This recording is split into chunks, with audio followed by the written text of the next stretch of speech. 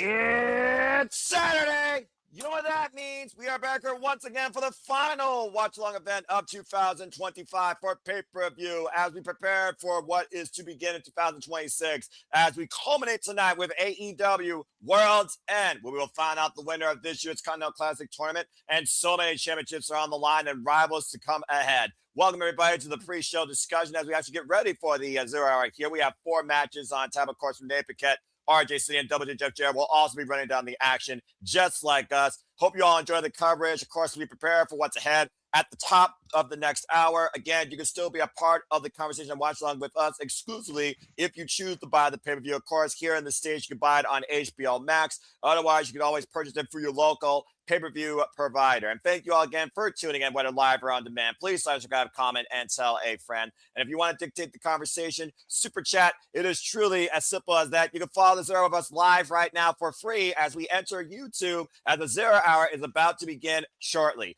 That being said, Walter, good to see you. Once again, it's Reliable back on the call for an all-elite pay-per-view. How you feeling tonight, brother? Feeling good. Looking forward to this. Like the final pay-per-view of the year. They always delivered. So I know they're going to end the year strong. And of course, we know that we have a huge main card up ahead. As we know, they'll do the rundown. We'll give them a rundown real quick what's to come during 8 p.m. Standard Time, all the way practically through midnight. Of course, we know the 0 hour will culminate first in a couple of matches. We got Eddie Kingston versus Zach Gibson, trying to teach this gruesome young veteran some respect. Why Zach Gibson wants somebody to Kingston. When you hear the GYV, you put some respect on our name. The Sisters of Sin will be taking on quite a new coming tag team that has really shined in AEW. Hyan and Maya World out of the Texas area. You might know them, of course, from VIP Wrestling, Mission Pro Wrestling, and Rhodes Wrestling Association. As the Sisters of Sin might look to bounce back towards the AEW Women's World Tag Team Championship. And then, of course, we go into the main card. Like I said, the culmination of the Continental Classic will include our semifinals. Semifinal 1, Protostar Kyle Fletcher, who won his block once again this year, will take on Death Rider John Moxley for the first time ever. We also have Gabe Kidd going one-on-one with Darby as Darby looks to be Gabe Kidd's end before Gabe Kidd heads to Wrestle Kingdom 20 to defend unaffiliated War Dogs against the United Empire. In a first-time ever Mixed Nuts Mayhem, we have the Death Riders, Marina, Shafir, Darren Garcia, Castagnoli, and Willow Yuta taking on the Conglomeration and Timeless Toni Storm. Of course, Fresh Squeeze, Orange Cassidy, Roderick Strong, and the TNT champion, Mark Briscoe. It's Saturday night as Chris Statlander goes one-on-one to defeat the woman she has yet to be in singles action, and that is Jamie Hayter, former AEW Women's World Champion, who will prove something to the other. First time ever, history ahead as the first time ever defense of the inaugurated Women's World Tag Team Championships on the line. Babes the Rap, Harley, Willow, Nightingale defending the gold against Mercedes Monet and Athena. And of course, our other semifinal will be Kazuchika Okada versus Konosuke one-on-one for the first time ever as reigning defending Continental Classic champion Lorraine Mega looks to defend his throne and defend the gold. But is he better than the Alpha? We will finally find out tonight. Say that again. Who's going one-on-one? Kazuchika Okada versus the Alpha, Konosuke Takeshita. I know, Walter, that's your Christmas gift. And of course, that is the first time ever one-on-one match. And of course, it will culminate not only in our finals of the Continental Classic, as of course, preceding that will be the AEW Men's World Championship Fatal 4-Way match as Samoa Joe defends the gold against Swerve Strickland, Heyman Adam Page, and MJF. And that is all ahead tonight at AEW World's End exclusively on pay-per-view. And shout out, by the way, everybody's put the predictions, of course, in the All Elite League conclusion as well. Good luck to all of you. As, of course, me and Papagino will be back with predictions post-mortem to announce the winner and go over the stats and break down who got them all right, who got them all wrong, did you have a wild card, and so much more. We also, of course, have FTR defending the AEW Tag Team Championships against the Bang Bang Gang, lest I forget, in a Chicago street fight. Walter, again, it's a hell of a card that's ahead as we wait for the 0 hour to begin here shortly on YouTube. And we are locked in for 4+ hours of incredible professional wrestling action. You want me to be completely honest? I paid the $40 just for that one match. The rest of it is just a bonus. The rest of it is just a bonus. So says Mr. Reliable Walter Cruz. You're freaking such a fool. And shout out to the Cleaver, Colin Andrew, who, of course, will be the moderator this week of the No DQ review. So, it's No DQ. I definitely will, Colin, for as you know, I love AEW pay-per-views. They are my highlight of the year. And I hope that you and your family have had your own highlights this year in and out of wrestling. God bless you. My screen went black. Yep, I'm waiting for my screen to come back up here too, as it looks like the 0 hour is going to begin here shortly. Curious, though, why they didn't have the 0 hour link on HBO Max, but whatever. As of I course, don't know. I was on Max at first, and then when you said loaded yeah, YouTube, I was like, ah, shit, I better switch too. I didn't. I was like, where the hell is it? It was on Max. Freaking been there, but I didn't see it. Me neither. There's a cold opener. I can see the AEW Championship. And of course, this is what it's all about here tonight. The Continental Classic, the AEW Men's World Championship, the AEW Women's World Championship, the AEW World Tag Team Championships, the AEW Women's World Tag Team Championships, and so much more as we ultimately have Don Callis family versus the Death Riders, 3-1 in favor of the DCF in the Continental Classic. And we all know how I feel about this women's division. There's the reason that you bought the pay-per-view right there. The Whirlwind's title, the Statlander match. Because that's where it's at, damn it! And so this women's division. Youth, experience, hunger, variety, showcasing, and damn it, they all deserve it. Anyway, sorry, got a little bit hot there. Why are you trying to bring out the passion before the show actually begins, man? Volley Man, good to see you. Thank you so much for tuning in as we right now are looking at our cold opener. Again, folks, if you don't know what we do here, we cover all the biggest shows, previews, PLEs, and specials across AEW, WWE, NXT, TNA, ROH, Independent Motion, including the two, New Japan Pro Wrestling, HOG, GCW, JCW, and so much more. And I hope that you all continue to follow along with us after tonight into 2026 when I will be back here covering Wrestle Kingdom 20. As the Windy City is about to have a riot on their hands once again, courtesy of all the 3 a.m. again? What is it? 3 a.m. or 2 something? a.m. 2 a.m. Eastern Standard Time. That's not bad. One. But I'm about to say you're in freaking the West Coast now. You're freaking before damn midnight. Anyway, that's a Saturday though.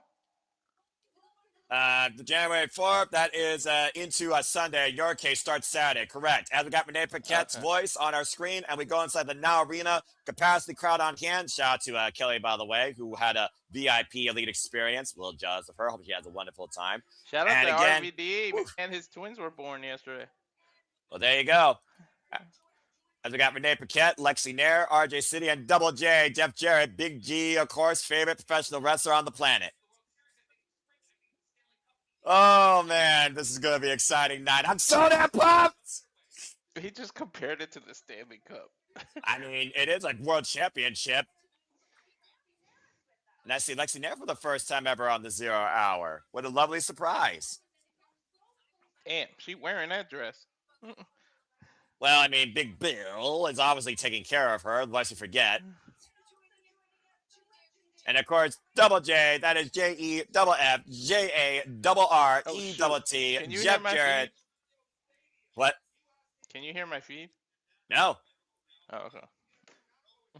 Because I just realized it was kind of loud, but I have the noise cancellation mode on, so maybe it worked.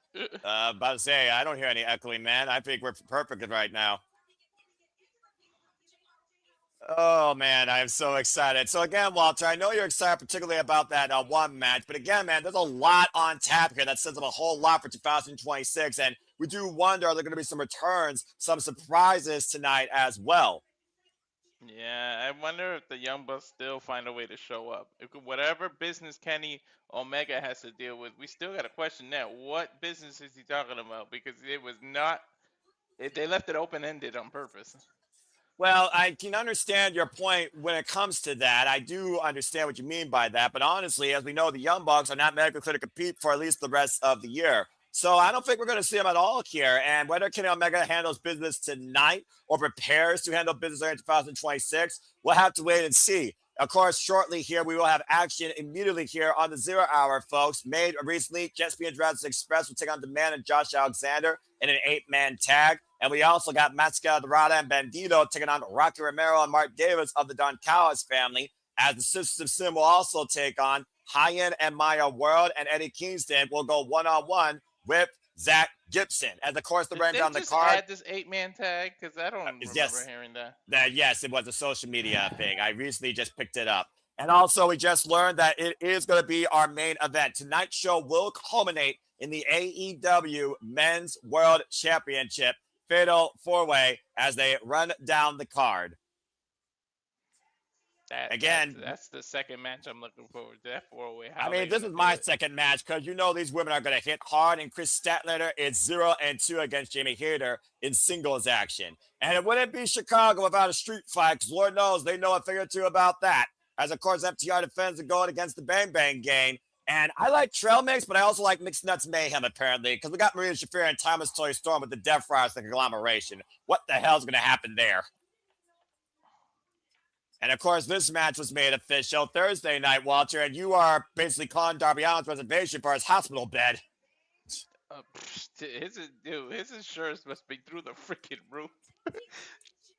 And of course, the Babes of Wrath, JJ's favorite, Willow, Nightingale, and Harley Cameron defend the goal against Mercedes and Athena. Of course, they lost these two in the inaugural opening round of the AEW Women's World Tag Team Championship Tournament.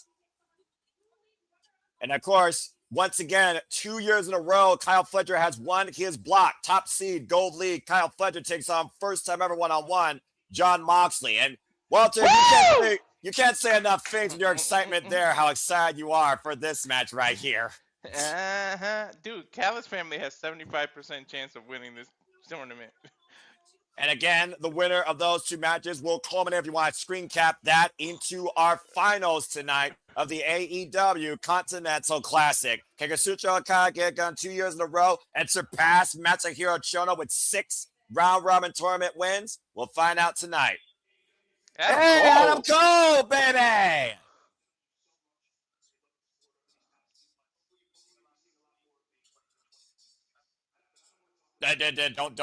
Don't get Ash's hopes up, all right? I'm just saying. And again, Darren G's with us as well. And it looks like Adam Cole is giving us a preview of the Continental Classic. What was his issue? Concussions, right? We don't know necessarily the full length of issues that he had. Mm-hmm. So, I mean, it's just great to finally hear him and see him personally. You know, what benefit he has is he's still young enough that hopefully that's not permanent, but it's better safe than sorry.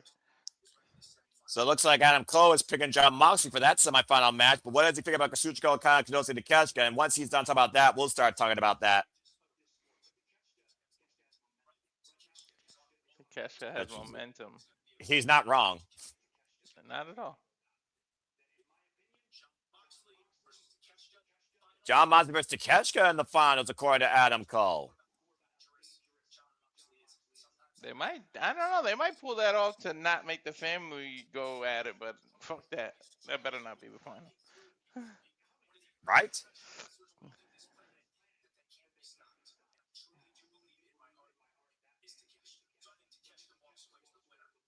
Ooh. He just jinxed him.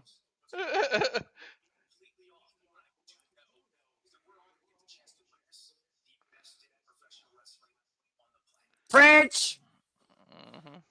Well, thank you, Adam Cole, for that quick analysis as we go right into the action here with women's tag team action. And we'll talk more about these matches shortly following this. As, of course, again, this show starts at the top of the hour. We kick things off with Hyan Maya World versus the Sisters of Sin, who's been putting in plenty of reps as of late in AEW, Walter, taking on the 4th AEW women's tag team right now within the last 2 weeks. Can't wait. Damn, I put that in perfect order. I had it right. I just guessed that this is going to be the first fight. And a shout out to Tony Schiavone, Excalibur, and Nadja McGuinness, our all-elite commentary booth, at least for the proceedings right now in the early going. About to say, though, they're taking on a whole different tag team, though, with the Triangle of Madness. I'm just saying. Many people, of course, who put them in the running to be the inaugurated Women's Tag Team Champions, who lost to the Babes of Wrath in the semifinals. Skye Blue from Chicago, welcome back home, and Julia Hart. Sisters of Sin, of course, have been making their rounds in AEW, also across upon the UK and Pro Wrestling Eve. And of course, Skye Blue, no stranger to this venue, as well as this city, born out of AAW, of course, if y'all followed that as long as I have, with her and Chris Statlander. What's the match that they added? Because they're going to have to make a... And of course, right now we see only... 8-man tag, is it?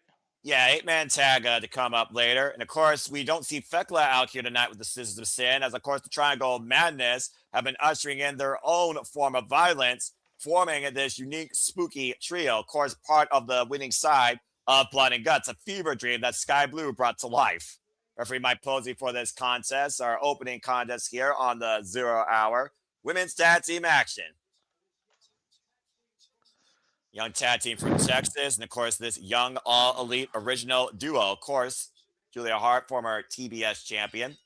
The race are underway. Skye Blue yet to hold going AEW. And there you see the clock in the top left hand corner of your screen, like us. 49 minutes and 30 seconds. Continental tie up here with Hyan, of course. By the end of January, you're going to see a graphic with these two saying all elite.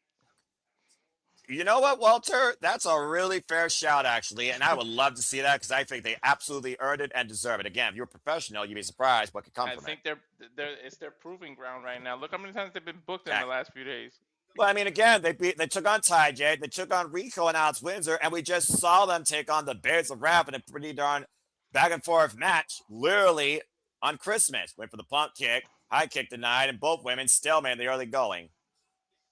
Nice standoff here so far with these two. Of course, Hyan showing a lot of confidence. I've been a fan of Hyan since she took on Julia for the WWE Strong Women's Championship. She's also been involved, of course, in Rhodes Wrestling Academy, over a decade already of in-ring experience. Tag made now to Julia Hart. The hammer throw. And up and over with the flapjack. Hyan right now in a 2-on-1 Sister Sin. Missed the round kick. Maya drags Skye Blue out. Hyan the roll up on Julia. Gets a 1 count. Maya World, great awareness. Yep. Dude, they both can go. Oh, man. Big leg drop. Cover. 2 count on Julia Hart. They picked the perfect time to get hot, too, because now that they introduced the tag titles, look at these two. You talk about perfect timing. Well, again, the tag team division now in AEW breeds so much new opportunity and excitement in this division as well. We talked a lot about how 2025 has been the renaissance of the AEW women's division. We've really seen a lot of these incredible athletes come to light. Nice senton, slingshot senton over the top with Maya World to Julia Hart. Oh, and Skye Blue, though, immediately getting into the proceedings. Taken to the outside. And Julia Hart taking the outside. Of course, we know the System of Sin. They take the advantage more so when it goes outside the ring. That's part of their game. Skye Blue actually faced Hyan in a 1-on-1 I Quit match back in 2021 in AEW. Skye Blue won that night. Skye Blue and Hyan have shared 3 singles matches in their largest careers in the past. Oh, stereo draping, swinging net breakers from the apron to the floor. And like I said, Skye Blue, Julia Hart, 4 more, an established team overall versus the short tag team career we've seen out of Hyan and Maya World. And the cover by Julia Hart, back press for our leg, gets a 2 count. And again, we talked about before, imagine if Hyan or Maya World pinned one half of the System of Sin. You would probably guarantee them an AEW contract. Oh, yeah. Right now, Julia Hart in control of Hyan. The Irish whip. And of course, this match might lead to future challengers for the AEW Women's Tag Team Championships. As again, the System of Sin fell to Harley Cameron and Will Nightingale in the semis. Cartwheel elbow strike by Skye Blue in the corner. And of course, Skye Blue and Julia Hart became a duo back at Full Gear 2023 after Chris Statlander lost the TBS Championship to Julia Hart. Chris Statlander now involved in the decision. Of course, Skye Blue coming back from that injury now has a metal plate in her ankle. And Julia Hart, of course, has always been there for her tarantula dropkick combination. The cover by the sisters gets a 2 count. You can look at the tail of the tape here just by what we're seeing in the ring, Walter. Which team knows each other so well with that nonverbal communication and that full awareness. And Hyan, great shot straight with a deadlift German. Taking Skye Blue up and over. Realizes that she needs to make a tag right now, and Skye Blue seeing that situation herself, preventing the tag. Tucks underneath. Oh! Big kick, takes down Skye Blue. Hand reach out to Maya World. Tag made to Maya World. Tag made to Julia Hart in respective corners. Julia Hart with no previous history with Hyan or Maya World, of course. As, of course, her career really started in AEW. Now, Maya World following up. Of course, you might recognize her out of Mission Pro Wrestling, when she became her own girl. That girl betraying her tag team partner. This draft can go into business for herself. We've also seen her out of VIP Wrestling, the all-women's promotion in Texas. I called her a couple of her matches before. Yeah, I think we both have. Pushed off the ropes. Julia Hart swinging a miss. Julia Hart, of course, that Chilean background. But, of course, found her violent spirit, courtesy of Malachi Black, Brody King, Buddy Matthews, part of the House of Black. The cover and a 2 count. Barely got it. Nice roll-up stomp combo. About to say, the power and the weight differential here. A tag made now by Hyan. Hyan Maya World in control of Julia Hart. Looking for the Irish whip. Julia Hart scouting it, though. Side step to Hyan. Oh, big boot to Hyan's face. Or Maya, excuse me. Tag made to Skye Blue. There's Hyan. Super kick by Skye to Hyan. And quick Skye low needs to turn around, though. And Maya World and Skye Blue squaring off here. The two legal women. Exchanging bombs, center of the ring. A shout out to Amaya J, who, of course, has been one-on-one with Hyan out of LA Pro Beach Wrestling. And now, Kobo! Oh! And again, not legal. Oh, a drop kick. Again, Hyan was the one that was legal. She made the blind tag. And it's miscalculation there by the Sisters of Sin. Oh, man. Easy to get lost, though. Yeah, great recovery. Kick from Julia Hart, kick from Skye Blue. And now Iceland Hyan. You want us to keep track of who's legal, and the competitors in the ring can't even do it. Skye Blue with the cover, and that is it off that double team. Power slam combination. Sisters of Sin wins. It's almost like a magic killer. Yeah, they turn a magic killer into a sidewalk power slam. The Sisters of Sin working very well together. No doubt their ambitions in 2026 will be the AEW Women's World Tag Team Champions. But again, another great showcase for Hyan and Maya World. To think, Hyan and Maya World first went one-on-one against each other in 2024 in a follow-up in Deadlock Pro Wrestling. And they've been a duo since being involved in AEW since November. And so far, they put in 5 matches of tag team reps. Not bad for these two. I remember this with the cage, and I called that it was going to be him turning on a hook. I particularly remember you yelling, I told you! And I was like, shut the frick up. So let's go ahead and bring people now a little bit more into what's ahead after that nice, fun little women's tag as we look towards this World Championship match. Again, we talk about how strong all 4 of these men are interwoven in the men's AEW World Championship, let alone each other. Ally or rival, Swerve and Hangman. Hangman and Samoa Joe, of course, have been fighting over the title of the fall season. MJF, who was Samoa Joe's first rise to the throne, and MJF's worlds ended because of him in 2023. MJF now back. Him and Heyman have been day one AEW locked into this championship scene. And of course, Swerve Strickland and MJF. MJF has never faced Swerve, but he faced Shane on the Independents. Yeah, but Shane and Strickland and Swerve are way two different people. Well, Swerve Strickland, of course, we saw, said one very poetic thing that I want to keep in mind here. He said, whoever I'm in the ring with, I make them better. And Swerve and Heyman incapacitated MJF after they talked him down. I almost wonder if the strategy is going to be Swerve and Hangman working together until it's down to them two, and then they just go at it. Well, we all know in a fatal four-way, the champion does not be involved in the decision. Not to mention, we know that there could be unique alliances that also come out of those type of matches. So I wouldn't rule it too far out of the possibility. Oh, crap. Someone gave Zach Gibson a mic. Oh, no. Even his voice is grizzled. I have to say, that just goes without saying, dude. Young veterans. Oh, man. Liverpool's number one and Chicago's most hated. And apparently Eddie Kingston got assaulted by these two last night. So Eddie Kingston has no mood tonight for words. He's here for a fight. And this all stems from the fact that Eddie Kingston beat Nip and Cruz during the holiday bash. But after Eddie Kingston, all I'm here to do was jaw jack and talk. And Kingston's like, nah, man. We ain't doing that shit tonight. And it's red hot, of course, after what happened at Ring of Honor Boxing Day Brawl. As James Drake stepping over to the outside. After Eddie Kingston beat James Drake last night with a DDT, King of the Bombs, of course, inaugural Continental Classic champion, lest you forget, Walter. Mm-hmm.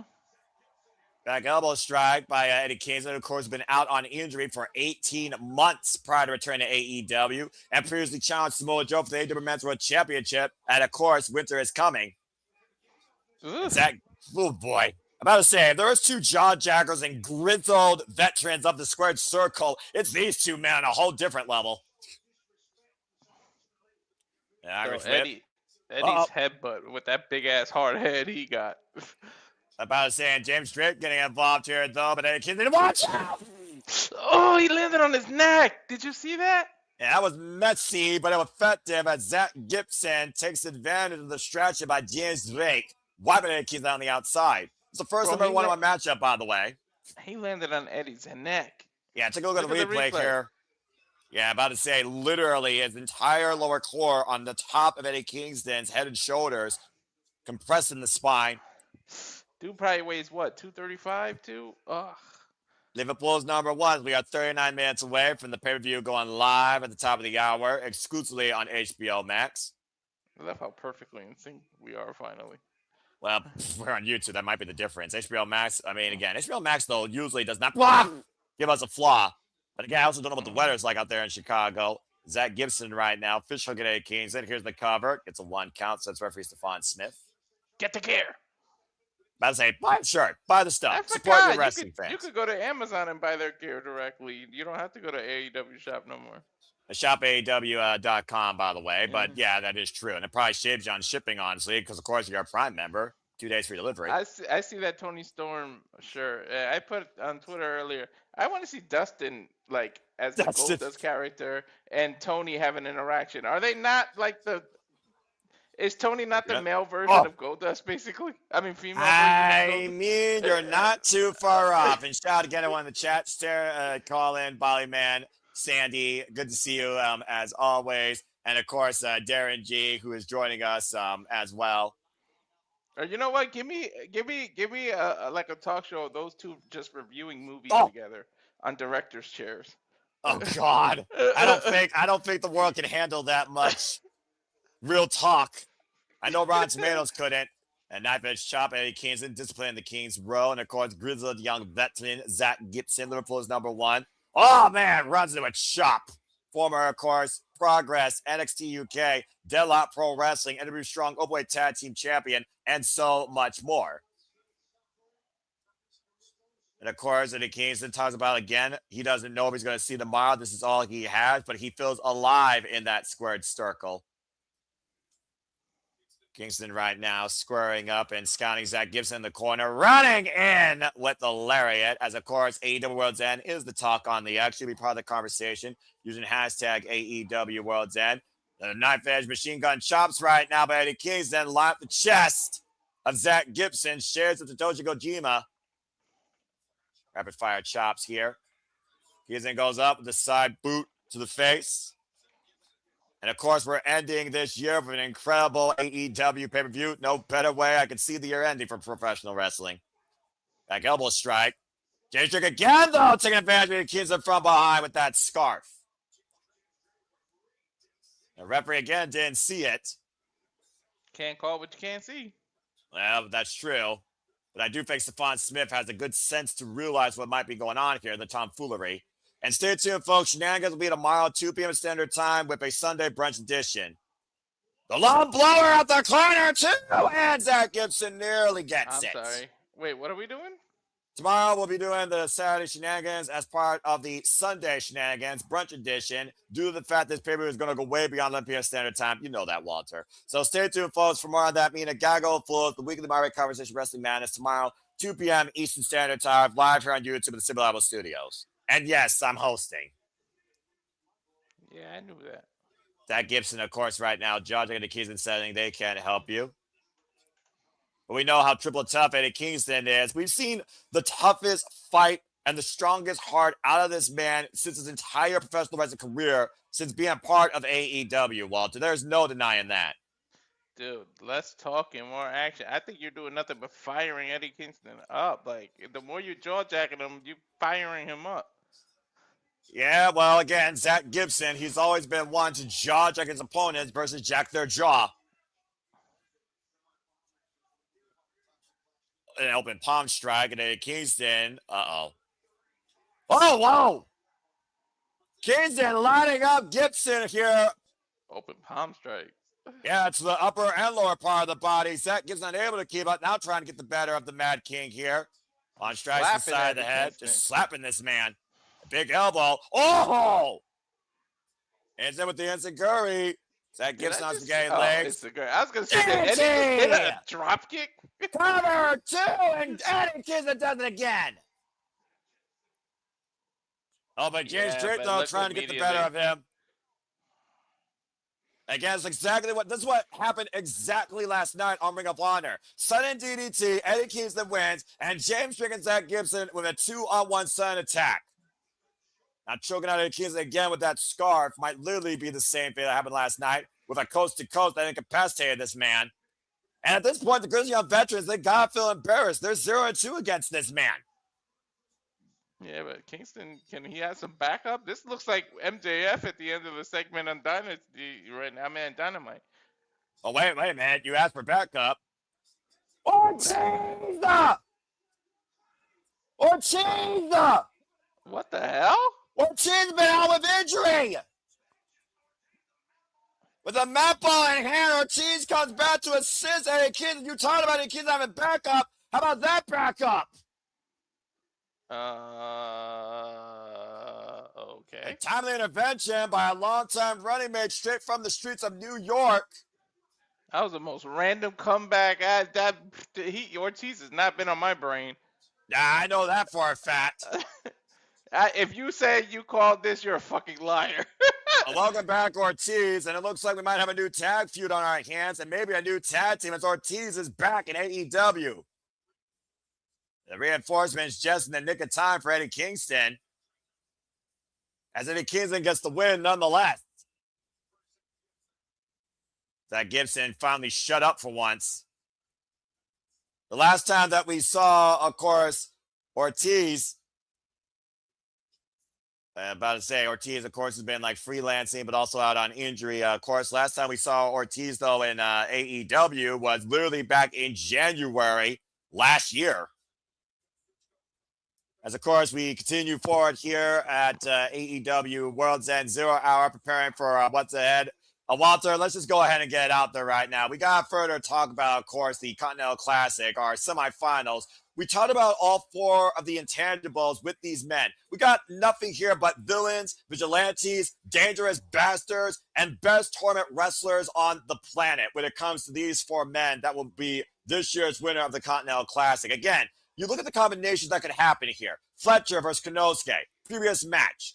Fletcher versus Okada, previous match. In fact, Fletcher owes 2 pinfall wins over Okada. Jon Moxley versus Kazuchika Okada has never happened yet. And of course, Jon Moxley just lost to Konosuke Takeshita during the Continental Classic, but the two men now are 1-1 against each other. And of course, we saw the journey of all four of these men. Kyle Fletcher coming back from a 0-2 deficit, winning his league once again. But last year, he lost in the semifinals to Will Ospreay. Jon Moxley was a finalist in the inaugural Continental Classic 2023. He lost to Eddie Kingston, and we know he's going in here right now with a very bad left leg. And while he might be doing a lot of mobility training, I do wonder if Jon Moxley is pushing himself beyond the means he needs to of his body. While Kyle Fletcher has youth, he also can be very reckless in the ring. And I think that might be his undoing. And Okada and Konosuke, the pride of these two strong fighting spirits, prove the best wrestler is. There has to be a winner, but again, these two, it's 1-1 considering their records this year and what they stand for. Okada chasing history, Konosuke chasing immortality. I can't. Oh my God, I can't wait. A lot to figure about here. And Darren G with some quick thoughts. Good to see Ortiz back. Sandy saying, what's it say? Eddie Kingston has no one since Hook stabbed him last month. Ortiz showed up to help Eddie out. Hopefully this will last longer. Well, again, though, sometimes the streets can be your undoing. So again, Walter, let's go ahead and talk about this real quick. I mean, you look at the Continental Classic, look at the journey of all 12 men that has now been reduced to 4. You've been waiting for the implosion of the Don Callis family with Don Callis family member number 1 and the most, I would say, valuable player of the Don Callis family that just joined literally in July in Texas. We might literally see somebody walk out the door on the Don Callis family tonight based on who wins or loses this first time ever encounter. I just can't win. I don't care who wins. I'm telling you, I said it. The real winners. How many times I said it last night? The winners is going to be us. Yeah. And of course, you know, the Callis got first member of the Don Callis family, as I alluded to. Kazuchika Okada, of course, reigning defending Continental Classic champion, has been Continental champion now for over 600 days. One of them has to lose. Dude, we're spoiled as wrestling fans. We get this week, and then let almost a little over 2 weeks to get Tokyo Dome. Not even. It's like 10 days, right? Yeah, about to say January 4th is literally next week, Sunday. Next week, yeah. Oh, man. All I know is whoever wins this truly will be defined as the best professional wrestler of the year, bar none. And Sandy, with a final prediction real quick. Takeshita Moxley can't have the IWGP World Champion be pinned this close to Wrestle Kingdom. Also, Okada needs that medal for facing Tanahashi next Sunday. It's a fair shout-out, Sandy. It's a fair shout-out. Where the hell this match come from? Well, this is Mark Davis and Akizan taking on Bandito and Mascara Dorada. It was literally just made earlier today on the social medias. But if we want to talk more about the Continental Classic, I'm fine with that because I want to put this in perspective.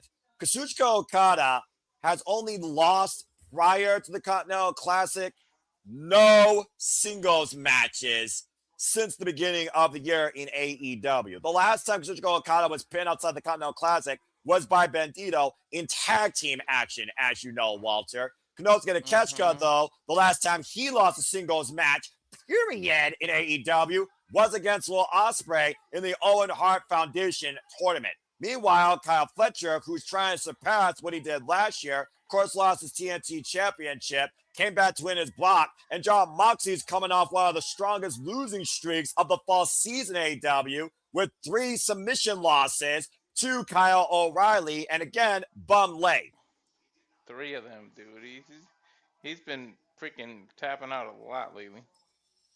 But I also look at this. Kazuchika Okada, again, has won 5 round-robin tournaments. He's going for his 6th. If he does that, he will surpass Mr. August, Masahiro Chono, for the most round-robin tournament wins. Not to mention, he will make history being a 2-time consecutive Continental Classic champion. Why could those in the cash guys say immortality? If he wins the Continental Classic, he also won the G1 Climax this year. That's unprecedented. I couldn't see that ever happen again, honestly. No, I don't think anybody would ever come that close to doing it. If they don't pull the trigger and he doesn't do it, I don't even think anyone would come as close as he did to do everything in 1 year. So, again, Walter, put it on the spot. Let's just go ahead and finalize it. The one name, say it. Who wins the Continental Classic this year? Your final pick. Takeshita. Yeah, I just can't. Takeshita has had the greatest year of any professional wrestler I've seen in AEW and in a long time across the world. Starting off in the Wrestle Kingdom Tokyo Dome January 4th to culminate the end of the year in AEW December 27th, winning the Continental Classic. You're not going to get this type of chance for history again. I got to go with Konosuke Takeshita. Again, folks, who is your pick for this year's Continental Classic winner? We'd love to know your final output before these matches get ahead at the top of the hour as we head back to the ring for 0-hour action. Tag team action underway with Mascara Dorada and Bandito versus Rocket Man Mark Davis. Bell rings are underway. Referee for this contest, Mike Posey. Oh, you got the graphic. Look at you. I mean, hey, what can I say? I'm always prepared, especially when it comes to AEW. I can't lie, I wasn't on social media today, so I didn't know. I literally put out the tweet, let's freaking go for AEW, and I saw, oh, look, another match. And of course, Bandito, who many people also call the rest of the year, but Ring of Our World Champion since being Chris Jericho at Dynasty, he and Mascara Dorada shared 2 matches over the Ring of Our World Championship this year, and Bandito won both. And Mark Davis now trapping the side headlock. Dunkzilla, of course, returned home to the Don Callis family. Has been a force to be reckoned with here. Previously saw him, of course, in the survival of the fittest at Final Battle was a very hard obstacle to overcome, but he was defeated. Again, Mark Davis, 1/2 of Aussie Open. Damn! Tag ready to make Kyle Fletcher. And Mark Davis definitely the heavy hitter of the Don Callis family, bar none. Dude, Bandito almost flipped upside. Whoa, look at the strike! We talk about how strong Bandito is, though. Let's not outrule Bandito's strength and speed. And up and around, caught with a power slam by Mark Davis, followed senton, crushing the Ring of Honor World Champion, who's been caught up by Blake Christian. Davis will cover with the knees across the chest, gets a 1 count. I don't know if Bandito can get a freaking 21 on Mark. Tag. Of course, Bandito and Brody King, former AEW World Tag Team Champions, of course. Bandito, who lost those titles to FTR, who would defend the gold against Bam Bam Night in Chicago Street Fight. Tag made a Mascara, who's been impressing everybody here outside CMLL and AEW. High cross body. Since his performance at All Out. Like, why wasn't it Bandito versus these two? Well, I think it comes down to a level of mutual respect and pride. Rock Romero instigating Mascara Doradas. Of course, Rock Romero, no stranger to Mascara Dorada or CMLL, lest you forget, and the right-hand man of the Don Callis family. Up and around with the Tijeras and the kip up. Oh, a Tijeras. It wasn't an arm drag. Wow. he seen can do other fight. things. I mean, to be fair, we've seen this luchador surprise the hell out of us, but you had to call the arm drag with the PK to Mark Davis as he walks across the corner of the rope, finds balance, springboard, double springboard, arm drag to Rock Romero out of the corner. Word of this match, arm drag. I'm about to say, take a drink every time an arm drag happens, folks. Semi-final match, of course, still to come. Rocky like a spider, trapped in the ropes. Mascara Dorada looking to follow up. Tope, caught by Mark Davis. The strength of Dogzilla, though. Oh, jeez. Did he just PK kick him in the spine? Shit. That's exactly what he did. And Bandito now on the run-in, wiping Rocky out on the outside of barricade, catches a right from Mark Davis. And this tag match is breaking down. Now Bandito with the seat. Mark Davis, though, looking to follow up. Running into Bandito in the corner. Crushing him. Good grief. Bandito right now literally just crushed between those barricades by Mark Davis's girth. Mascara Dorada is still the legal man, by the way. Mascara Dorada and Rock Romero, of course, the legal man right now in this tag match. And let's not forget, Walter, Bandito is the next challenger, regardless of tonight's main event for the AEW Men's World Championship next year at Maximum Carnage, as he's the new bearer of the Dynamite Diamond Ring after being ricocheted at freaking AEW Diamond 34th Street. The first time someone has that ring aside from MJF.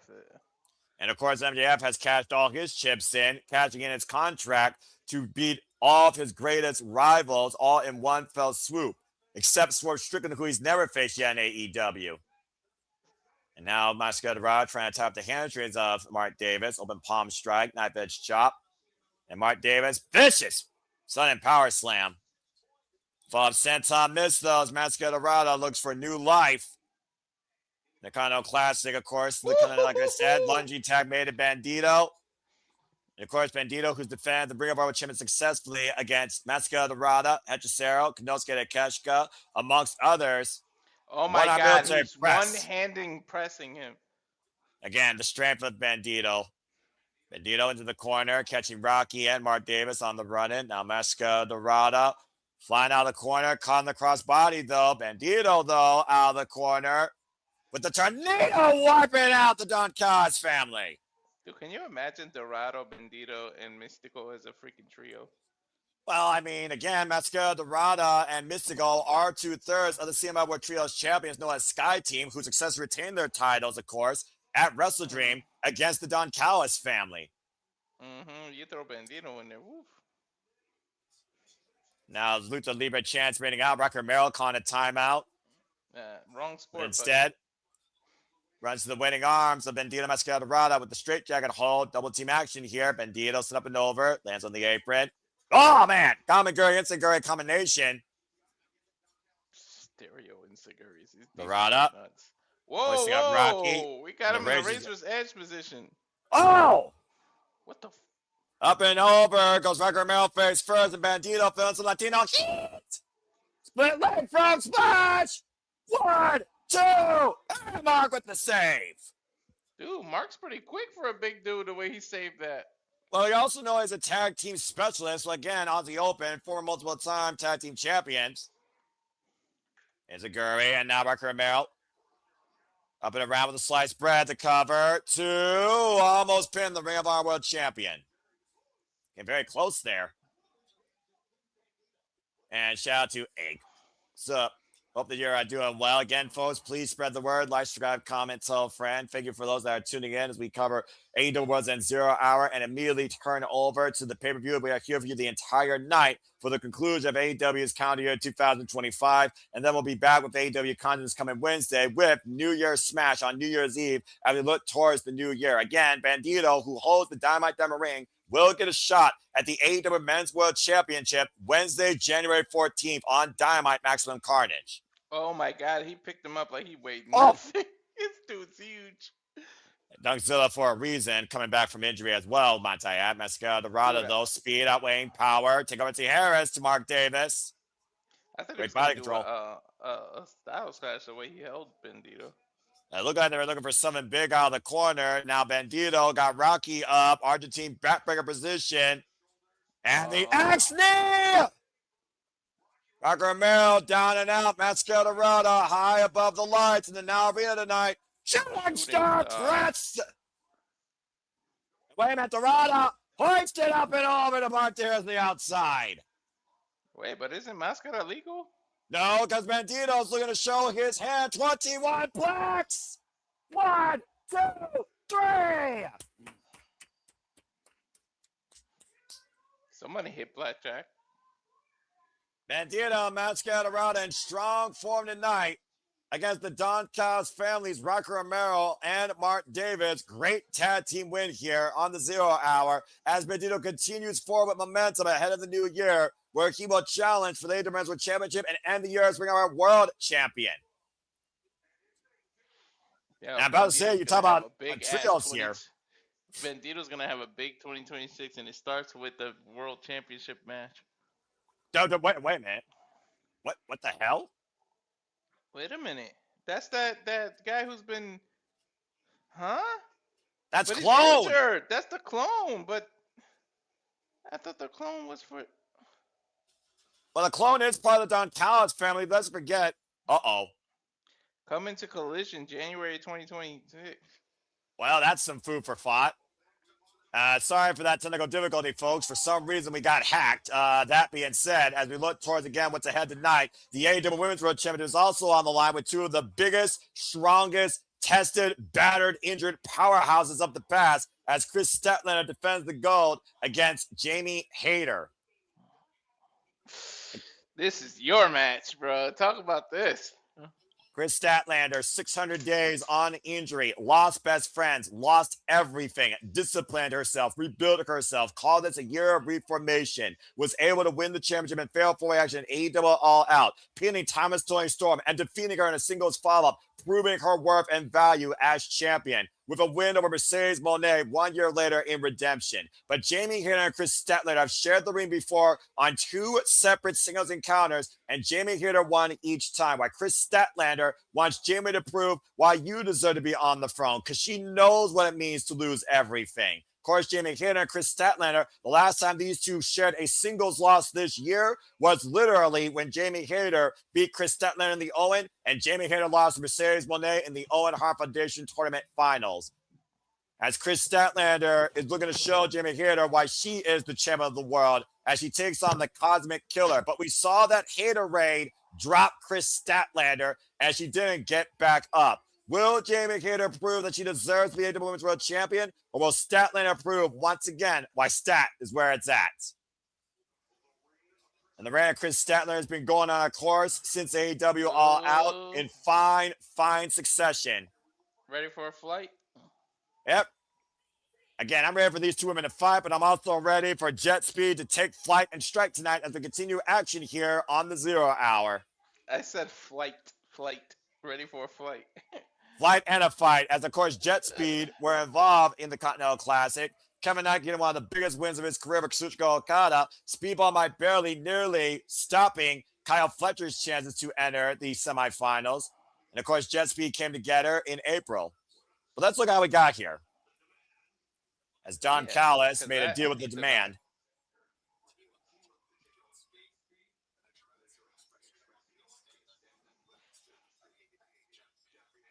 He called Gotta him a say. little bastard. Clip the nuts of the dinosaur. Clip the nuts of the dinosaur.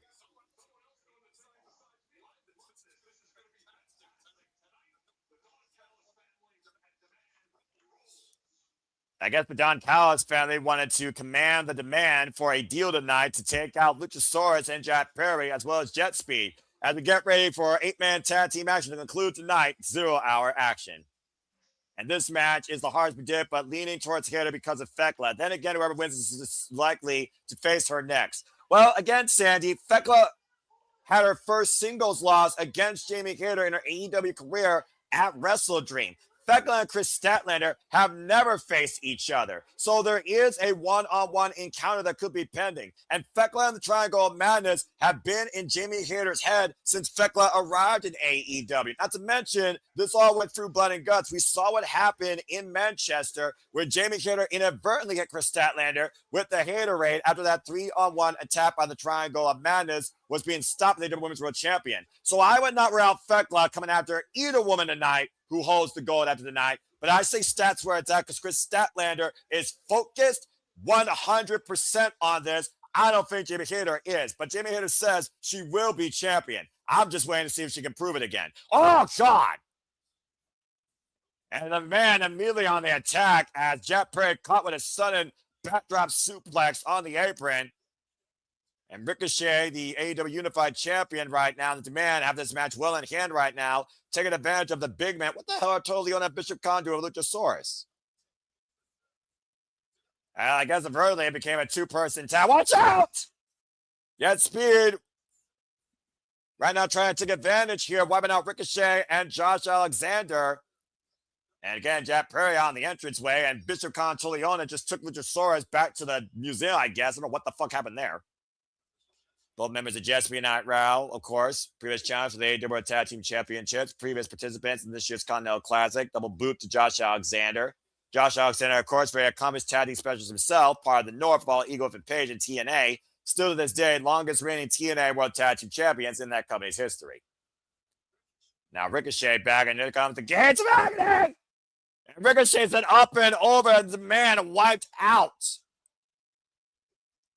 I know Bishop Khan and Toliona did with Luchasaurus, though, as we have now a 4-on-2 situation. Jack Perry still laid down the entranceway. And right now, numerical disadvantage for Jet Speed, trying to work faster. Come on, Josh Alexander. Gets a 2 count.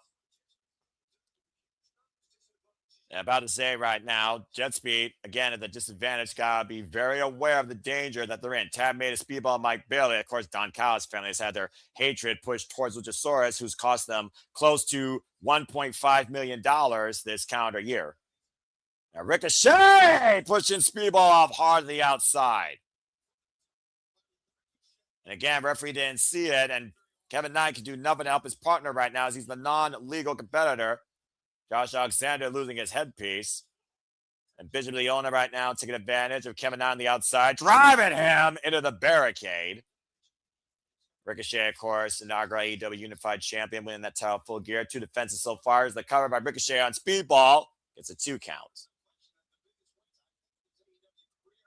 So the kind of night we talked about again, this night truly is about the Continental Classic and the AEW Men's and Women's World Championships and so much more as we are 11 minutes and 35 seconds away from AEW World's End starting at the top of the hour, folks. You still have time to follow along with us, of course, if you haven't already, or buy the pay-per-view yourself via your local pay-per-view provider or HBO Max if you are here in the States. Again, you can purchase it through Prime Video and select national markets.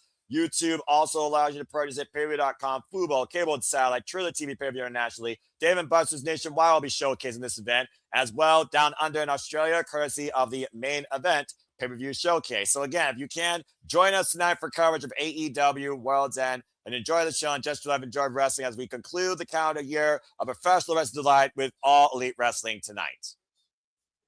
Again, right now it's a 4-on-1 mugging situation for Speedball Mike Bailey in the worst part of town with the Demand and Josh Alexander. Josh Alexander, who previously tried to put his name out there for the AEW Men's World Championship and lost to Swerve Strickland. And right now, Jack Perry still right now down and out. The entryway. Luchasaurus nowhere to be found. Kevin Knight again is causing his partner more than helping him. For those that are wondering, by the way, Walter is the man that works 24/7, 365, day and night, all the time, in and off the screen, as he's multitasking. Ricochet again. This past Wednesday night, of course. Came very close, of course. Oh! To gain that Dynamite Diamond ring against Bandito with the help of the Demand, as Bandito was able to outsmart him. Covered by Ricochet, gets a 1 count. Personally, I'm super excited for Bandito versus whoever from that AEW Men's Fatal 4-Way. Of course, MJF has had his own fair share of history with luchadors, as we know. Bandito and MJF have never met one-on-one, though. The only time they collided was during the Casino Gauntlet match at AEW All in Texas. And MJF, with wins and losses against Heyman Page, and of course has never beaten Samoa Joe, nor has never faced Swerve Strickland, but does hold a pinfall win over Shane Strickland from the Independents. And Bishop Khan in the corner with Speedball Mike Bailey. Speedball preventing the Irish Whip. Bishop Khan trained out of the Ring of Honor dojo. And the boots being pressed towards the former TNA X Division champion.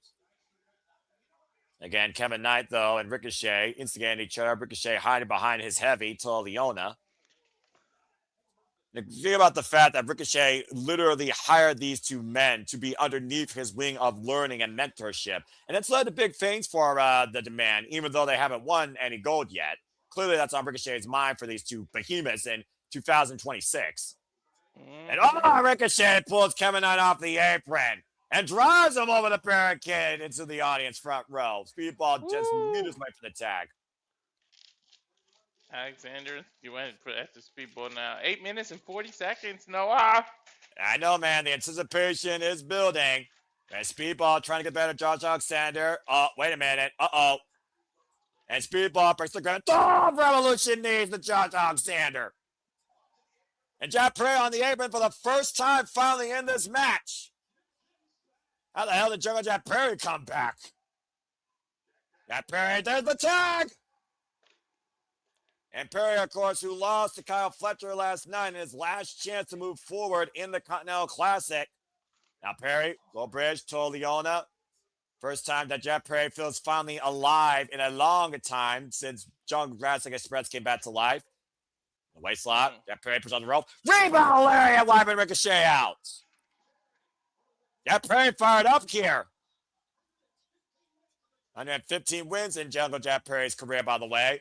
Catching Josh Alexander with the jumping DDT.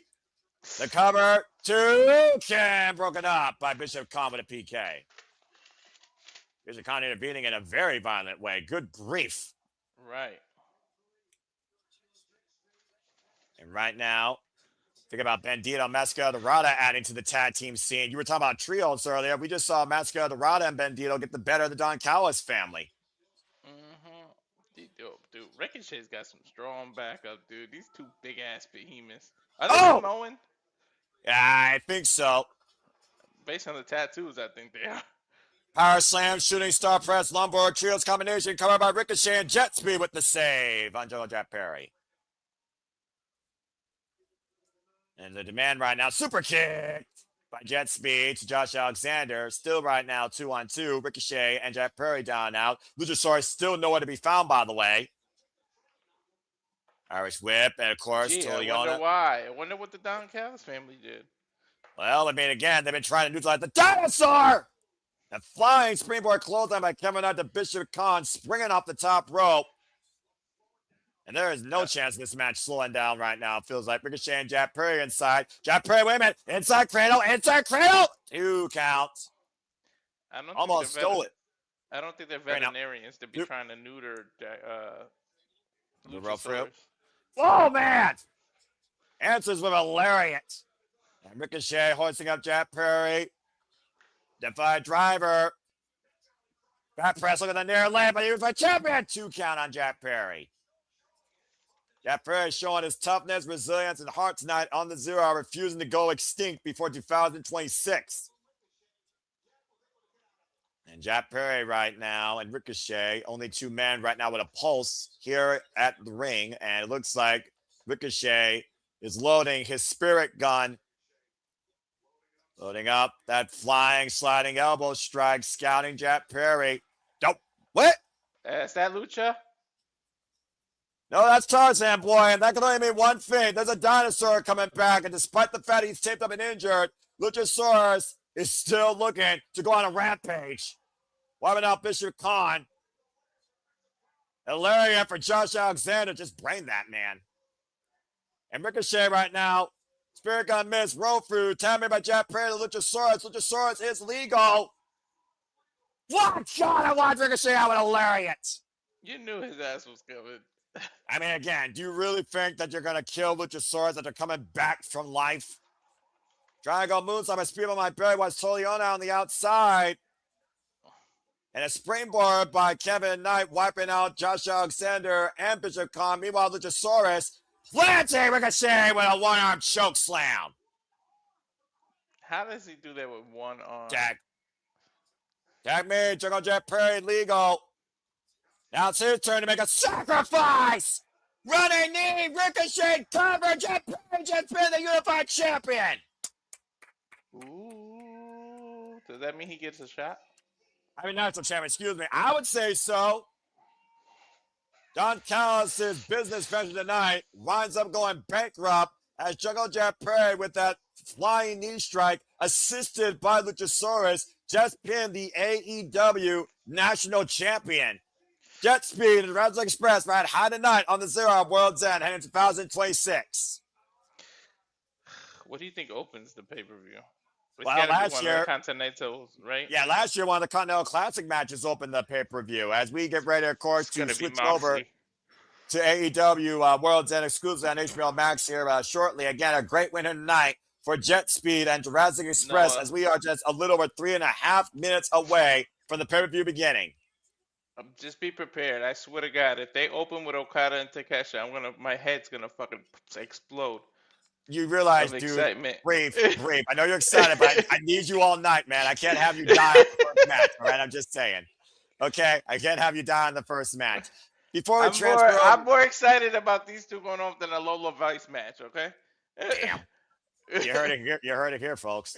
All right. Again, folks, you still have time. Purchase the pay-per-view if you can. Walter, let's go ahead and run down the card one last time before we head to World's End. Of course, our main event will be for the AEW Men's World Championship Fatal 4-Way. Samoa Joe defends against Swerve Strickland, Hammond Adam Page, and MJF. MJF looking to create a whole new world for himself in 2026. The two hardest hitting, injury-tested bitches of AEW fight over the AEW Women's World Championship. Chris Statlander goes one-on-one with Jamie Hayter. It wouldn't be Chicago without a Street Fighter or Riot as the AEW World Tag Team Champions are on the line as the Bang Bang Gang going after the goal one more time against FTR in a Chicago street fight. Ovaries and nuts galore. It's a mixed nuts mayhem bout with the Death Riders taking on Timeless Toni Storm and the Conglomeration in 8-person tag team action. Get ready for anything. It's not sponsored by Planters. Accurate. Gabe Kidd, Darby Allin, one of these two men might be sponsored by Red Cross. We'll see who ends up in a hospital bed or who ends up in the Tokyo Dome in less than 100% when they go one-on-one for the first time ever. Harley Cameron and Willow Nightingale, the Bears of Rap, defend the GOAT against Mercedes and Athena, AEW Women's World Tag Team Championships, a rematch from the tournament. And of course, we have the Continental Classic with Kyle Fletcher and John Moxley one-on-one for the first time ever. Can the Proto Star surpass semifinal performance from last year and make it to the finals, even win the whole thing this year? And of course, Walter can't contain himself waiting for this match as for the first time ever, Rainmaker defending Continental Classic Champion Kazuchika Okada goes one-on-one with Konosuke and Takeshita. And of course, those two matches winners will culminate this year in our final to determine the winner of this year's Continental Classic. I cannot. Oh, my God, dude. I'm so glad we decided to do that and cover every. That was some of the most exciting time I had with you, Noah. I'm so glad we did this. And we're going to start doing that from now on every year as far as I'm concerned, because I couldn't think of a more fun way to close the calendar year than with you, Walter, as we welcome in the American Dragon and previous Continental Classic participant, Bryan Danielson. And of course, Brian No Danielson. fair. You already started. I'm still on the AEW pay-per-view. Is about to start. No. I'm still I'm on YouTube as I just saw Brian Danielson walk in because I mean, come on, we all love the American Dragon, and of course, Brian Danielson gave quite a lot as I now switch over to HBO Max, like you, to prepare for World's End. But I had to hear,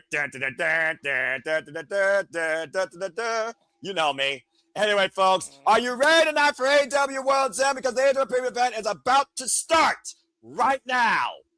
Buckle up, folks. You're in for one hell of a night tonight, and we're all in this together. Before the new year begins, we are about to witness AEW World's End. Oh, man, let's fucking go. That very fitting. Ricochet, I didn't see that coming. Yep, no, we all know what that means. Ooh. Quick fought here by Sandy, champion. That the Max does, but I'm so anxious for this shit. Breathe, brother, breathe. You gotta breathe. You gotta breathe. Have you ever seen me this excited on the pay-per-view? Honestly, no, I haven't. Tranquilo, mi hermano, tranquilo. There it is, AEW FBI warning. All right. There we go. I just got it now. All right. I think we're like half a second apart. There we go. And now, live from Chicago, Illinois, AEW presents from the Now Arena, World's End.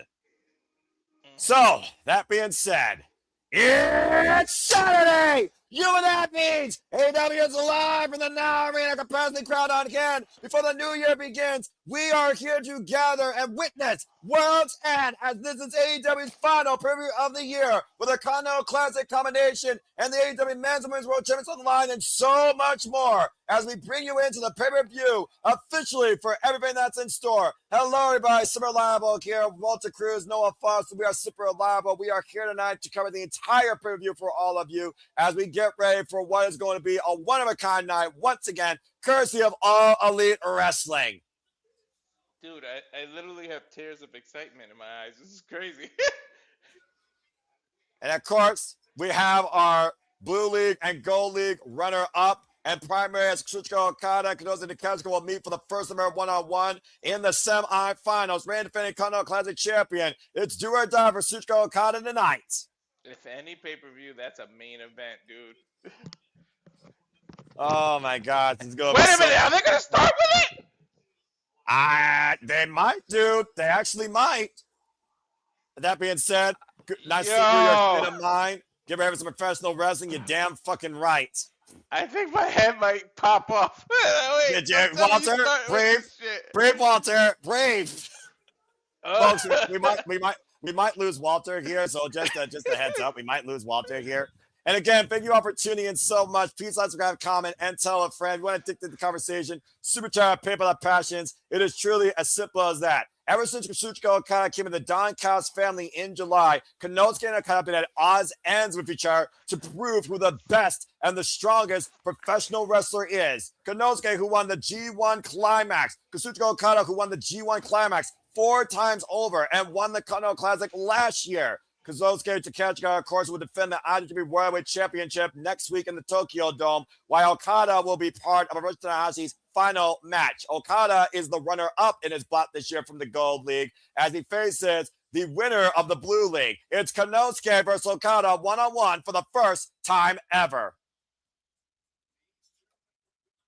These two men have been on a collision course for half a year, and it's about to finally come in! As we kick things off with our first semifinals match of the Continental Classic. Let's fucking go! Woo! Oh my God, Tony! Holy shit! He's starting with it!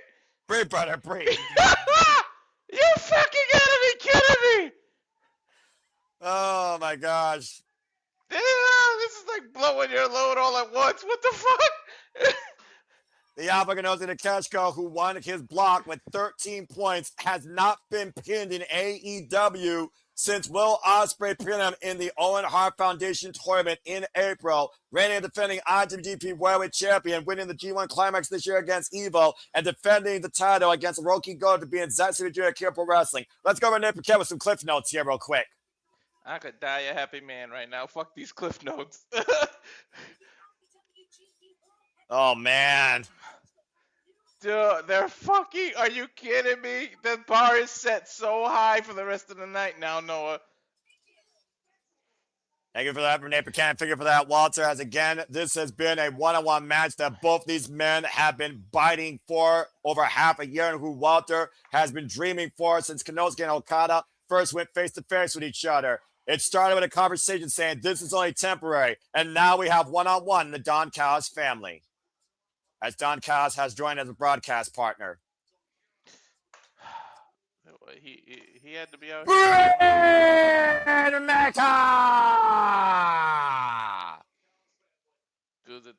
I want to see who he secretly is rooting for. The reigning and defending Continental Classic, Continental, and current AEW Unified Champion, looking to surpass Masahiro Chono for 6 round-robin tournament wins. The greatest modern-day tournament wrestler on the planet, the Rainmaker, Kazuchika Okada. Essentially, literally, his title's on the line on this match. Everything's on the line. Yeah. The Rainmaker Kazuchika Okada, as we talked about, not only is reigning and defending Continental Classic Champion, but he is the Unified Champion. Of course, a culmination of the legacy of the AEW National Championship. You see one around his waist, as well as you see the Continental Championship at the podium. If Kazuchika Okada loses, the AEW Unified Championship is no longer clearly a thing for Kazuchika Okada. So do they separate again? I wonder what they're going to do with that. Well, I guess we'll have to see that big what if, because many people have penciled Konosuke Takeshita to be this year's Continental Classic champion. Again, Continental Classic semifinals, folks. They are one-on-one contests, and there must be a winner. This is with no time limit. Referee Paul Turner for this contest. And of course, the winner of this match will face Jon Moxley or Kyle Fletcher in the finals. I swear I thought Thursday was Christmas, but it's like it's today all over again. Again, Kazuchika Okada has been on a tear his entire career. Konosuke Takeshita has been on the craziest year of his entire life. Paul Turner, the official. I don't need shit for the next 3 Christmases after this. Oh, baby. The mood is set, and the semifinals have officially begun, and you can be part of the conversation using the hashtag AEW World's End on the X. Take a drink. I may need to. The mood is set. The AEW fleet is out loud and proud tonight. This is professional fucking wrestling. Without over-exaggerating, if you're a true wrestling fan, this is Rock Hogan levels. Like, seriously. And now, of course, we know Kazuchika Okada. They haven't even fucking touched yet, and I'm like... and a hand out by Okada. Hands out, bitch. You know that's going to be a middle finger. I mean, Konosuke slapped it away. Well, the thing about Okada, he loves the hardest matches. He lives for this shit. At the end of the day, he is a bell-to-bell competitor that wants to push the best of his opponent and the best of himself. Con have a tie-up here in the early going. Look at the tail of the tape. Similar body builds here. Similar offensive style. Both men know how to strike. Of course, Okada with the Rainmaker Lariat and the Money Clip submission. Konosuke with the freaking Falcon Arrow, Raging Fire, and the Power Drive knee. I love that the Falcon, that Raging Fire, dude. He makes the Falcon Arrow look so well done. Of course, he also has the Blue Thunder Bomb in his arsenal, but we know where that leads. Shut the fuck up, Walter. The side headlock exchange right now between Konosuke and Okada. This place at a fever pitch right now to see who makes the first mistake. And again, like we talked about, Walter, Konosuke had an incredible performance during the Continental Classic. There you see at the bottom of your screen the standings. Konosuke was not pinned at all. Okada was pinned twice. Including by one of our semifinalists, Kyle Fletcher. Of course, Takeshita, the only point he dropped a point was against Claudio Castagnoli when they went to a 20-minute draw. Again, if that draw didn't happen, Konosuke possibly could have had a perfect run. I know, right?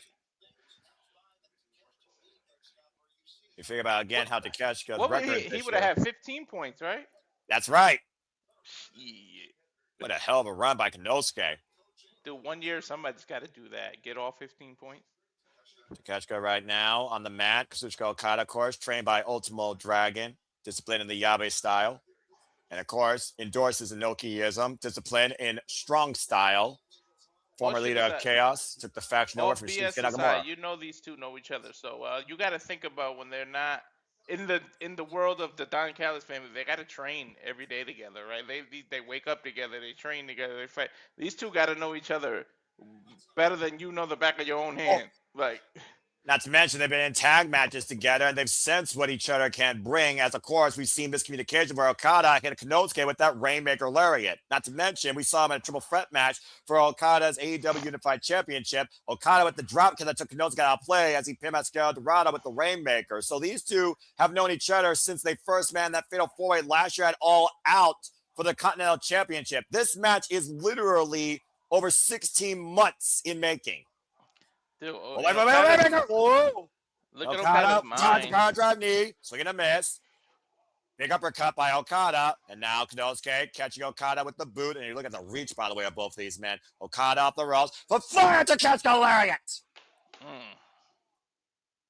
How's that for a strong exchange, Walter? And we're just getting started. The flying clothesline. Dude, Okada's feeling it too. You see the pain on his face? But the thing about this also, the fact we're talking about the Continental Classic, who is going in here worse for wear physically versus mentally? We're talking about the performance, but again, the wear and tear of the body, the damage. I don't see no damage on either men here, though. But to your point so far, Konosuke is in control of the reigning defending Continental Classic champ, which means the pressure is even higher on Kazuchika Okada. Konosuke has everything to gain, nothing to lose. That's true. And again, trying to hyperextend the joints, Okada finds his way to the ropes as Konosuke looks to make professional wrestling interesting and unify it as the strongest of professional wrestling for 2026. Okada's holding his right shoulder. Get to the midsection by Okada, the Irish with the Konosuke. Konosuke, the reversal. Okada sent into the barricade. Ah, damn it, we got unsynced. What the hell? And now Konosuke looking for the run up and drop toe hold face first in the chair. Come on, Max, don't do this to me on my Christmas gift. Where are you looking at, Walter? Stay with me. Get to the midsection. DDT. DDT! Despite Konosuke on his head. Every time he wrestles, they just said. Well, again, the stoic look of Kazuchika Okada, we talked about before. James Keeber called him pound for pound the best worker since Ric Flair. It's that mental fortitude and that awareness for Okada that has made him such a certified legend in his career. Leading New Japan for 17 years. Again, 7-time IWGP World Heavyweight Champion. And he's been Continental Champion now for over 600 days. Let's not forget, he beat Eddie Kingston for that title in the Coca-Cola Coliseum in 2023. In March and hasn't lost it. That's ridiculous. Nearly rivaling his IWGP Version 4 Heavyweight Championship run of over 700 days before losing that title to Kenny Omega. Of course, beating his greatest rival this year for the AEW International Championship. And right now, a slow approach by Okada, working the neck. Again, he has that money clip, that Cobra Clutch. And we have not seen Okada use the Cobra Clutch at all towards any win here, Walter. I haven't seen him use it in a while. I don't think he's using AEW actually for any win. Now that I think about it, the last time I think I saw him was in Japan. And again, Konosuke, though, will not take any insults from Kazuchika Okada. There you see the standings, by the way, from the Gold League. Again, Okada, who dropped to Kyle Fletcher and Kevin Knight. He ended with 9. And thanks to being Speedball Mike Bailey, he had the tie. He, of course, had the tiebreaker to go to 9 points and be the second seed. Why Kyle Fletcher is the top seed? Because he beat Okada. We talk about the wear and tear, the discipline, the damage of Okada and Konosuke. The cover by Okada like a Days Loud press in the 2 count. Kazuchika Okada, by the way, folks, is 6'2", 231 pounds, 30 years of, 30, I got that all screwed up. I'm all super excited. Kazuchika Okada, 38 years of age, still a legend in his mid-30s. Of course, comes from Aichi, Japan, 6'3", 235 pounds, 21 years involved in the game, trained by Blue Justice, Yuji Nagata, and Ultimo Dragon down in Mexico. Ever since going back to New Japan at Wrestle Kingdom 6, confronting Hiroshi Tanahashi. Kazuchika Okada enters his 1,784th match night in his career. I'll be right back. No, I gotta reset the computer. My computer's even excited that the freaking keyboard stopped working. Okay, that's fine, Walter. Konosuke Takeshita, 30 years of age, 13 years involved in the game, trained by Tiger Mask and Yasu Arano. Of course, stands 6'2", 231 pounds, ready to defend to be heavyweight champion. And Konosuke hoisting up Okada. Konosuke now is in his 1,136th match of his career. The brainbuster by the Alpha. And shout out to Nathan Baines. Good to see you, of course. And 2000 and you see the strength right now of Konosuke Takeshita on display. And again, you see the drop there, the big forearm smash. Takeshita, the swing and a miss, the Irish reverse win. Reverses Takeshita with that momentum. Takeshita with Hurricane Rana. Thank you, Sandy. I forgot because we're about to approach 2026. You're right, 2024. Botch. It's only so many years and stats I can keep up with. Again, Kazuchika Okada, though, the fact he's held onto this title for as long as he has is ridiculous. Now Konosuke looking to fly! Topic on heel on the outside! Clearing the top rope with ease. Man, people love Konosuke Takeshita here. Breakout star 2025 in spades.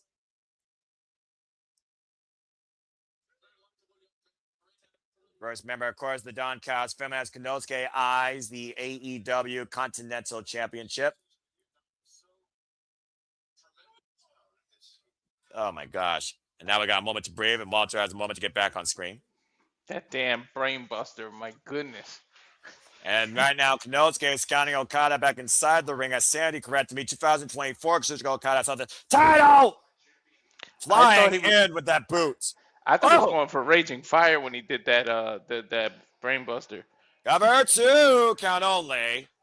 About to say, this match is still way too early, Walter. I still think these men are filling out each other. Again, the tail of the tape, similar height, a few pounds of difference in body weight. The discipline level this year, though, of both these competitors in and out of the Continental Classic, though, cannot be undermined. Takeshita, oh, look at Okada, going after the eyes of Takeshita here. Of course, playing loose with the rolls. And of course, right now, Okada, well, like we said, Okada, he has everything to lose, especially ahead of going to Wrestle Kingdom next week, taking on Roshi Tanahashi. Gets the boot up. Mm-hmm. Okada creating separation. Konosuke again catching both boots of Okada. Takeshita back inside, though. Caught by Okada. Uh-oh, hook of the head. Okada with the neck breaker over the leg. Kazuchika Okada, by the way, folks, has been AEW Continental Champion for 648 days, AEW Unified and International Champion for 169 days. That's crazy. And he's defended the Continental Championship now 18 times successfully.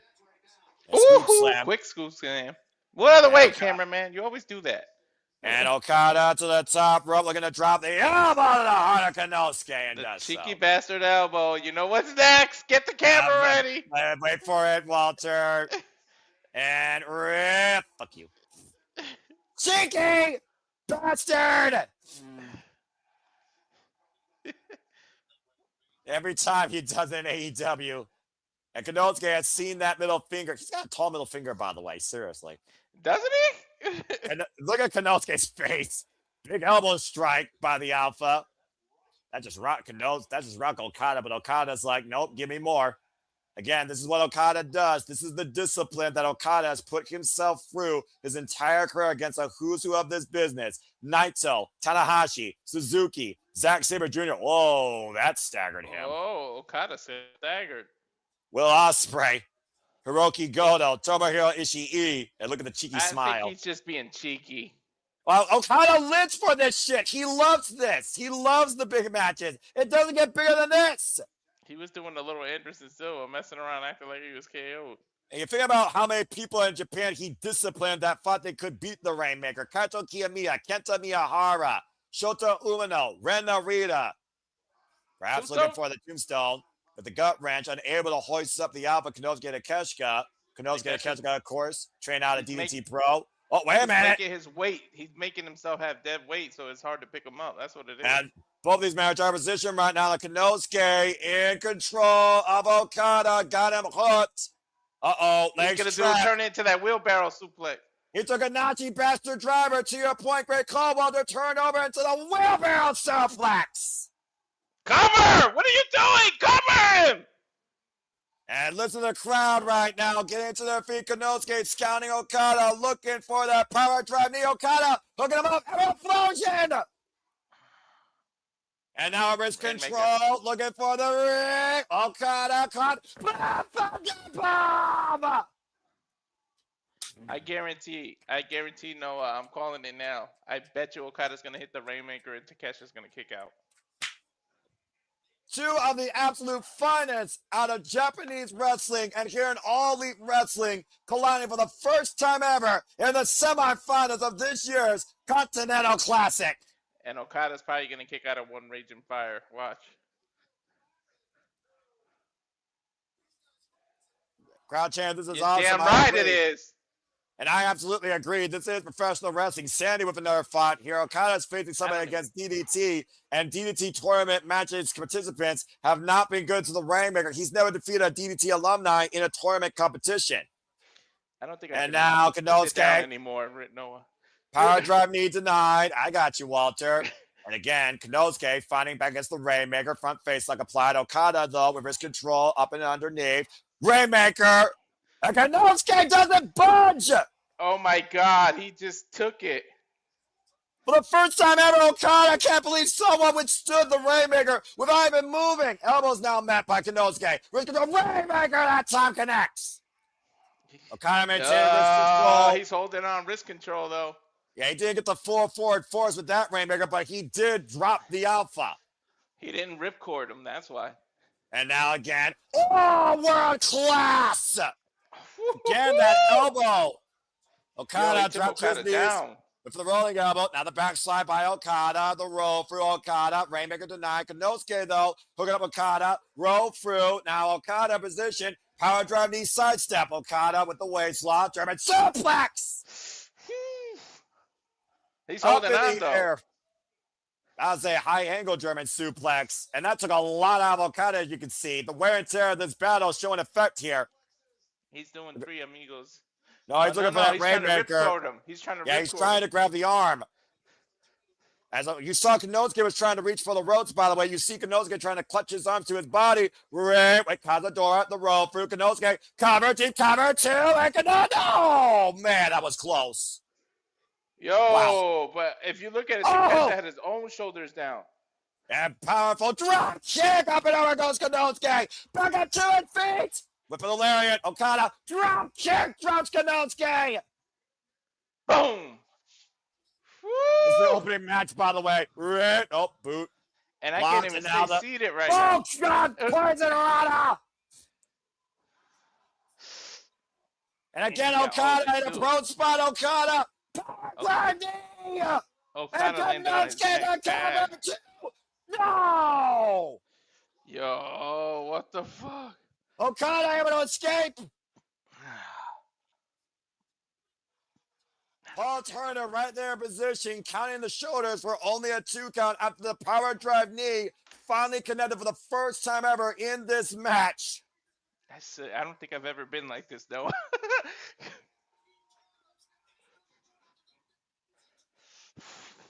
Kazuchika Okada again in a vulnerable stick. Notes the Takeshita staying on the attack control, looking for Raging Fire. Okada. Raging Fire. And it needed the point of the head, though. Okada able to find escape. And now Konosuke, though. Back elbow strike. Bastard. Is he going for what is that? Screwdriver? What the hell? Okada with a screwdriver. Oh, the knee in the back of the head. Okada. Wait for it. Wait for the Rainmaker. That's a catch up. Whoa! Whoa, he almost hit the ref, dude. Screwdriver! Oh! What the fuck? Okay, just break another screwdriver! Not like that, too! Are you fucking kidding me? Yo! Fletcher's winning. Fletcher's winning the tournament. That's why they did that. I'm telling you, Fletcher's winning the tournament, Noah. I think that was desperation, Walter. You can't tell me anything different. Kazuchika Okada knew he was at his wit's end against the Alpha, and literally a screwdriver. And you gotta imagine Don Callis had a lot to fucking do with that. Imagine what Konosuke's going to think when he finds out this happened. They got more to it, like, because who put that screwdriver there, and how did Okada know? It was Don Callis. It had to be Don Callis. You fucking kidding me? Yo, I'm a little disappointed with AEW. I'm a little disappointed. You shouldn't have ruined that match like that. Don Callis, once again, the invisible hand shows his hand without being even involved as Konosuke Takeshita is coming back to light. And Konosuke was literally screwed, drivered tonight by the reigning defending Continental Classic champion. All that means is it ain't over. I'm telling you. Well, either way. I'm telling you now, Kyle Fletcher's winning. That's why they did that. Because either way, Okada was steals too on fire. Konosuke is eliminated. Kazuchika Okada is officially one half of our finals. Damn, he literally got screwed by the family, man. But coming up next, we're not going to waste any time to find out who's going to be on the other half of the marquee as Kyle Fletcher goes one-on-one with the Death Rider, Jon Moxley. Oh, shit aside, I don't even think you ever saw me like that. I couldn't even sit down. Yeah, I noticed that. You were literally on the verge of a heart attack, and so was I. Again, we saw Okada. I think the moment that Okada hit that first Rainmaker, Konosuke didn't budge, he knew he was in for some freaking trouble, and he had to do something. And I do think that we just got an idea who Don Callis chooses for his family to lead by example. He's pushing the Alpha aside because he's becoming a people's favorite. He's not working on a Don Callis family agenda. He's working on his own wrestling agenda. All Okada cares about is being the best. All Don Callis cares about is owning the best. And clearly these two are on the same sheet of fucking music. I'm a little pissed, man. That's like how Javon and Slater's match got ruined with Darkseid at the end. Like, it was such a great match, and in the end, just kind of, I don't know, man. It let the air out of my sails, the wind out of my sails. Seriously. Well, again, as we got a moment to breathe here, as again, we got our first half of the semifinals coming up next. We are going to find out who will be on the other half of the marquee in the Continental. Before y'all make fun of me, I know it's wrestling, but goddamn it, when I'm passionate and shit gets to me. Like, yeah, I don't blame you. I don't fucking blame you one bit. Anyway, really that being the air out of the room right there, the way they did that. But I get it. I'm telling you, it's so that like we said, it's chapter 1. And right now, the protostar Kyle Fletcher is looking to surpass his performance last year as we immediately go into the other half of our semifinals. Before we move any further, I actually have some breaking news to share that might be a very happy note for Walter and all of you. Ladies and gentlemen, Hyan and my world are officially all elites. Did I call it or did I call it? Congratulations to these two incredible young athletes. Welcome to the AEW Women's Division. Congratulations Didn't to I tell Hyan you? and Maya World. Didn't I tell you? It was their audition. I'm telling you. Well, anyway, right now, with that being said, why two women have culminated a dream to be on the main scene, Kyle Fletcher is looking for the whole world to say his full name as we go to Renee Paquette with highlights ahead of this semifinals match.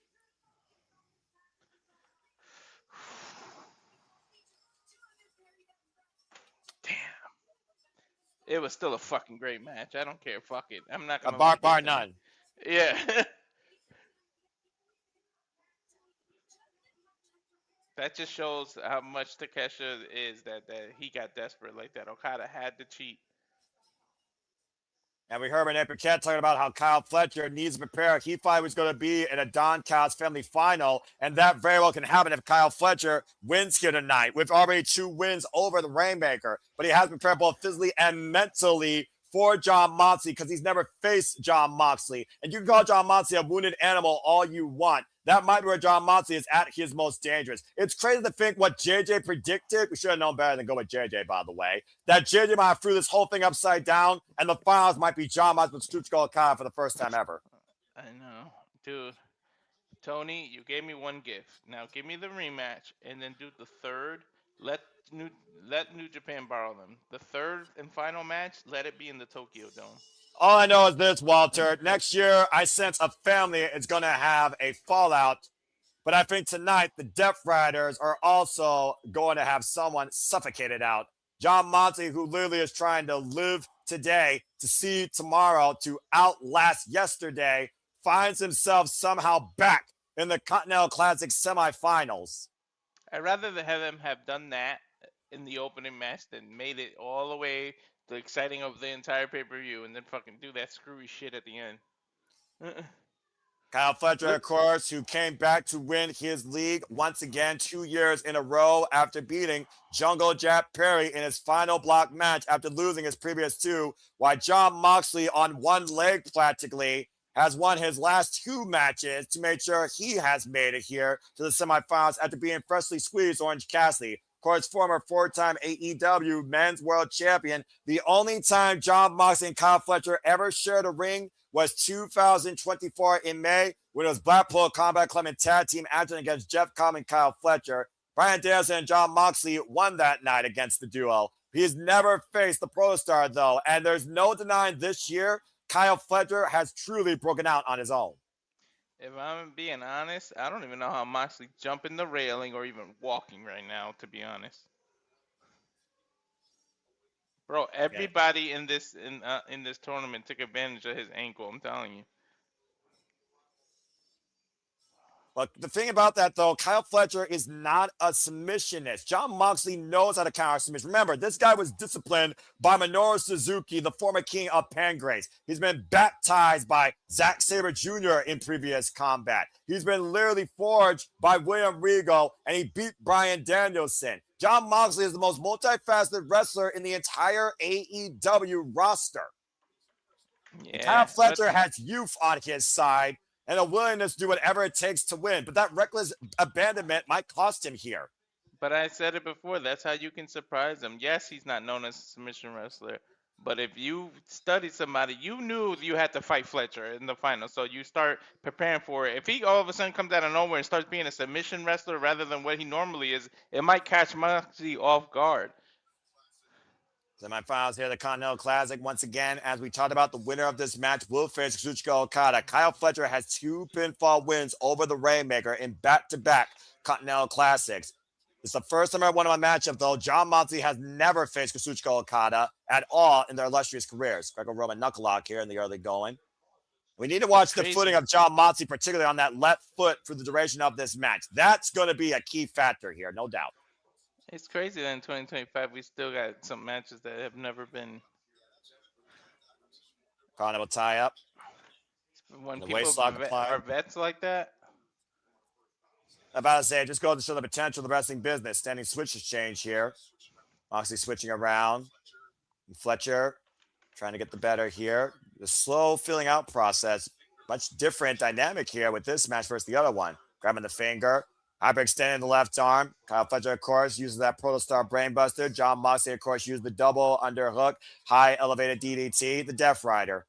Knife edge chop. And also the rear naked bulldog choke. So do you think that Kyle Fletcher is the favorite in this match in general because of how driven he is to get to the finals? Remember, he lost in the semifinals last year against Will Ospreay. Obviously, he doesn't want to do that again. And Jon Moxley's not going to enter 100%. Do you think that considers Kyle Fletcher the favorite versus Jon Moxley's level of discipline experience? If I'm being honest, yes, he's the favorite. But can you really think about everything Moxley has done since the debut of AEW? You can never count that man out. I don't care if he tapped 12 times. You cannot count that man out. And Kyle Fletcher, though, has been so amazing in 2025, though, starting off that steel cage rivalry against freaking Will Ospreay at Revolution, forging forward to win the TNT Championship against the natural Dustin Rhodes, and nearly surpassing the record of defenses for that title. Mm-hmm. And finalists, of course, the semifinalists, of course, the Owen Hart Foundation tournament earlier this year. Of course, there you see the standings at the bottom of your screen.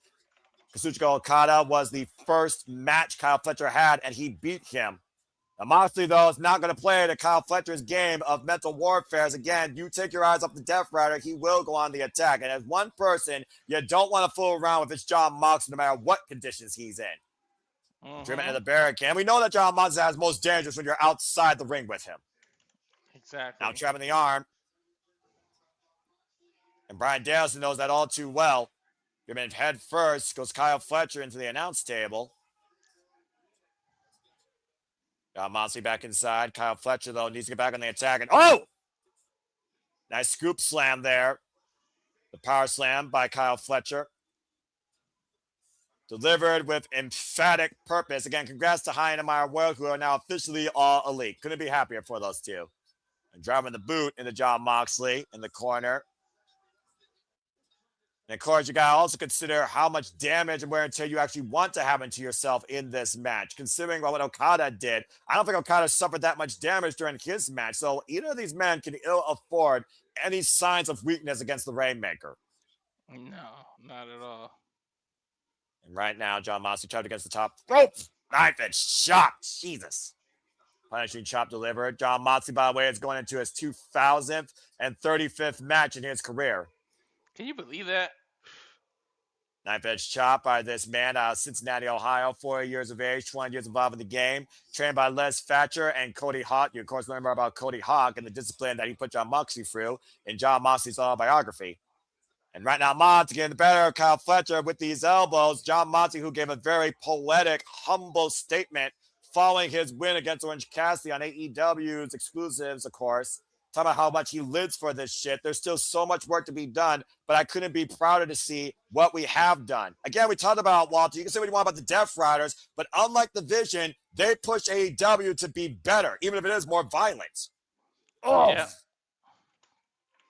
Hard average whip. I honestly think this dude, Jon Moxley thrives on violence. It's like almost like Jason or somebody. I don't know. It's freaking weird. Kyle Fletcher right now seated, and Jon Moxley picking up speed, driving a boot for the Protostar. And Fletcher once again falling. Moxley just rolling back inside, breaking up the 10 count. Referee Bryce Rensburg for this contest, by the way. And Jon Moxley could advance to the finals for the second time ever. And Kyle Fletcher pushing Jon Moxley into the barricade hard. It's almost like that calm composure, and all of a sudden Kyle Fletcher just explodes with offense. And again, it goes back to that reckless abandonment that I think both these men have. And honestly, that makes this probably the most dangerous match of the night, despite the fact we got Darby Allin versus Gabe Kidd. Mm-hmm. This pendulum of momentum keeps swinging back and forth here with these two men. Breaking the eyes by Jon Moxley. Clearly, I don't know if you want to stay on the floor. I'm still trying to calm down from what I got as an opener. And Kyle Fletcher trapping the already prone leg of Jon Moxley in between the steel ring steps and going to town with these right hands. Bryce Rensburg trying to call for the break. We've seen this type of action throughout the tournament with Kyle Fletcher, exploiting his opponent for a weakness and trapping them with the ring environment. Uh-oh. Yeah. And Kyle, oh! But, I mean, you picked the right guy to get this aggressive, but I'm telling you that he likes this kind of crap. You know he does. Kyle Fletcher literally drop kicking the steel ring steps in the already prone leg of Jon Moxley while he was trapped. So that was nothing but steel on steel impact. Ooh, both these men have been against the clock in a couple of their matches. I mean, Jeff Perry literally almost took Kyle Fletcher to a draw. I think he won with like 30 seconds left or something, didn't he? Less than 30 seconds left. You would be correct. Mm-hmm. And now Kyle Fletcher. We saw him, of course, how much he focused on the ankle and the Achilles of Jungle Jack Perry. Now trapping the legs of Jon Moxley. And, of course, we've seen Jon Moxley, like I said, already tap out 3 times this year and quit to Darby Allin. Kyle Fletcher right now with the legs trapped. You got to think about also the fact that the Don Callis family has the technician Josh Alexander there. I'm sure Josh Alexander gave Kyle Fletcher some pointers. Might see him apply an ankle lock here. So if it's out, let's say Fletcher does win this, and Okada's the other finalist. Who the hell is Don Callis going to side with? Well, I think that right there is a tale in itself that many people may want to see finally happen and find out. And again, as I said, Kazuchika Okada has lost to Kyle Fletcher back-to-back years in this tournament. Back elbow strike as Kyle Fletcher wrenches the leg and ankle of Jon Moxley in the second rope. It's starting to make me think that the fucking Moxley might pull this off to get the Okada. Well, we know that no one can get involved here, so at least we know, again, this will be a one-on-one contest. But whether or not Don Callis left Kyle Fletcher a tool to cover, only a tool to advance, that remains to be seen. And John Moxley, again, now really favoring that left leg. Of course he is. It's been targeted this entire tournament. The single leg crab applied. It's Moxley right now, flat on the mat. We saw John Moxley tap out to a chain applied old man heel hook and submission hold by the Valiant artist Kyle O'Reilly at Full Gear. I can't get over it. What world do I live in that I really did get Okada and Takeshita? And you know you're going to get it again. And I think Takeshita is going to have hell to pay when it comes to his family betraying him. I'm not dreaming, right? This is life, right? And about to say, that did happen. And so did that cutter, that ace crusher out of nowhere, dropping Kyle Fletcher.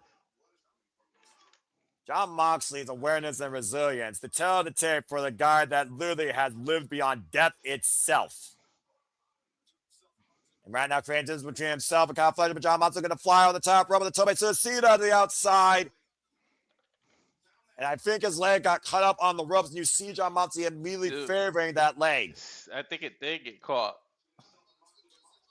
And about to say, it hurt John Moxley just as much as it hurt Kyle Fletcher. And John Moxley barely able to stand on his own 2 feet without assist from the steel ring steps. Yeah, but look, he still did a Tope Suicida. He's still running. Kyle Fletcher, by the way, we talked about his youth and experience, former Ring of Honor 117 champion. This is his 732nd match in his young career. 26 years of age, of course. Mr. No-Go Driver! Damn. Converse out of the ring, 2! Moxley kicks out! Kyle Fletcher, of course, from Sydney, Australia, the protostar trained out of PWA Academy by Robin Eagles, Travis Banks, Madison Eagles, and of course, 11 years of in-ring wrestling experience, but 2 years as a singles competitor. As of course, before again, he was nothing but a tag team specialist, let's forget. That's right. Saw the breakout. I did forget until you just said that, to be 100% honest. Yeah, literally, it's been only about a year and a few months that Kyle Fletcher has been literally a singles star, calling himself the proto star. Kyle Fletcher falling, whoa, man, it runs into a lair by John Moxley.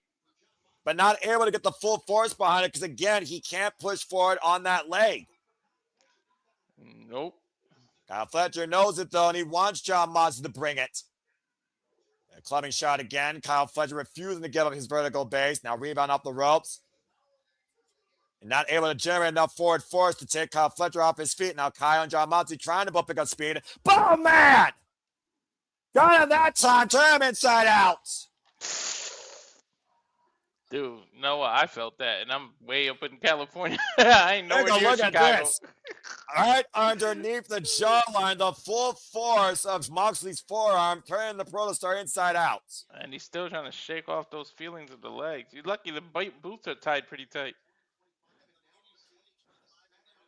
You think about, again, the beginning of 2025, John Moxley with a stranglehold over AEW. Kyle Fletcher looking to not be a Will Ospreay clone. And look at where these two men stand now.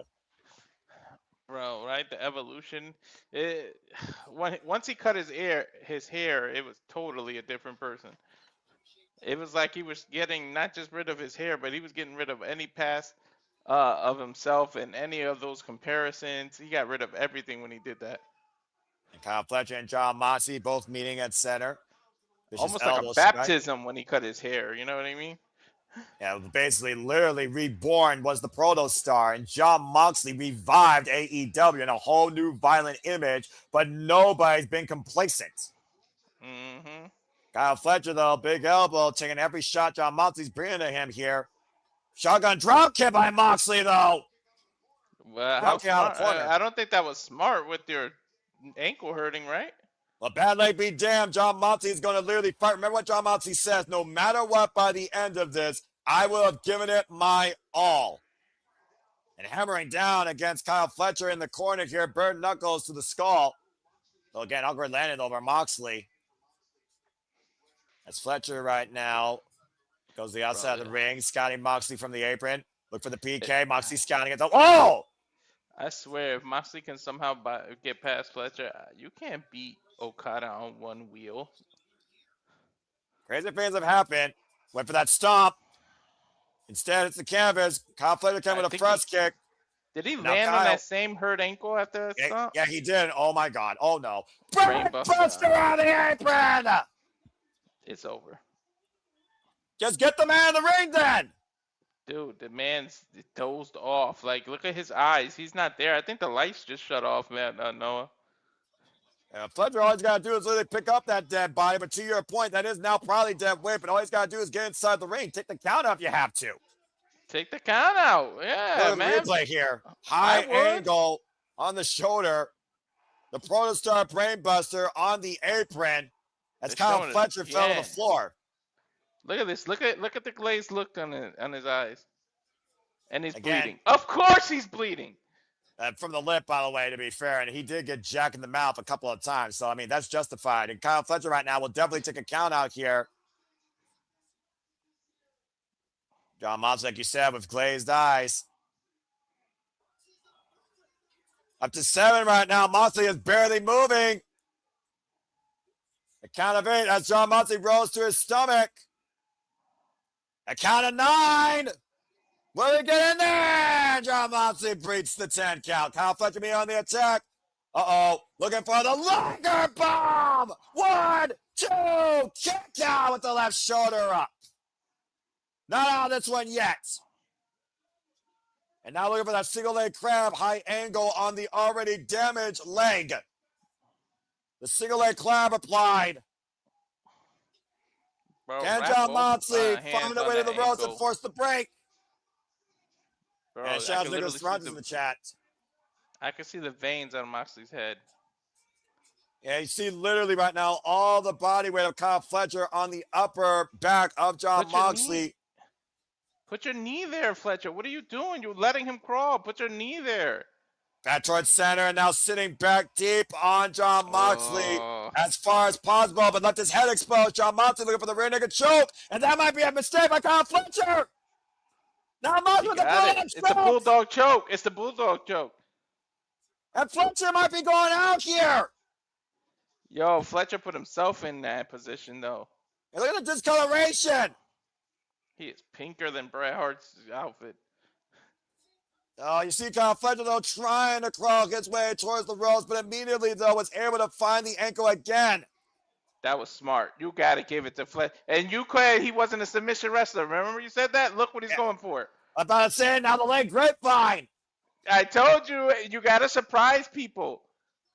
Again, look at the way he's twerking that grip right now, though. Yeah, but he's allowing Moxley to turn on his back and release some of the pressure. That's not how you do the ankle lock. You have to turn.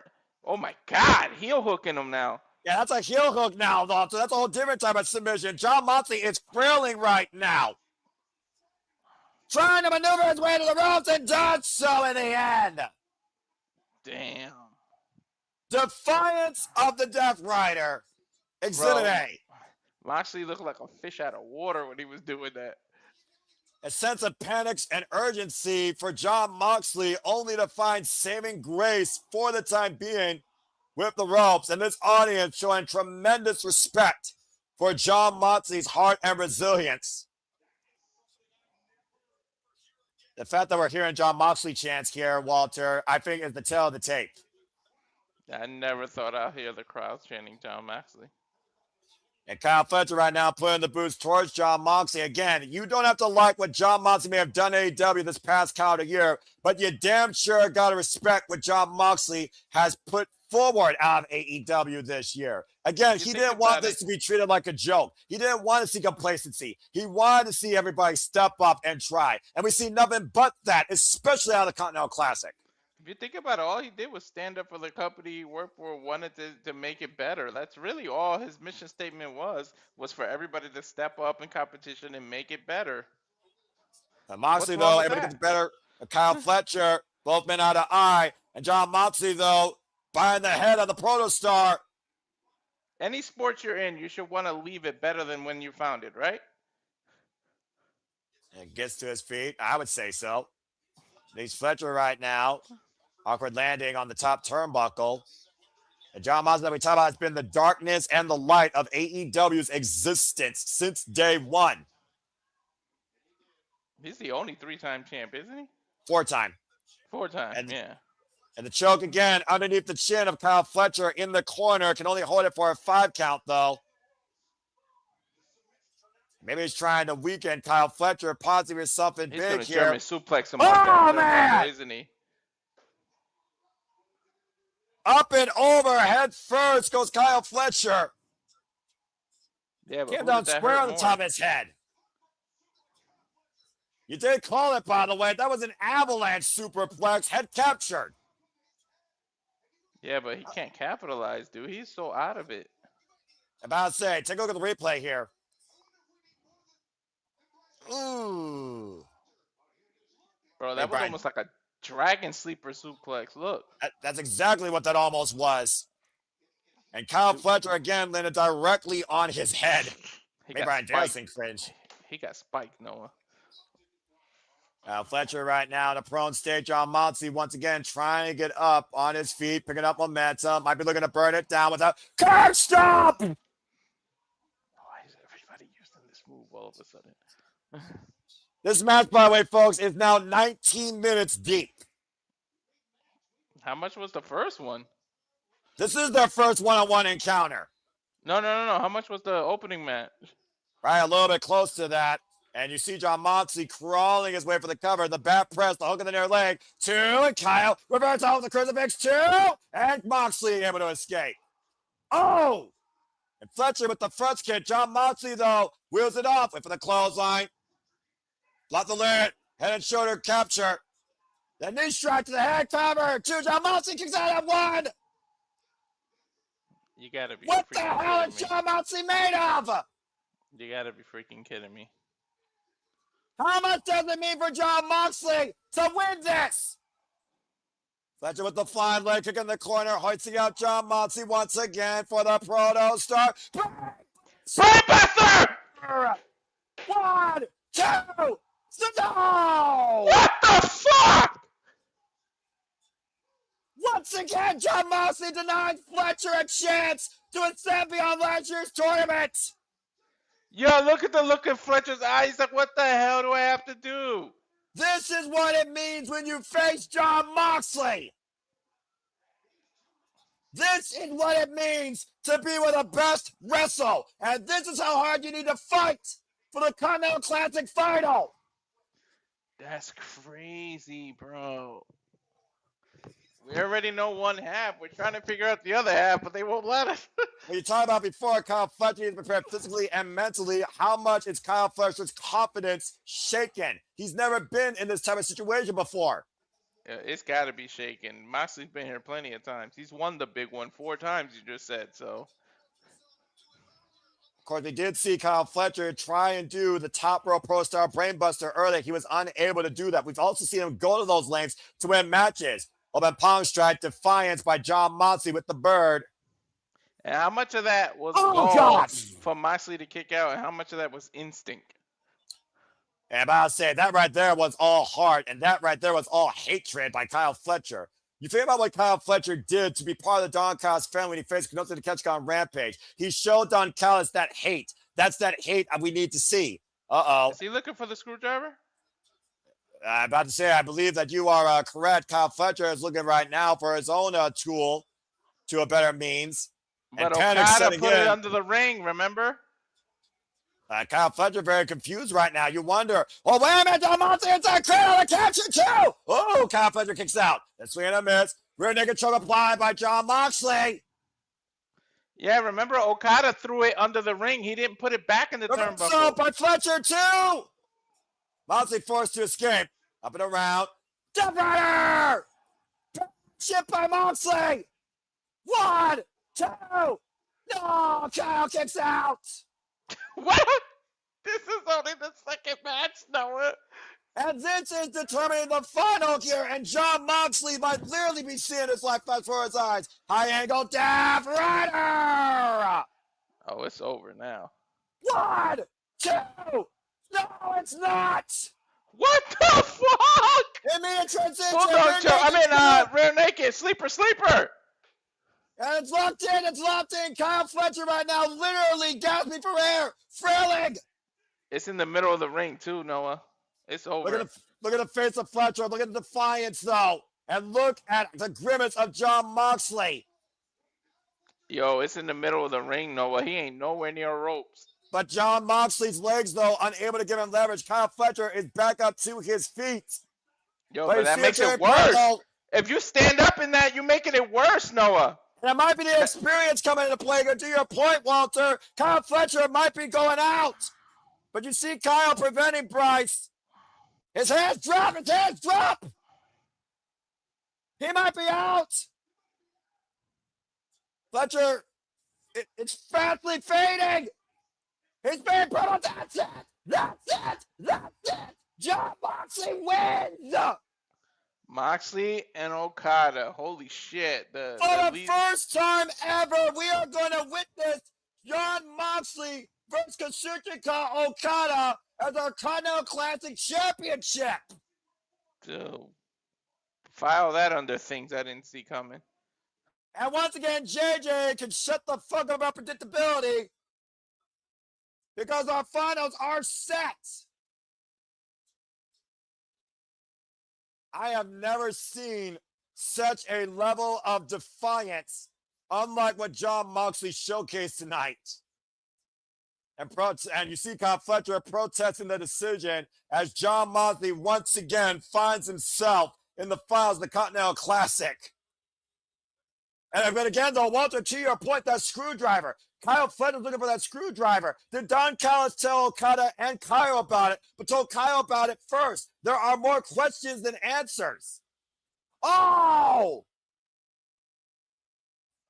Fletcher with a cheap shot chop block post-match. One of the greatest matches I've seen this calendar year out of both these men, and a sore loser and a poor show of sportsmanship by the Protostar.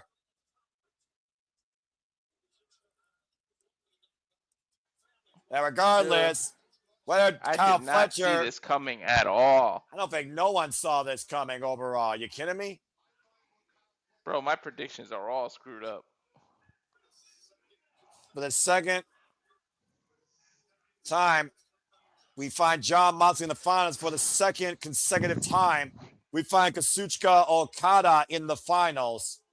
Oh, nobody can interfere either, so it's not like Takeshita can screw him. I think Okada's winning it then. About to say, Moxley with one more match to go, looking to win the Continental Classic for the first time in his career, proving once again why this Depth Rider shows defiance of AEW's work is never done. Sandy got a point. She screwed both of them by doing the screwdriver thing and then not putting it back for Kyle.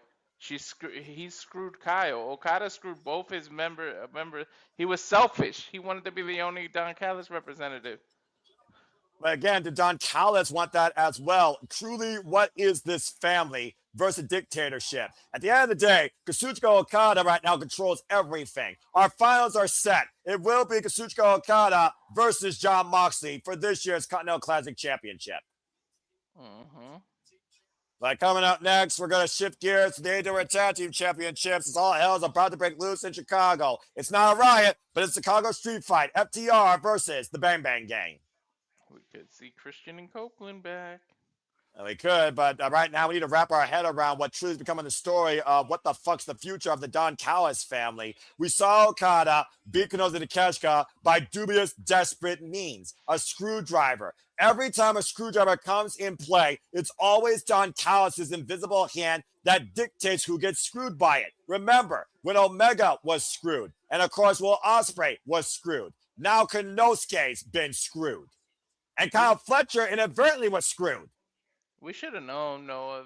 The entire Continental Classic has been unpredictable. We should have known that they would go some route that we wouldn't have thought of. Yeah, and again, this is what AEW does different than WWE. Unpredictability in the biggest of circumstances. Regardless. What are you tweeting? I see you with the phone. What are you tweeting? I'm saying that the heart of Jon Moxley is incredible because I do believe AEW deserves some positive conversation because if people aren't talking about AEW, they need to because that's professional wrestling, damn it. Mm-hmm. And again, Jon Moxley versus Kazuchika Okada, that is a first time ever one-on-one matchup. And again, Sandy, to your point, Okada cares about being the best. Simple as that. And Don Callis cares about only having the best. That's crazy. And Nick Ferrante's right now with the fight. The leg is fucked now. Okada retained and plays the Death Rider story that John will be able to get it done in the big time. Yeah, man. Well, I'm shocked, man. I am too. Like, seriously, I literally am like, wow. Well, that being said, action rolls on. Guns up. Let's get ready for the Bang Bang game.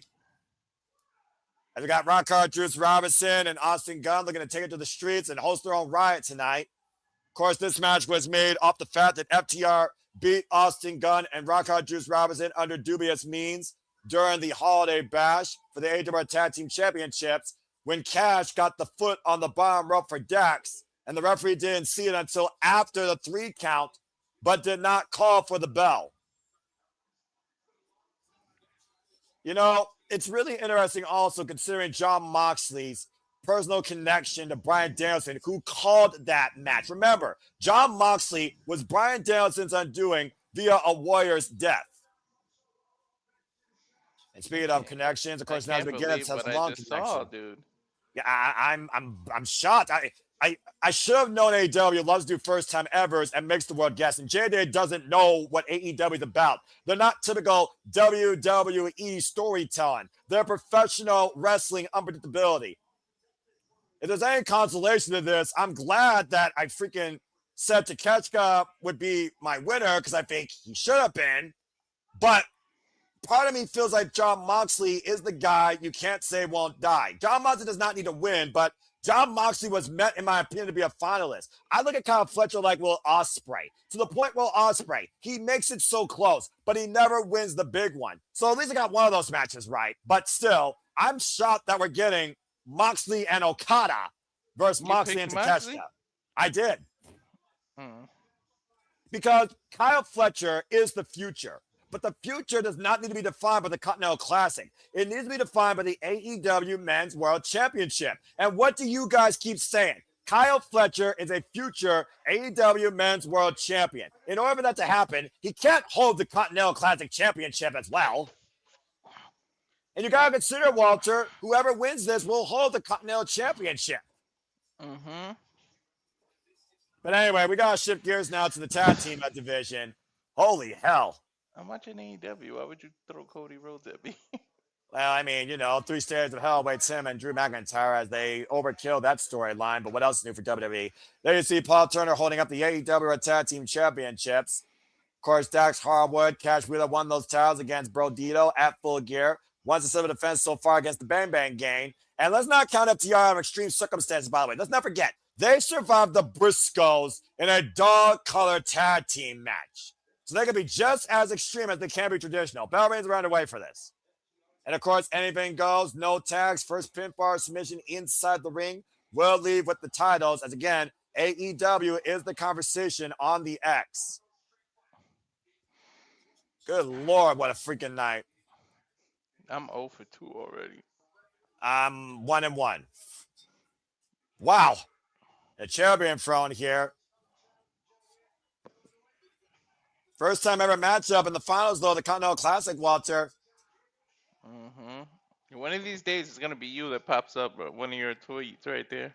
I don't care about being acknowledged by AEW. I care about loving AEW and bringing the passion that it exudes in me as a professional wrestling fan, because this is professional wrestling, and we're in a professional wrestling scene in Chicago. And snap suplex by Cash on the rampway, and Dax ringing the eyes of Hart, Juice Robinson. I don't think we're going to see I put the wrong people in here. You should have yelled at me. Look at that. What are you talking about? It's Juice Robinson, not oh yeah, you Austin did. I didn't see what you did with the banner. I'm pretty sure I'm the one that made the banner. Anyway, botch.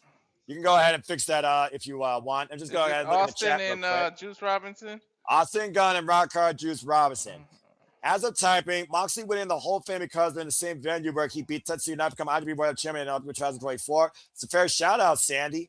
Actually, it's same city. Figuring that venue, he wanted this different one. It was a different venue, by the way. Nonetheless, Moxley winning, or many will ride if Okada wins in the same manner he won earlier on against Takeshita.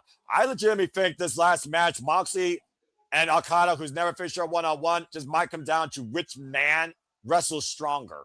Because what we saw in that last match was the definition of fighting spirit. And the spirit of Jon Moxley would not be killed by Kyle Fletcher. I think it's going to come down to who can break whose will first. That's what I'm thinking. Oh! Well, we just saw Cash get brained with a trash can by Austin Gunn. Of course, Cody Gunn still out injured. What is Okada going to do when there's no screwdriver there this time? That's how he beat Takeshita. What's he going to do to Moxley? He's not going to have that screw. You know, by as well as I do, Don Collins right now is smiling like a Cheshire cat.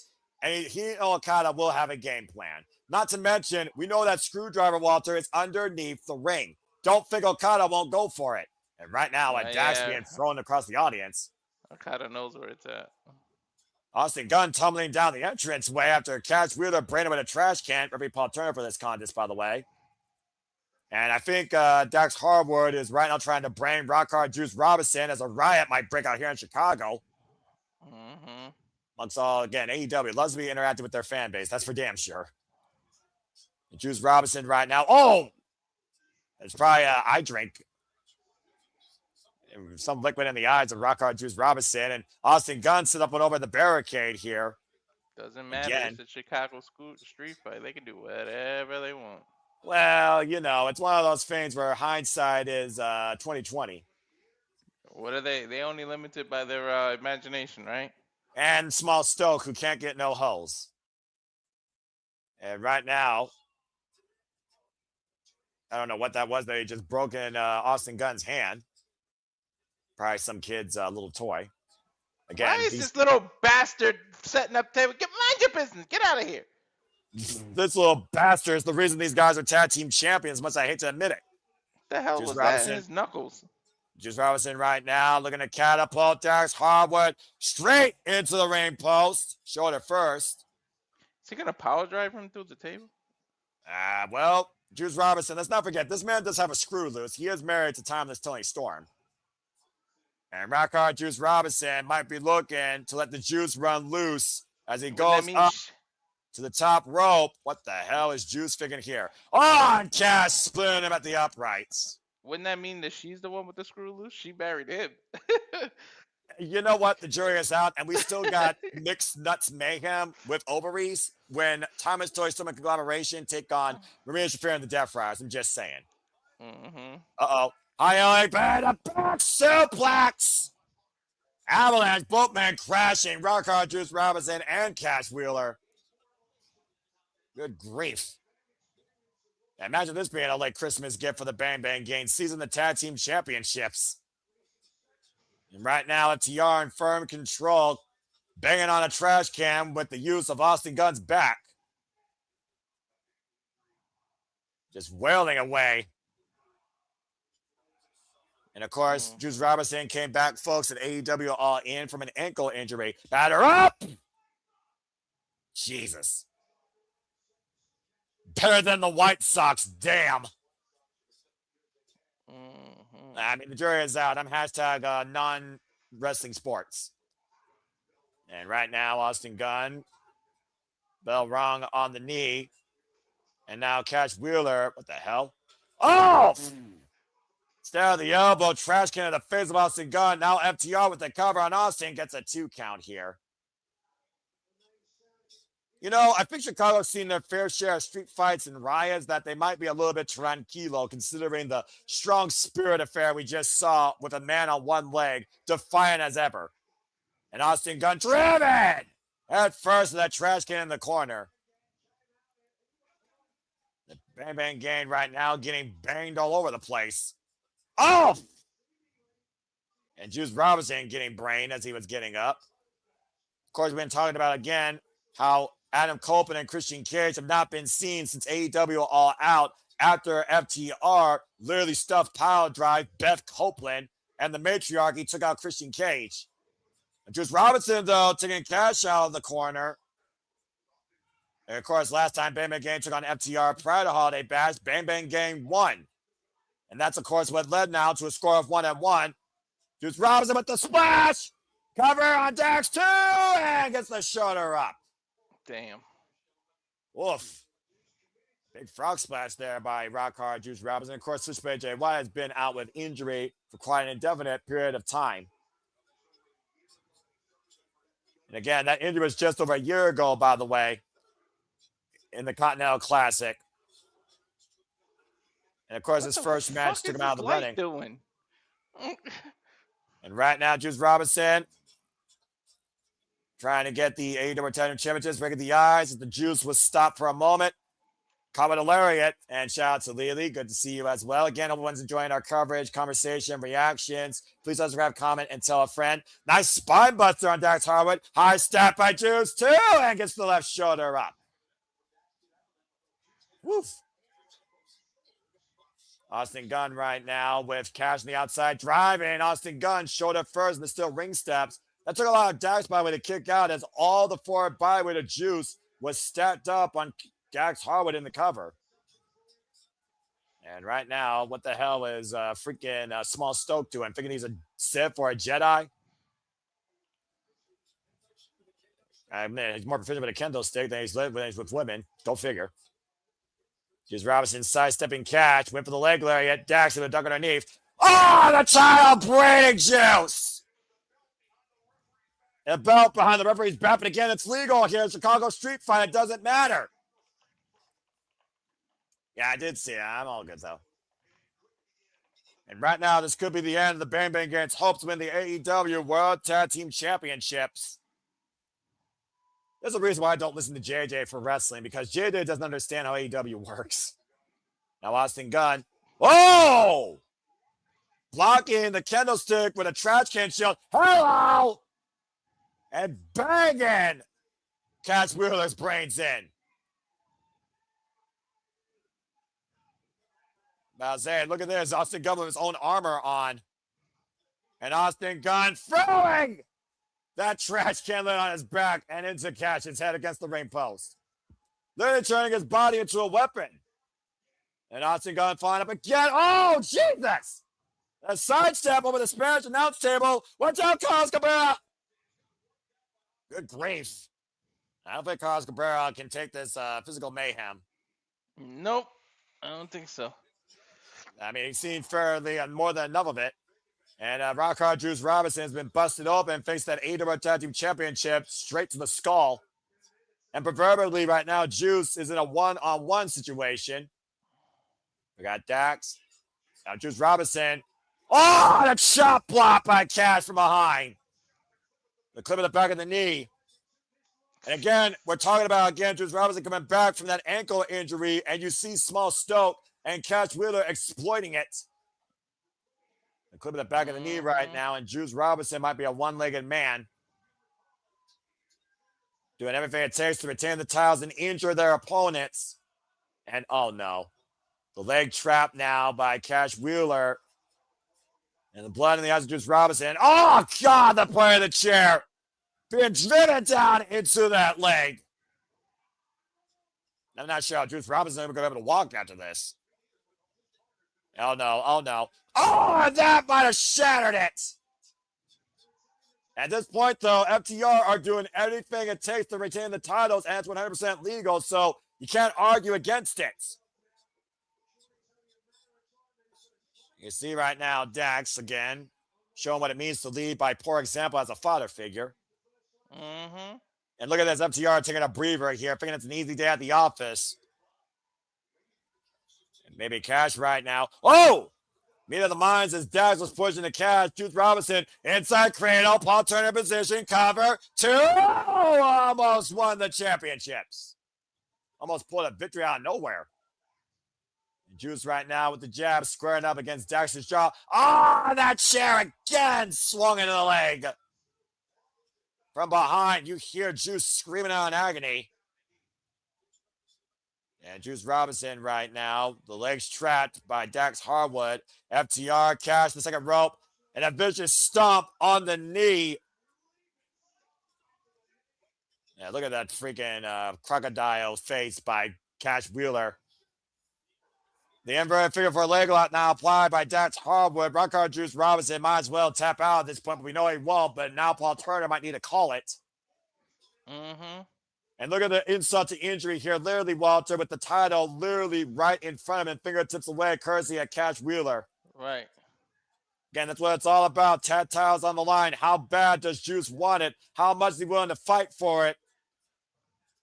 Trying to drag himself to the ropes to force some sort of break or find some leverage. Cash Wheeler, though, literally saying that you should tap out. And now Cash dragging Dax and Juice back towards center. There is no escape right now for Juice Robinson from this hold and torture. And again, it's a street fight, so rope break won't matter. Austin Gunn, what the hell? Austin Gunn bringing in a fire extinguisher. Got caught with a drop kick, though. And again, Cash Wheeler, though, oh my God! Well, that was a car wreck and a half. I think Cash missed Austin, but still, we saw Austin crash in the back of that table. Again, doesn't matter. There's no rope breaks in this match, Juice. There's no rope breaks. Yeah, he keeps grabbing the rope, but there's no break, bro. Well, I suppose he could try and crawl out further outside the ring. Not with the Hathaway sitting there. But you also got fire extinguisher sitting there. But the fire extinguisher, and again, Rockard Juice Robinson might be looking to, extinguish Dax Harwood's vision. How did he not see him grab it? I would have let go of that move. I don't think he knew if Juice Robinson knew PASS. Mm-hmm. Pull, aim, squeeze, sweep. Squeeze, sweep. I know. I was taught that. Very good, young man. And right now, Juice. Oh! The Juice is loose, the cover! And Stokely stops the count. That was a juicy DDT. What the hell was that? A front DDT? That's exactly what that was. And Stokes stopped the count, dropping Paul Turner. What the hell is this annoying little not doing? It's a street fight. He's within his rights. You gotta be fucking kidding me. Little freaking weasel worse than freaking Bobby the Brain Heenan trying to swing a chair. Are you kidding me? You don't even have a big enough girth to get something against a hole. And again, Stokely fleeing like the coward he is. But he did allow FTR to persevere in this match. Oh! But having Juice a weapon now, using it against Dax. Trying to rearrange the spine of Dax Harwood. FTR might finally pay for their sins tonight. And Juice Robinson still hobbling on one leg. Cash Wheeler, though, back in the ring, eats the chair in the midsection. Losing all that blood, too. Whew. Yeah, about to say, all this literally is to the point that Juice Robinson might pass out from exhaustion, but he is still walling FTR with that steel chair. And going out alone. And on one leg. There's your fighting challenger right there. Look at the eyes. The eyes tell the story, Walter. Hell yeah. I don't want to look at his eyes. He's nuts. Wait a second. Stokely now trying to grab the chair while Dax is covering up. And Stokely. You annoying gnat. Push the chair and Stokely! Up and over. I am the table. Bye, you little annoying bitch. He's gone for good. Oh, and a low blow by Dax to Juice. Hobbled up. Oh, rebound off the ropes and Shatter Machine! Oh, it's over. I think he was supposed to go through that table. And now the cover by Dax. 1, 2. Oh, and Austin with the save. Where the hell did Austin come from? I don't know. Why did we have the same thought at the same time? Yeah, quite literally. Take a look at this. That was perfect, too. Right on the jaw. Look. Yep, that Shatter Machine caught Juice flush. I thought the Juice ran out, and Austin Gunn with the Hail Mary save of the night. Somebody needs to check on Stokely. I think he was supposed to go through the table, and he hit the back of his head on the actual ramp. I mean, the guard. Oh! Well, he can't get holes, and he can't execute a freaking move. There you go. Austin Gunn with the up kick, though, to Dax. Suck it. And Austin Gunn with the famous counter. Dax Harwood, though, looking to hook Austin Gunn. Pile driver! On a trash can, mind you. The cover! 2! Austin kicked out. Almost teabag Yeah, cover but there, he by the wasn't. way. Oh, I forgot you don't have to tag in the street fight. But I say, you realize it's a street fight, right? Mm-hmm. Austin Gunn, though, hooked up, though. FTR. Uh-oh. Looking for that stuffed pile driver. That's what took Copeland out. And they're not done yet. They want to make sure they end the Bang Bang game once and for all. They don't have a bullet left in the chamber. Stuffed pile driver head first on the AEW World Tag Team Championship. Covered Austin shoes. Gunn went limp. Dax with the cover. 2, 3. FTR It's over. retains. It's academic after that. Almost 100%. Bang. Well, they went down fighting. Damn, I can't imagine what. If that was a street fight, I can't imagine what Darby Allin and Gabe Kidd are going to do. Well, Big Stoke down and out, smaller than he's ever been before without the use of freaking enhancements. As FTR are still AEW World Tag Team Champions. Good grief. That was a mess and a half. As I expected, a human car wreck, Chicago street fight. Go figure. Come on. You think you know me. Or him. I think you Austin know him. Gunn and Rockhard Drews Robinson down for the count. Looks like Dax Harwood's ear might have been busted. Almost. You think you know him. Come on. And again, Bang Bang Gang left bleeding, buddy, battered, and knocked out. Took 3 pile drivers to put down Austin Gunn, by the way, Walter. I just want to put that out there. 3 in a row, too. They didn't even breathe in between it. Not to mention the last one was on the AEW Tag Team Championship. Come on. You don't need the reunion tonight or the return because you gotta do it close to the Canadian tour. Yeah, it looks like FTR are going to end 2025 on a high note. Still the AEW World Tag Team Champions. Good grief. And of course, now the score stands 2-1 against the Bang Bang Gang for FTR. You don't have to like them, but you can't doubt that they're one of the greatest tag teams in the history of this company. I will never deny how FTR have been a revival to tag team wrestling at its most traditional roots. They were meant for tag team wrestling in this business. There's a reason why they're 11-time tag team champions and 3-time AEW World Tag Team champions. Well, they're as tag team wrestling as tag team wrestling can get. No kidding. Well, as we got a moment here again, just to bring up to speed, FTR still AEW Tag Team champions. Our finals are set. After Kazuchika Okada screwdriver Konosuke Takeshita, Kyle Fletcher was looking to screwdriver John Moxley. John Moxley's heart resilience let him go on. And our finals are now Kazuchika Okada versus John Moxley for the first time ever. And of course, it's been a historic year in 2025 for AEW Wrestling Business. Again, also congratulations to Hyan and Maya World, who are now officially All Elite. Welcome to AEW, ladies. I wish you nothing but the best and continued ventures of your further wrestling careers. Couldn't be happier for these two, especially Hyan. I've followed Hyan for a long time. I told you.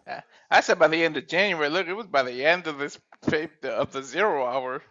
Yeah, I'm about to say. I mean, again, and of course, we've seen so many incredible moments here. Of course, Toni Storm, record-setting AEW Women's World Champion. Of course, losing to Chris Statlander. We've had Will Ospreay versus so many incredible greats. Ospreay and Swerve free in AEW from the Young Bucks. Tyranny. We, of course, had so many incredible, hilarious times like Double or Nothing, bringing back the bodies hit the floor. You think about those that have brought fire to the mic, like Toni Storm, like Will Ospreay, like him and Adam Page. Him and Adam Page are on a 2-year road to hell, back to light, to seize the AEW Men's World Championship. All Elite Wrestling truly has been revived this year in 2025, and I only see a brighter 2026 for them after the night.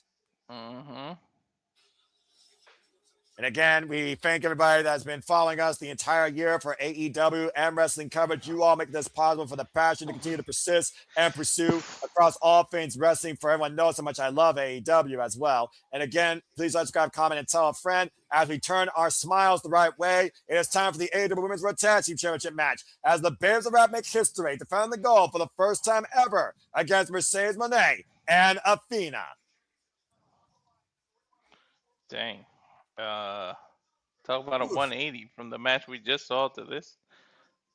Well, From let's the go violence ahead. of a street fight to the bubbling personality of Willow. Well, I'm about to say, you figure about again how Willow Nightingale was able to hit the power bomb on Mina Shiragawa, as of course they were to beat the Timeless Love Bombs in the finals, and Harley Cameron, who faced Willow Nightingale in her second professional wrestling match in her young 3-year career. Willow and Harley Cameron, the Bears of Ref, are the inaugural AEW Women's World Tag Team Champions. And of course, their tournament started with Athena Mercedes Moné, with Harley Cameron pinning Athena. However, at Holiday Bash, these party crashers crashed the celebration, and Mercedes Moné invested in Athena one more time. And thanks to that, Athena and Moné got the better of the tag champs to earn this opportunity tonight. True. After Athena, of course, beat Harley Cameron for the Ring of Honor Women's World Championship, and Mercedes Moné has been on a 2-0-2 losing streak, losing 3 of her championships. The CEO looks to bounce back, adding the tag gold to her portfolio. Here we go, Walter. Babes, all right. As we welcome in our forever Ring of Honor Women's World Champion, Athena, after being Persephone in her most recent defense at Final Battle, now over 1,000 plus days. The longest reigning Ring of Honor champion of any capacity in Ring of Honor history. Dude, she passed Roman Reigns. I don't see anybody on the cusp of beating her either. I mean, to be fair, she's on the cusp of surpassing Roman Reigns, and she wasn't part-time while doing it. That being said, Athena has beaten everybody from AEW, CMLL, Stardom, and Ring of Honor to hold on to this gold. But there's one person she hasn't beaten yet, and these two might look to work together one more time to seize more gold, and that is the Mercedes Moné.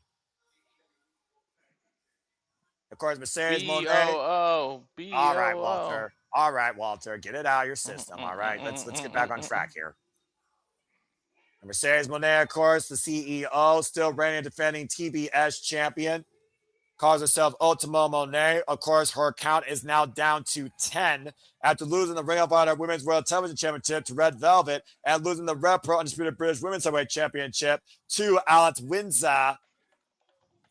And it looks like Mercedes Moné lost about 30 pounds there, Walter. I know, right? And of course, she still, of course, has the TBS championship, the most valuable cornerstone of her portfolio as the longest reigning TBS champion in AEW history.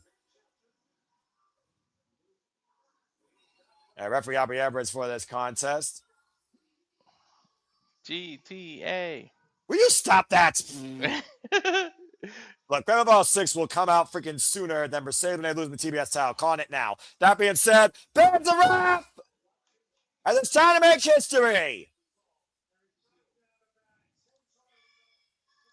Harley Cameron, Willow Nightingale, the bubbly, unorthodox, multi-talented combination of powerhouse and technique, our inaugural AEW Women's World Tag Team Champions. Bring the mood, bring the smile, and bring the rap too.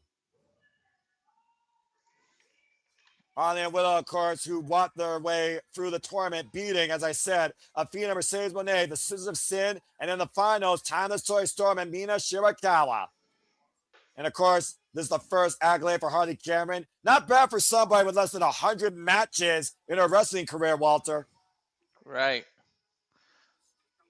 And of course, the stiff competition that Harley Cameron had to endure as she wanted to get better at this. While, of course, she is multifaceted and, of course, comedic talent and is a ventriloquist and loves acting and showcasing. And, of course, folks, the tale of the tape doesn't get similar to this. This is the first ever defense of the brand new minted and won AEW Women's World Tag Team Championships. The bell rings and we are underway. And, of course, the referee is Aubrey. Why not? It's all women's contest. Let's hear it for Aubrey. What you got against Aubrey? We going to start something here? I don't. I was saying that's a good thing. All right. Good man. And of course, that mini puppet, Harley Cameron, of course, who first faced Mercedes Moné back in Grand Slam down under in Australia for the TBS Championship. And the catapult and, the knee strike. And we've also seen how much Harley Cameron and Nightingale have really worked well and built cover, 2 count, as a tag team, building tag team combinations out of nowhere. Slingshot double team. Tag made by Willow Nightingale now. And currently, Mercedes Moné the only one involved so far in this match. Off the ropes, underneath, blind tag made by Athena. I don't think the Bears are aware of it, though. Double sidewalk slam. Now Athena in. Harley Cameron being Athena of the punch. Big elbow strike. Great awareness. Cameron, Willow went for the double enziguri. Athena, Monet scouting it. And both women now. Oh, they are sliding forearm. And Athena, Mercedes Monet teaming together now for the third time ever. Second time ever in traditional tag team action, by the way. Or third time, excuse me. Again, Mercedes Monet scouting. Willow, look for the meteor. Willow with the sidestep. And now Willow Nightingale trying to send Monet back in the ring. Does the Tiger Feint kick. And Willow, the power bomb on the apron to Mercedes Monet. Mercedes Monet. Oh, God! Athena like a bullet. Freaking Phoenix targeting her target. Harley Cameron, though, crossbody, wiping out Athena on the outside. Uh-oh, but Athena rolled through. The power by Athena. Oh, and a low spear by Willow, wiping out Athena. Willow coming into the aid of her partner. That is teamwork right there, Walter, by the Babes of Wrath. Love watching them work together. And again, though, look at Athena, though, the velocity behind that tope suicida. Good grief. That's the best inside the ring. And 2 count as Athena able to kick out by Willow Nightingale. Of course, Willow Nightingale, previous challenger to Athena's Ring of Honor Women's World Championship. Willow also former TBS champion and CMLL Women's World Champion challenger. And, of course, former NW Strong Women's Champion and inaugural NW Strong Women's Champion who beat Mercedes Monet for that title as Saya Kamatani would defend that title against Suri at Wrestle Kingdom 20. Lock the forearm. Athena landing on her feet. Again, the agility of the Forever Goddess, Forever Champion. Emma Fro, Harley Cameron, able to catch with the enziguri. Mercedes Monet, though, taking advantage from behind, grabbing Harley Cameron's hair while Aubrey Everett's back was turned. And tag made. Single knee, cold breaker, backstabber, combination to Harley Cameron. The cover by Mercedes gets a 2 count. That was a good escape. A great combination, though. I gotta give credit to. We talked about before, a cringe character, but Mercedes Monet, she is as proficient as the day is long inside the ring. And right now, Athena, Mercedes Monet, isolating Harley Cameron. Mercedes Monet has been the TBS champion now, of course, for 581 days and 24 successful defenses. Running Miura strike. There's a cover by Mercedes Monet on Harley Cameron, who gets the show up at 2. That was a deep cover, by the way, there. Smart. And again, Athena's record eclipsing any champion across all AEW and all Ring of Honor history. Men or women. Put that in perspective, Walter. Yeah, man. She's freaking running it. Like, how is she not the female superstar of the year? Yeah, we'll see if Athena can actually win some more gold here. Of course, Athena did previous challenge. Cover. 2 count only. That was a very her own partner. Cover. Well, and not only that, again, she lost to Mercedes Monet during the Owen Hart Foundation tournament, but she also lost to Toni Storm for the AEW Women's World Championship at Forbidden Door. Remember, she was the winner of this year's Women's Casino Gauntlet. The only blemishes on her record this year outside Ring of Honor. Ring of Honor, she's been absolutely undefeated. Ready Meteora by Mercedes Monet, the cover, single leg cover on Harley Cameron. Harley kicks out at 2 again. Once again, Harley Cameron able to escape. But again, these kickouts are happening closer and closer to the 3. So Willow Nightingale has to be aware of a sense of urgency at some point here. Every time you force somebody to kick out, they exert energy. So. And again, Harley Cameron is still very young and inexperienced. So she may not be used to these deep reps. Again, all great individual wrestlers, and Harley Cameron is on the rise, on the cusp.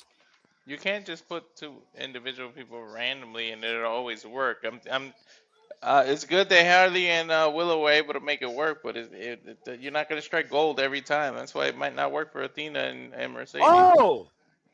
Great counter there. To your point, though, Harley Cameron able to get Athena with the DDT, but look how close Athena was to her corner. Harley Cameron, though, trying to make her way to Willow Nightingale. Fingertips away, and there's the tag!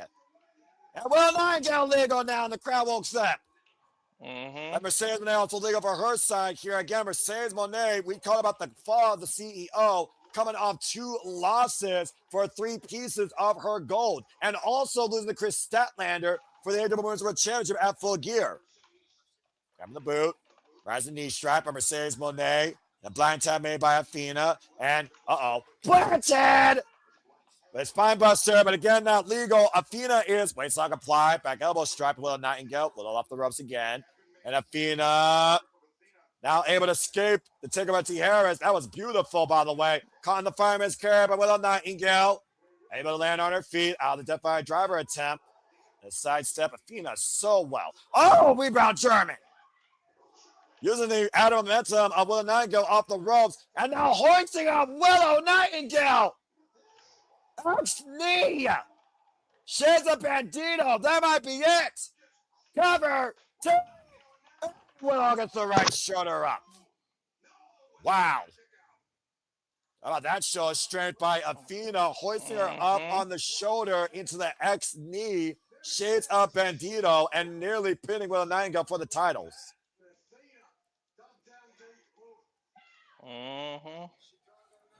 Chicago, of course. No stranger, of course, these 2 incredible athletes. Of course, we've seen Athena take on Skye Blue in a Chicago street fight at one point for a Ring of Honor Women's World Championship. And right now, Willow Nightingale, wait a minute. What?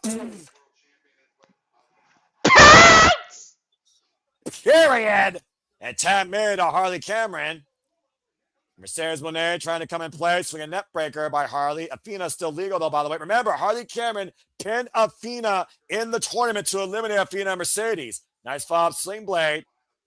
And now, not sure she got all of it, but now the ground and pound Athena covering up here, and Harley Cameron making her feel the wrath. The babe of wrath. I'm about to say, who brings the wrath more than Harley Cameron in the AEW Women's Division? And Harley Cameron right now going up to the top rope. There's Mercedes Moné picking the leg. Oh, and Athena flying in with that flying kick. Dude, that again, came out of nowhere, too. And Harley Cameron in serious jeopardy here. Legal for the champion side. Mercedes Moné and Athena looking up Harley Cameron. Willow Nightingale. Willow looking to center partner for a ride. Oh! Double powerbomb, and Harley Cameron prevented the disaster. That was and smart. Harley to the top rope. Doubling cross body. I didn't notice. Did she hook the top rope to prevent it? I believe that's exactly what she did. And on the move is Harley Cameron. Off the ropes. Double Cruz defense bomb. Covers. Oh, wow. I didn't expect Harley Cameron to have that in her. And take a look at the replay here, Walter. That's exactly what she did. And Willow Nightingale playing the strategy here, setting up Harley Cameron for that double cross body, beautiful double crucifix bomb takeover follow-up, near fall for the champions. And right now the champions in the driver's seat. Athena, by the way, is still legal for the challenger team. And you know the Bears rep does not want to end being transitional on 0 defenses. The soul food into the bat drop, the cover, 2, and Monet with the save. I love that double team move, brother. That's the same way they beat Hyan and Maya World on Christmas Collision. High kick by Harley Cameron to Mercedes Monet, rocks to the outside. And now look at the flexibility. Athena, catapult. Oh! Caught Harley Cameron in the stunner. And tap made to Mercedes Monet with a Nightingale. Though these will be aware that the CEO is legal. Backstabber, takeover into the statement maker. Set out the ring. Harley Cameron taking out play, by the way. And there's nowhere for Willow Nightingale to go. Trying to push her hips forward. And you see, look at the desperation in Mercedes Monet's face just to find a win here, Walter. She's desperate. She's been on a skid lately. You see right now Willow Nightingale fingertips away from the ropes, and Mercedes Monet trying to pull Willow back as hard as she can by her neck, using the boot to kick her back and over towards center. But Willow, with the leverage, getting back up to her feet. CEO up on the shoulders. And a Death Valley driver. Cover 2. Oh, great skies. Athena crashed on her partner. Trying to break up the pain predicaments. A waist lock applied. Mercedes like, oh no! And Mercedes Moné clocks Athena. And now it's falling apart for the challengers here. Willow Nightingale getting the better of Athena and Mercedes Moné all on her own for the duration. Mercedes and Athena right now stacked up like cornwood in the corner. And Willow Nightingale follows in with the splash, crushing the challengers. Making them bump into each other again. Mercedes and Athena bumping into each other to your point. Double clothesline takes Athena and Moné down. And Willow Nightingale has been working on all fine cylinders here tonight. Dude, where did she go to the top rope? Damn, Very Willow. rare we see Willow Nightingale go to the top rope, that's for sure. Athena, though, beating Willow on the ascent. And right now, Williams making the climb. Now hoisting up Mercedes Moné. And what the hell is this? Oh, that's good teamwork. Into a superplex powerbomb combination. Powerbombing old partner, but superplex Willow Nightingale. And now Athena, Mercedes Moné, gory bombed on the Willow. And the cover. Do we have new champions too? And Harley with the save. Yo, that was a nice double team move too. Some very creative offense here with Athena literally probably hurting her partner more in the process, but literally putting their own bodies into the work to seize the AEW Women's Tag Team Championships. A near fall, though, thanks to Harley Cameron's interference. Athena's hurt, dude. You see the way she's holding her shoulder? All four of these women down right now in a very game women's tag team contest. And what is the genesis of this incredible women's tag team division in AEW? Highly competitive contest here right now. You see the drive of Harley Cameron here. Very quickly, Harley Cameron, though, scrambled against Athena. Went for the high kick. First kick, rising knee strike, combination by Athena. And Harley Cameron, wait a minute. Oh! The hell Just was got that? planted. It's a finishing move. Harley on the move again, but Mercedes Moné hooking up Harley Cameron. Drives her down to Moné Maker. The dog face DDT. But Willow Nightingale, the babe right now, hoists the Mercedes Moné, looking for the power bomb. Mercedes Moné hooking up Willow Nightingale, looking for the stair Moné Maker. Backslide, leg capture two. There's a back retain. And Mercedes the one who took the loss. And Willow Nightingale pinned her. The person that Mercedes Moné took the TBS championship from. That was a nice And once pin. again, it is a sour note for the CEO. The way she did that pin was nice too. And the Babes of Wrath ride high in 2026. Still, AEW Women's World Tag Team Champions. A hell of a contest. Doom, doom, doom. Doom, doom, doom. And we talk about time, Walter. All it takes is 3 seconds. That beautiful counter. Dancing to this shit. Hey, I'm all about disco. Disco never died unless you believe in Disco Inferno, who's the scum of the earth, worse than anything that is alive. Sorry, did I say that out loud? Anyway, Mercedes Moné losing streak continues to engulf her as she fails to capture the AEW Women's World Tag Team Championships. Uh-oh, look at Athena staring at it. Again, you only can wonder what Athena's thinking right now. See if we get any words. Clearly, that's two champions that don't like losing. Congratulations. I love that sign. Athena and Mercedes Moné need to figure out a game plan if they're ever going to tag team again. Where there's a will, there's a way. Babes of Wrath. They're arguing. I'm not surprised. And think about that, by the way, that's their first pay together as a tag team. Okay, the mood just changed. Yeah, someone have 911 on standby, because up next, it's Gabe Kidd versus Darby on one-on-one. And I fear one of these two men will be the other world's end. Oh, shit. Mr. Allin, your room is ready. Mr. Allin, your room is ready. Well, why not Gabe Kidd for that matter? This man that came out of psychiatric war, who nearly ended his own life, it wasn't for Tanahashi, while the other man survived a bus and a fucking mountain. Why don't you look Gabe Kidd in the eye and tell him that? I'm telling you, they need to have a padded room match. Padded room match, bloody freaking hell. In the middle of a psych ward. I don't think any psychologist wants to deal with that. Dude, There's not even a stipulation. It's just a regular match too, and I'm still scared. There's nothing regular about Gabe Kidd and Darby Allin. True indeed. This is the guy that sent Darby Allin into his own living fiery hell. This is the guy that literally spent time in a psychiatric ward 2 years long, and the only saving grace was Hiroshi Tanahashi and his own mom.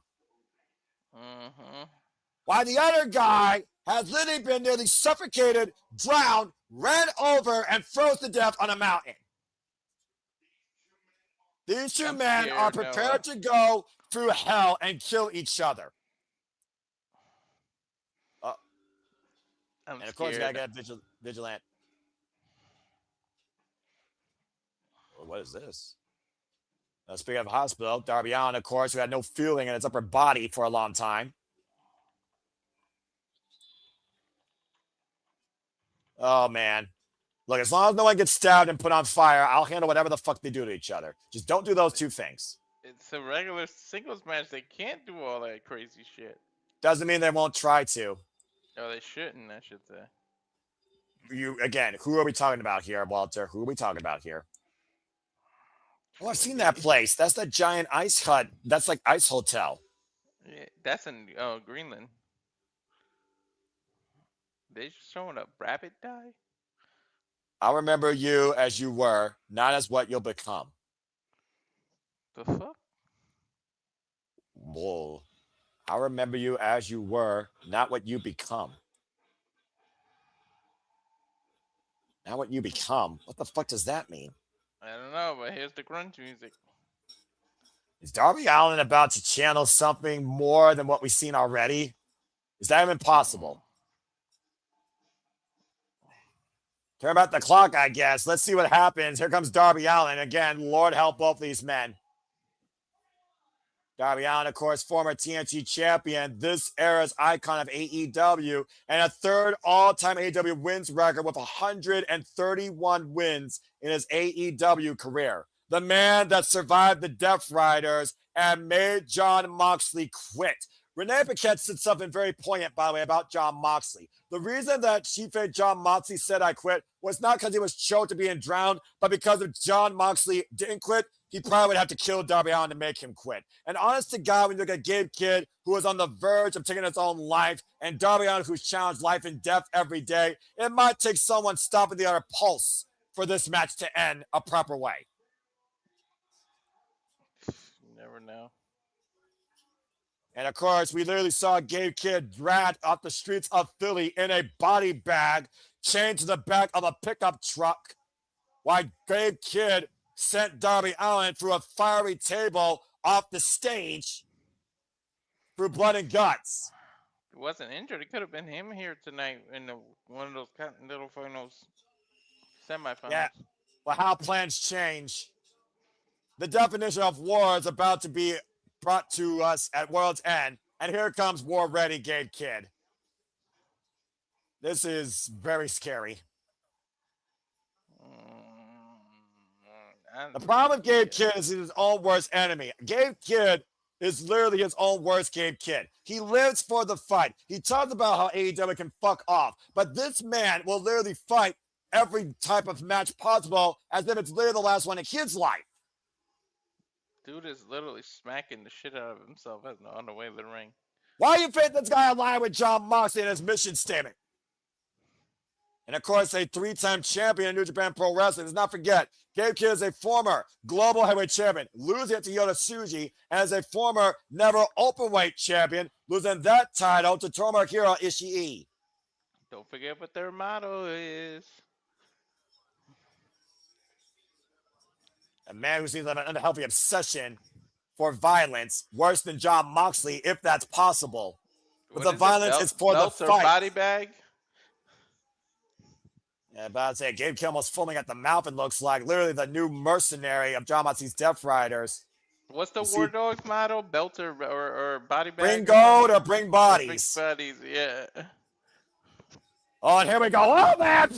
I'm an heavyweight same time. I remember Rick Knox for this contest. And Gabe Kidd immediately on the attack after Darby Allin for the shotgun drop kick. Again, don't blink, folks. This is the first time ever won my matchup, by the way. I have 2 words for Rick Knox. Oh, God. Good luck. Again, literally, you figure out everything that Gabe Kidd put Darby Allin through during this Death Rider vendetta and everything Darby Allin's been through since January. Throwing Darby Allin down that same flight of steps. Oh, my. Dude, that was was just a thrown few down days in ago. Don't January. forget.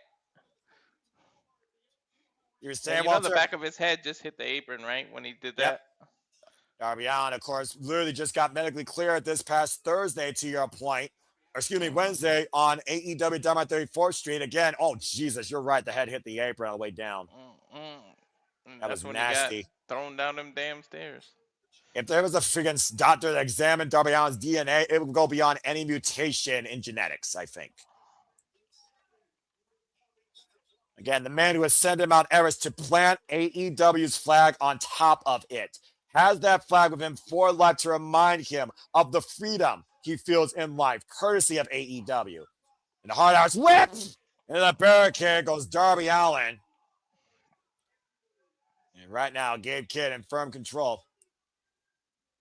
Remember, Darby Allin fought Gabe Kidd wasn't even his problem. Wasn't even a problem for him. Gabe Kidd made Darby Allin a problem. Darby Allin slowly get back to his feet. And again, Gabe Kidd scouting Darby Allin here. Whoa, man! And running torso first to the barricade. Yo, he's so lucky he moved out of the way. And again, a little bit of violence between these two men may not be contained by Rick Knox. Tope suicida by Darby Allin and Gabe Kidd against the barricade. Yeah, remember Rick Knox got his work cut out for him tonight with this bout. Gracias.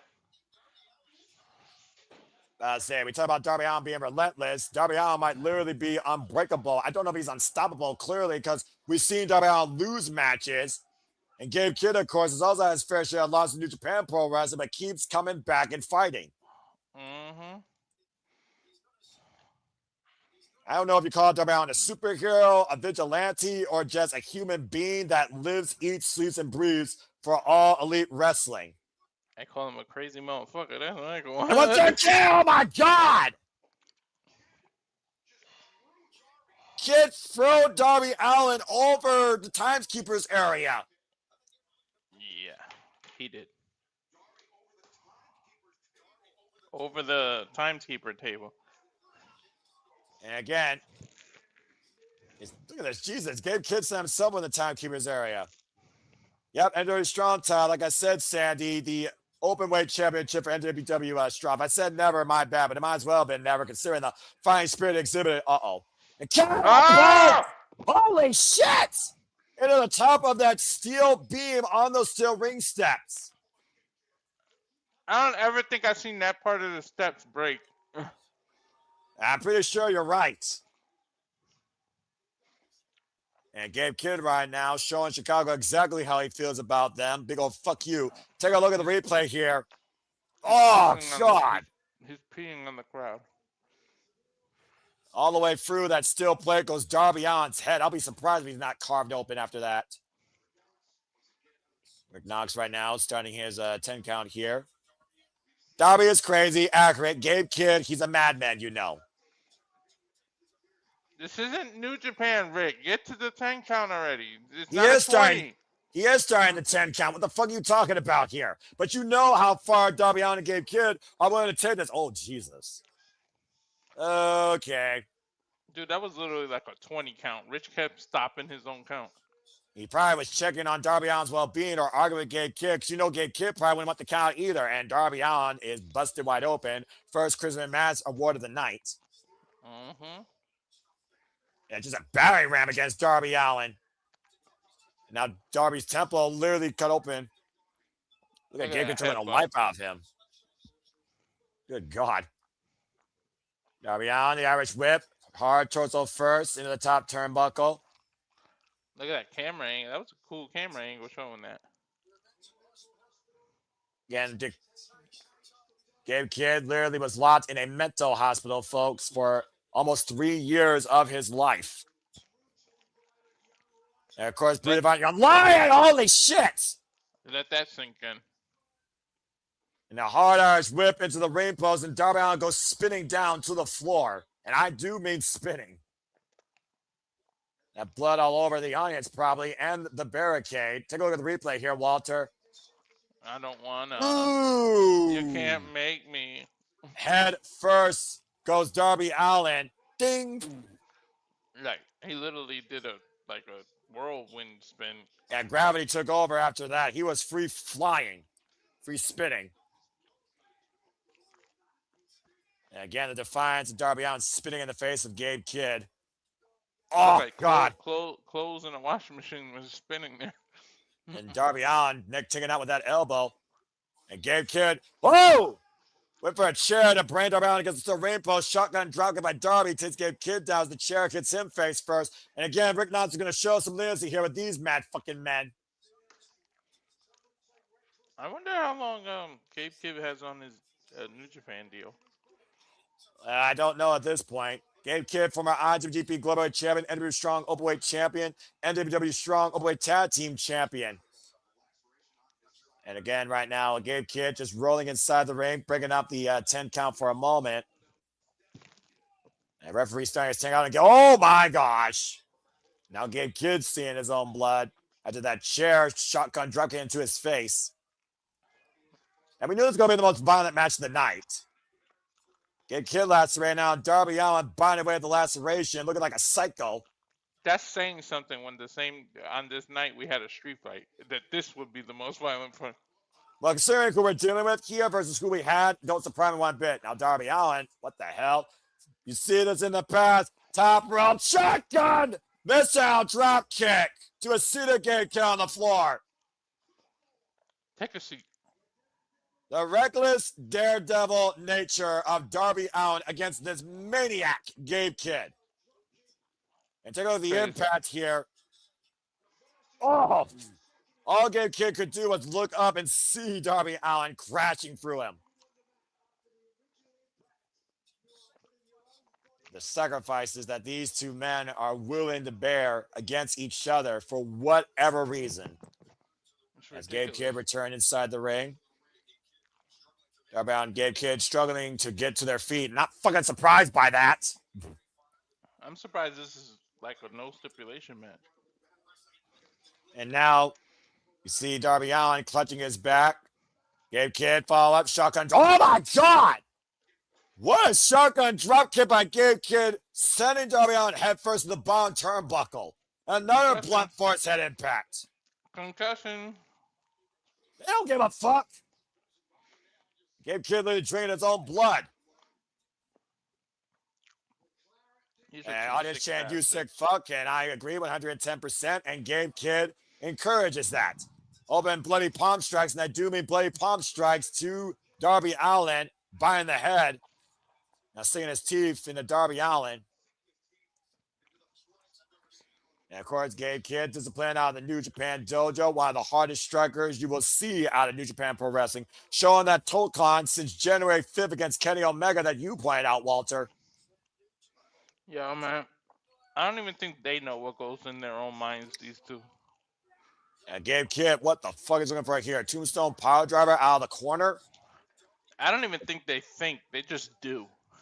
And right now, Darby Allin's doing everything he can to avoid that driller kill power driver of sorts. Shout out to Drew Maloney and Darby Allin now biting the face of Gabe Kidd and raking the back of this War Dog maniac. Uh-oh. Now going up and over. Kick out. No. By Gabe Kidd. When he slapped his back, did you see the amount of blood that flew off? Oh, absolutely. And Darby Allin, quick to follow up, out of the top rope, coffin drop! On target, but unable to capitalize. And you saw the lower back of Darby Allin wince as Gabe Kidd rolled to the outside. It allows Gabe Kidd now to regroup as the referee starts his 10 count here, and Darby Allin is crawling his way towards his fallen prey on the outside of the ring. We've seen how many wins with that coffin drop. I don't know if they met their match with who's crazier out of these two, honestly. I don't think there's enough psychiatric testing that could give you the answer to that, Walter. I don't know. It might turn into a weird respect thing when they work together. Imagine these two nuts on the same page. Coffin drop to the floor. Good Lord. Yeah, but he hurt himself, didn't he? Again, I don't think he gives a fuck, and Gabe Kidd is wincing. He hurt his Look at the own replay spine here. doing The that Coffin shit. drop from the top, knocking the wind out of Gabe Kidd quite literally. And he knocked the wind out of himself. That when you do that move, you hit kidney first if you think about it. And of course, there's no canvas. That's just a small padding there over concrete. That's even worse. Like 10 times worse. And right now, Gabe Kidd, I don't even know how freaking Darby Allin's going to be able to clutch Gabe Kidd's head with this amount of blood that he's pouring. And then puddles of blood, the blood telling the story of these two madmen locked in lethal combat. We're going to put an end to this. So look at the leg. 2, and Gabe Kidd. Oh, wait a minute. Hoist it up. Darby Allin's got Gabe Kidd hooked. Scorpion death drop. An homage to Sting. And now Darby Allin again. What the fuck is left for Darby Allin to do here? Oh. Step over. Legs trapped. And the Scorpion Deathlock applied. And it sits in deep middle of the ring. Will Darby Allin make Gabe Kidd tap out or quit? Applying pressure to the lower back that already to this point was compromised on those coffin drops. You saw the way Gabe Kidd was trying to push up, though, try to alleviate some of the pressure. He slumped forward, though. Again, let's not forget, like you said, Walter, Gabe Kidd was recently cleared from concussion protocol, and you saw the way he slumped forward. Oh! Now, Gabe Kidd, though, with a vicious elbow, as both these men are locked by their fingers. Battering ram headbutt to Darby Allin's heart. Rebound. Lariat wiped out Darby Allin by Gabe Kidd. And Gabe Kidd on the attack. Pile driver! That's gotta be it. Please, for the love of God. 1, 2, 3. No! He's alive! He's fucking more alive than PCO! Don't count Darby Allin's not human! Oh, wait, the rope for the shoulders down to Darby!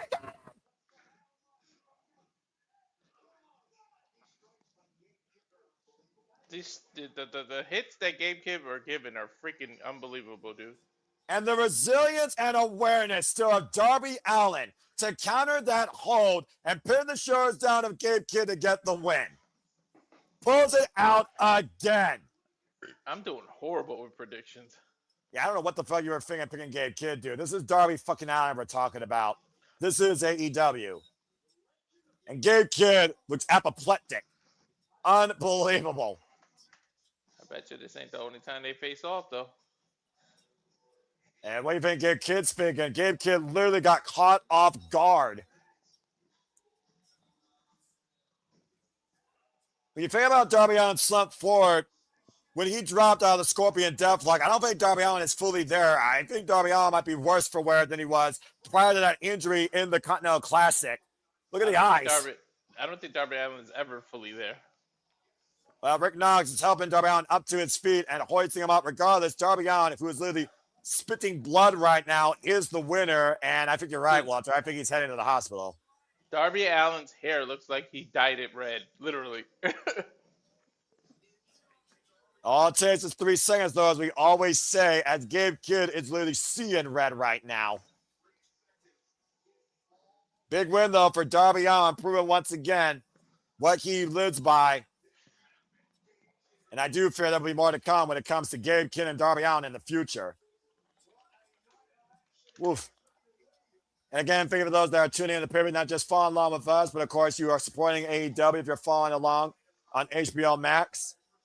But of course, coming up next year when the All Elite League resumes and we continue covering AEW, we will be hosting in the Revolution. AEW Revolution will be Sunday, March 18th from the Staples Center. That will be the kickoff, by the way, for the All Elite League, March 18th, as January and February sets up the initials for the calendar year. Again, AEW Revolution will be in March. Well, from some of that was bloody crazy to some of that even more crazy, it's time for some mixed Warfare, Mixed Nuts Mayhem. Time for the Death Riders versus Timeless Toni Storm, Roderick Strong, and the Conglomeration. Salty or non-salty? I'm not even going to answer that.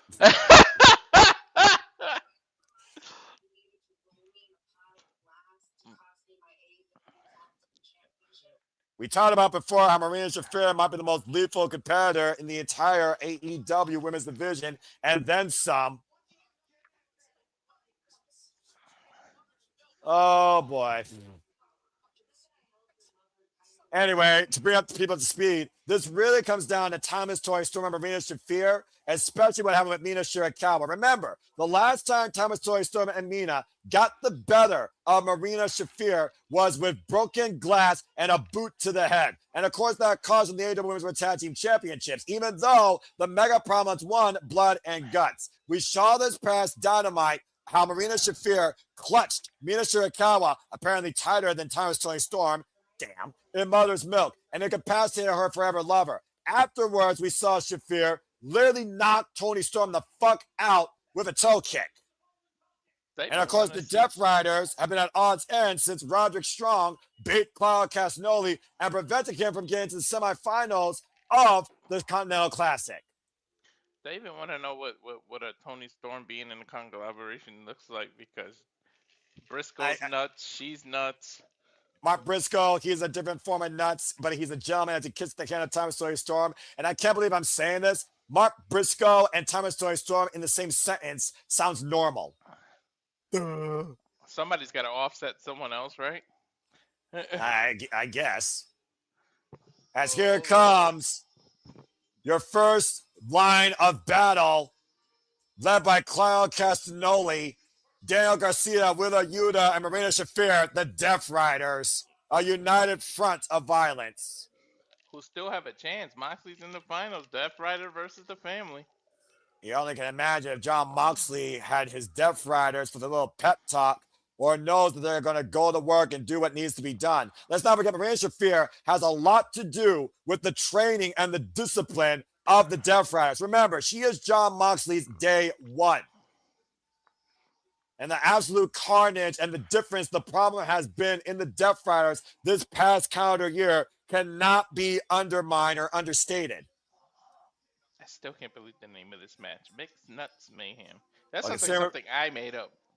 Yeah, I'm about to say, we talk about give us more Marina Shafir in action, give us more of her against men. Now she can take on freaking First Screw's Orange Cassidy, Mark Briscoe, and her own damn husband. Mm-hmm. What the hell? Why did I put Pac in there? Let me get rid of that. And of course, Marina Shafir, as I said, coming off that win against Mina Shirakawa and the loss in the AEW Women's World Tag Team Championship Tournament in a Holiday Hardcore Death match against Mina Shirakawa and Timeless Toni Storm. But of course, this all goes back to Blood and Guts. Marina Shafir incapacitated Mina in Mother's Milk. Not once, but twice. And it took weapons and walking through broken glass to neutralize the problem. Yet the problem remains to be solved by Timeless Toni Storm. She's going to put her husband in Mother's Milk. Yo, I freaking guarantee it. The fact of the matter is, Marina Shafir says, I don't have a problem, but you do. Uh-huh. And there she goes barefoot again. Well, again, there's a multi-discipline judico, of course, formerly in MMA.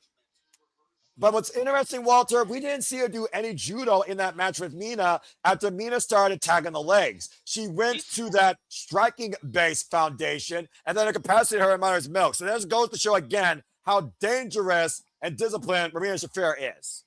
Ishii is part of the freaking Conglomeration? Of course he is. I haven't seen him in a while. That's because he's in New Japan Pro Wrestling getting ready for Wrestle Kingdom, dude, and he was also injured. So was Hologram. Oh, this is going to be so damn weird. I'm for it. I even want to know. Well, we got Mark Briscoe. Hey, maybe Mark Briscoe, Marina Shafir can go to the TNT Championship. Intergender Warfare. Why not? My money would be on Shafir for some reason. You know what? That's probably a fair shout. Again, Roderick Strong. You see it says Conglomeration and Roderick Strong, as Roderick Strong still refuses to conglomerate. But it was Kyle O'Reilly and that pep talk that allowed and encouraged Roderick Strong to knock Claudio Castagnoli out. We're getting timeless. Oh, bloody hell. Timeless nut agglomeration. The fuck is that fan figure with that sign? Oh What shit, do you we even didn't even call go black this? and white. You know what? Fuck it. Why not? She went gold. She didn't go black and white. Well, I mean, she's seeing things in full color. And that fan very happy to see I'm just gonna timeless point that out. You read my mind. I was gonna say that fan's happy to see you. Toni Storm. And I know my brother King A-Train from ATW is very happy. Of course, timeless Toni Storm, record-setting AEW Women's World Champion, who lost it to Chris Statlander as for her own bloody murder at AEW All Out. And we also saw timeless Toni Storm confront Mr. John Moxley, Johnny Boy. You know what I would love to have seen? A conversation between him. Oh, shit! Oh, never mind. You were saying? Well, back to the races. Here we go. Let all 8 of these people just run wild here. So far, the men are fighting the women are fighting the men. I don't think that's going to keep up here. I would love to see a conversation between Briscoe and Macho Man. Just the two nut voices and the crazy acts. I'm about to say, that's too crazy, dude, even for this day and age. And right now, Thomas Toy Storm mounting Marina Shafir. Marina Shafir who's yelled people to do better. You can't break me, bitch. Now with a Yuta saying Thomas Toy Storm to the outside. Again, in Mixed Nuts Mayhem, I still can't believe I'm saying that. All competitors are legal at the same time. And right now on the outside, Mark Briscoe with a Yuta. Mark Briscoe recently defended the TNT Championship against Daniel Garcia. And with a Yuta right now. Are they cashews? Oh! Are they mixed? Are they Wait, honey roasted? stop that! What kind of nuts? What kind of nuts are we talking? Will you stop that? Irish women. Mark Briscoe froze himself with a Yuta. Of course, the leader of this newfound family known as the Conglomeration, where every day we conglomerate and keep on fighting. Did he get a haircut? I guess. And right now, Mark Briscoe mounting with a Yuta in the corner. Orange Cassidy with the front face lock, I think, on Daniel Garcia. Yuta. And now Mark Briscoe swinging a miss. Swinging a miss again, but with a Yuta. Whoa! And Mark Briscoe throws the caution to the wind while seriously on the outside. Damn, he did a somersault off that mofo. Olympic slam by Roderick Strong with a Yuta. And Claudio running through him with the uppercuts. Best European uppercut in the game. The emissary of violence of the Death Riders. And of course, Roderick Strong was Castagnoli's undoing for the 3rd year in a row as Castagnoli failed to make it to the semifinals. Mr. Pepperoni Nipples himself. And Claudio Castagnoli, who lost last year, of course, to Commander, and in the inaugural one, a draw to Bryan Danielson prevented Claudio from making it. Nice drop kick by Roderick Strong, of course. As Roderick Strong got his only win in the entire Continental Classic against Claudio Castagnoli after being encouraged who the fuck he is by Kyle O'Reilly, who is still not medically clear to compete. Dude, he is chopping this shit out of Claudio. And now we got Daniel Garcia, who was sent out through a table by Roderick Strong, let's forget, on a collision one time. And now we got Orange Cassidy and Daniel Garcia, no strangers to each other. Wait. What time is it? The woo. It's time for the woo, apparently. The slowest woo I've ever seen. A swing and a miss. Orange Cassidy off the ropes, up and around. So offbeat.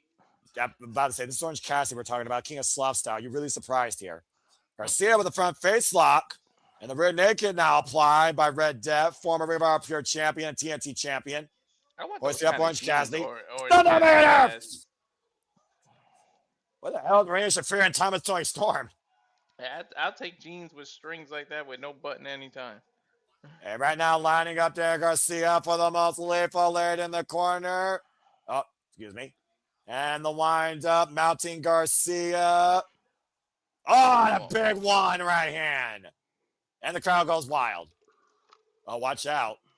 Here comes Marina Shafir, who is no nonsense. Okay, I need this one-on-one. Wait, what? You can touch each other. You can do it. Pockets. Hands in the pocket, Shafir and Cassidy engage. What the hell? What the fuck? Oh. Nonchalant kick by Shafir. I mean, those are faster kicks, to be fair, and a sweep of the leg. What the fuck? The kick pad. Okay, I need this one-on-one in my life. Up and over. Shafir lands on the floor. I cannot believe I just saw that. And a kick up. How does Orange Cassidy fucking do that?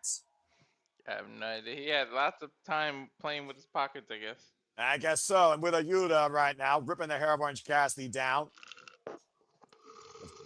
Betrayal, of course, against the best friends and against the man that literally trained him, by the way. Also was the first man to literally be part of Bryan Danielson's end last year at Wrestle Dream. Joining the Death Riders, of course. And Claudio Castagnoli, who joined. They need 2 referees for this kind of match. Yeah, think? I need Orange versus Shafir in a pockets match. What the fuck is that? Where you literally wrestle with your hands in your pockets. You're disqualified if your hands come out of your pockets. Pocket watch. I'm just going to focus on the monitor. Death Riders right now literally bringing a train of pain to Orange Cassidy, Shafir included. Good Lord.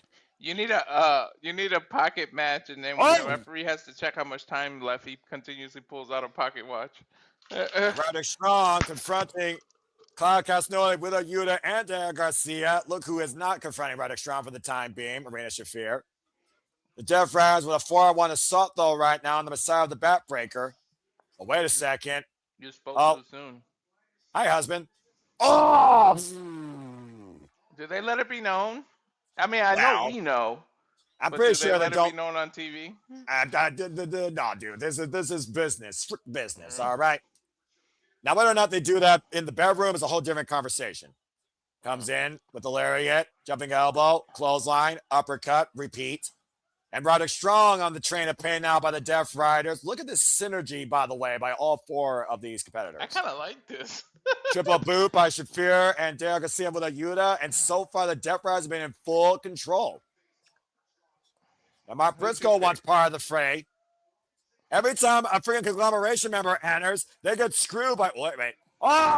Did not want to hit a woman, and the Death Riders capitalized on it. Did you go Death Rider, or did you go... About to say, Shafir literally the problem for everybody not a Death Rider. I don't even know who I picked. I think I picked Death Riders. I forgot. Open palm strike by Shafir to Mark Briscoe. I'm not sure who's coaching. I'm not sure who's coaching Mark here. Claudio Castagnoli and Marina Shafir. And look at this extra elevated camel clutch. How's he not submitting? We're talking about Mark Briscoe here in the Brazilians that he, of course, shows. Hey, and right now, here comes the train of pain to Mark Briscoe. Uppercut, jumping elbow, clothesline by Shafir. All 4 Death Riders getting up on the TNT champion. This is just pure synergy here by the Death Riders. If somebody pins or defeats Briscoe, do they get a TNT title shot? I mean, if Shafir pins Briscoe, does she get a TNT title shot? Orange Cassidy just booted off. A swift boot right now, and the Death Riders have literally isolated only one person. That was the most nonchalant boot they Castagnoli just hit him with. Shafir right now with that kick to the spine. Shafir again teeing off against Mark Briscoe. And now Shafir, Toni Storm. Saving Mark Briscoe. Oh, here we go. They're about to do the train to Toni. Well, right now, Toni Storm and Shafir in the ring, and Toni Storm hooking Shafir for possibly a German suplex. Shafir fine back though, back elbow strike applied. This is the match I want to see here. And the hammer lock. Possibly looking for that judo takeover. Again, Toni Storm taking Shafir to the outside, finding up after a forever lover. Looking for the running hip attack, driving Shafir down to the floor. She's still holding on though. Toni Storm now. Oh, well, Claudio, come on, man. You're a gentleman. Don't do this. Now, Mark Briscoe now teeing off against Claudio Castagnoli. Lining up. What the hell? Toni and Mark Briscoe working against Claudio. Double shoulder block. And Toni and Mark just took down Claudio Castagnoli. Walter, don't you get any ideas about these two working together? I told you. To be fair, if Claudio did anything, I mean, he's just following the rules. I mean, there are no rules. First position inside the ring. Garcia looking for possibly a powerbomb. Sunset flip by Orange Cassidy, though. Same time as Toni Storm. Are they dancing? I mean, takes 2 to tango. And Orange Cassidy sending Toni Storm back elbow first into Shafir. And now Toni Storm and Orange Cassidy taking center. Swing and a miss, double hip toss. This is the most bizarre fucking thing I've ever seen, and I love it. She dipped him with a boot. Dun, dun, dun, dun, dun, dun, dun. Takes two to tango indeed. Is she gonna kiss him? Hell my no. God. I've seen everything now. I just saw Orange Cassidy and Toni Storm tangle. Oh, and a high kick and a clothesline. Just wiped that out. That's some movie shit. That's Beauty and the Orange. Irish whip, reversal. Waist lock. German suplex connects to Shafir. I did not expect to get this crazy tonight. The orange and the peel. Let's give her action cut. And Claudio Castagnoli for the running upper. Fuck you, Walter. I break no every time. Mongolian. Fuck me. Fuck. I can't. Tornado DT by Cassidy. Took Cassidy. And Briscoe looking for the Pokeball to Claudio. Cover two. Oh, the Death Rise breaking up. Oh, fuck you, Walter. Are you okay? I'm fine. I'm freaking fine. I'm fine. Oh, God. Next nuts mayhem, right? Oh, my gosh. Oh, Lord. German suplex by Yuta and Garcia and Orange Cassidy. Ay. I'm going to need a cold shower after this. Right. Hey, man. Conglomeration looks strong right now. Uh-oh. And Toni Storm not backing down, looking to square up against Willow, Yuta, and Derek Garcia. Emmy in the mines, Garcia sent for a German suplex. Holy shit. Toni Storm with a suplex to Willow Yuta. I knew she was non-binary. Mm-hmm. Uh-oh. Here comes Shafir.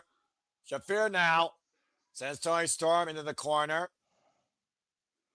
This is the most damnedest match I've ever seen. I thought she and was hammer going to throw. the corner. Head clap. Mother milk. Their front face lock, actually. Wait, the biggest package, too. Claudio hoisting out Toni Storm. And he picked her up. Just like scoops a her up. baby. Toni Storm just slapped Claudio and take him over to TNT.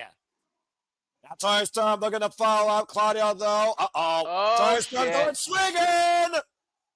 Dude, look how high up in the air she is. Look how high up in the air Toni she is. Storm. Oh, man. Jumping knee strike. I wouldn't put it past Toni to be a swinger. Strong versus Shafir. Let's fucking go. Toe kick to Roderick Strong. Right in the throat. The knife chop to Strong by Shafir. Dude, look at Garcia pushing Strong to the outside. Orange punch connects. On Dale Garcia, time of Toni Storm. Strong 0. But he rolled out. Now with a Yuta grabbing the blonde locks of Thomas Toni Storm. Orange Cassidy, though, looking to square up. Orange punch to Yuta connects. Hip attack. Thomas Toni Storm hiking up the draws. I think Wheeler might. Lights, camera, action. Orange Cassidy takes Claudio on the outside. And Briscoe with a Yuta. Double underhook. Reach for the Skye. Jay Driller! 1, 2, 3! Actually, I think I did pick Conglomeration because I thought all the Death Riders were losing today. By far the most unorthodox, non-binary, ridiculous, fucking 8-person insanity I've ever seen in AEW, and I loved every damn second of it. Dude, the swinging joke went right over your head. You didn't hear. I was focusing on the match. I'm trying to do my job here while you already broke me one night, you fucking idiot. I said I wouldn't put it past Toni Storm to be down with the swinging. And look at the conglomeration coming out here. Harley, Cameron, and Willow, Nightingale, who are also successful. And Roderick Strong, I think he's still denying Is Harley part of it? I know Willow is. I mean, at this point, you might as well call remember the conglomeration. If Toni joins, holy shit. Yeah, but someone tell me Thomas Toni Storm is far from done with Marina Shafir. Wild as mixed warfare. Congratulations, by the way, to Roderick Strong, the Conglomeration, and Thomas Toy Storm on an incredibly successful night here at World's End. As why is Orange Cassidy and Thomas Toy Storm still tangling?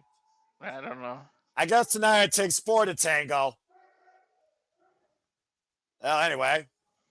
Oh, there's her forever lover. There's Mina. Got to give the people what they want. Oh, wow. A kiss right on the lips. And Lupa the butler here, as the timeless one embraces her forever love bomb. It's a happy ending for the Conglomeration at the end of 2025. Sweet, sweet victory. Oh my Brava. God, she's carrying Orange. This is the weirdest sub I've ever seen. What the hell? Freaking chorus line. What the fuck are we watching, yo? Professional wrestling, damn it. Oh, you gotta love it. You gotta love it. Oh, man. Oh, my God. Absolute cinema. And Looper, of course, hoisting up Timeless Toni Storm. Oh, my gosh. Let's go backstage with Lexi Nair, who's standing by with... Read that, Noah. Outside Mercedes-Benz locker room. Walter might be Noah's downfall tonight because Noah, for some reason, can keep himself calm. First time I see him laugh like that. Wow, that's fair.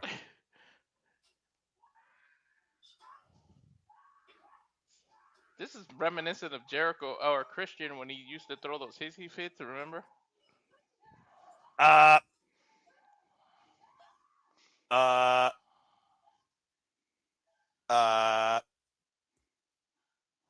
Okay, Bernay, tranquilo. Broke a television, broke a mirror. You got still her, have a title, or several. Let's see if we get anything out of this interview. Jeez. Walter did, Shadow Gamer. I mean, it definitely hasn't been good for you tonight. Oh, God. If it wasn't good for you, it probably would have been King. Fucking hell.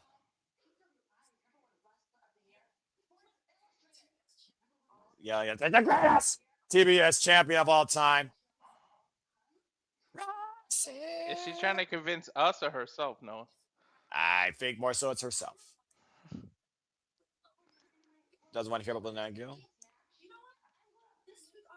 This week on New Year's Smash. I will beat your fucking ass. Whoa! Did she just say fucking head?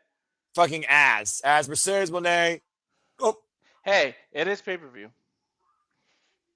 And Mercedes Moné is still throwing a hissy fit like a banshee. So it sounds like Mercedes Moné just challenged with a Nightingale for a match who wants to beat her ass. But speaking of beating ass and throwing fists and lariats, it's now time to get real serious as this women's division continues to be the forefront of the wrestling business for me. It's time for the AEW Women's World Championship match. Chris Statlander and Jamie Hayter.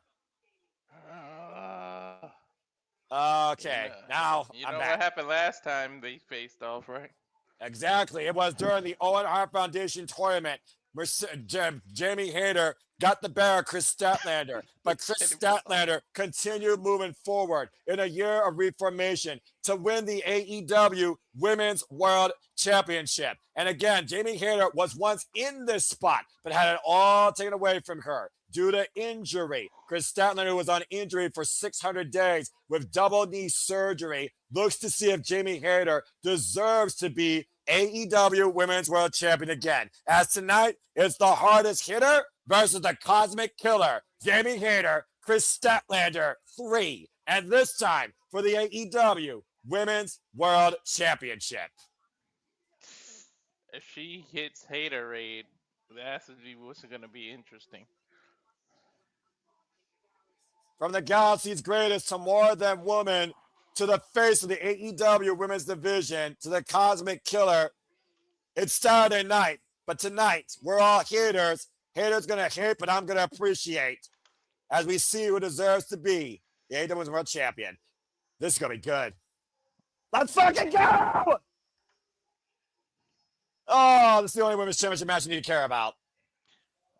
Things just got serious. Damn fucking right they did. Jamie Hayter, who came back, of course, last year at AEW All In after losing the AEW Women's World Championship at Double or Nothing 2023, of course, against Outcast Toni Storm.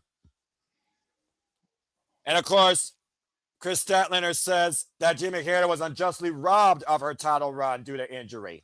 I love Jamie Hayter's style, by the way, just saying. You got a point, though. And of course, like I said, the last time these two shared a ring together, Jamie Hayter won. But Chris Statlander has not lost a match since that night.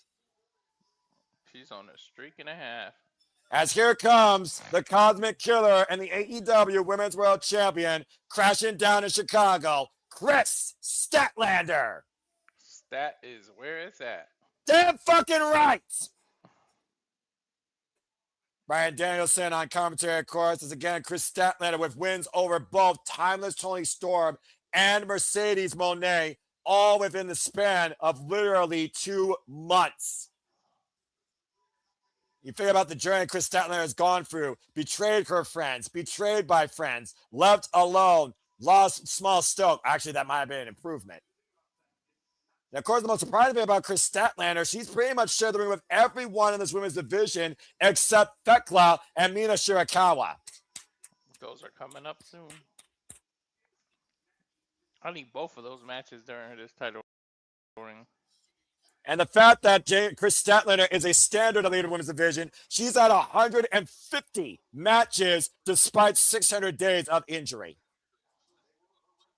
And there you see, of course, Aubrey Everett holding up the title, the cornerstone of the AEW Women's Division, the prestigious AEW Women's World Championship. Imagine 600 days of your career, though, defined by injury. Bell reigns are underway. Hey, man. Show how tough you really are to recover from that. Not to mention modify your offense, as we, of course, seen Chris Statlander still come off the top rope. Dueling chance here for Jamie Hayter and Chris Statlander.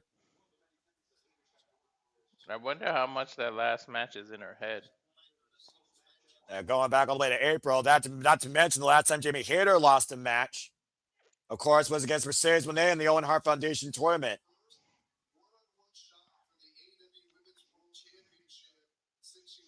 And of course, this is the first ever one-on-one shot she had since losing the AEW Women's World Championship.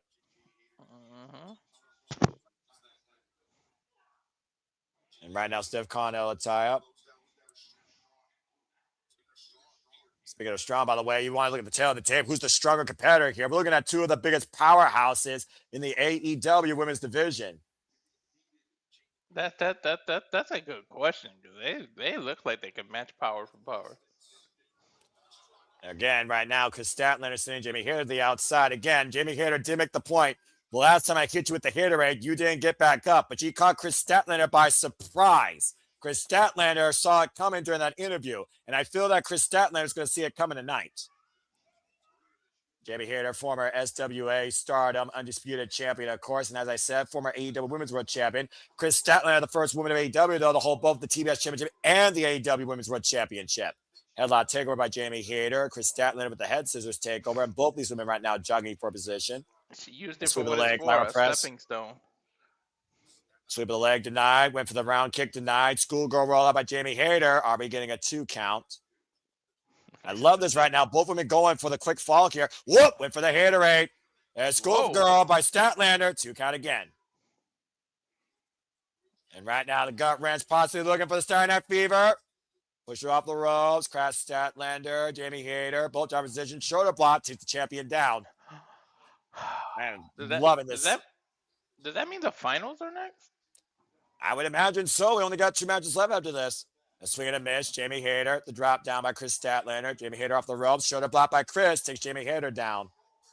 Statlander right now standing tall. You know, they can bitch about how long AEW pay-per-views are, but I didn't even realize how much time passed. And this shit. When you actually enjoy professional wrestling, you don't give a fuck about a clock when it's affordable and engaging. Learn something, wrestling business. Shoulder block. I said what I said, and I stand by what I said. These 2 brick walls just ran into each other. Nobody gave. Oh, I gave that time. And both of the kip up, but Chris Statlander more vertical. That's dangerous to do that. I am loving how dead even this women's match is right now. I'm afraid when she do kick-ups and stuff after her knees, man. Well, again, we talked about before, innovation in her offense. Chris Statlander has still been taking it when needed to the high-risk district. But now it's off. Ooh, high kick rocks Jimmy Hater against the ropes. Great battle right now of exchange here of power and technique. Statlander set up and over, lands on the apron. We saw Chris Statlander literally do it on one leg at full gear against Mercedes Monet, lest you forget, Walter. That's true. That's true. Oh, man. Scissors into a DDT on the apron. Head first goes Jamie Hayter. Great offense there by Chris Statlander. And Chris Statlander right now able to scout Jamie Hayter now on the apron. Statlander got Jamie Hayter up. Looking for that pendulum. Whoa! Lands on her feet. Great quickness by Jamie Hayter. And Hayter went for the drop kick. Statlander got her though. The steel ring steps.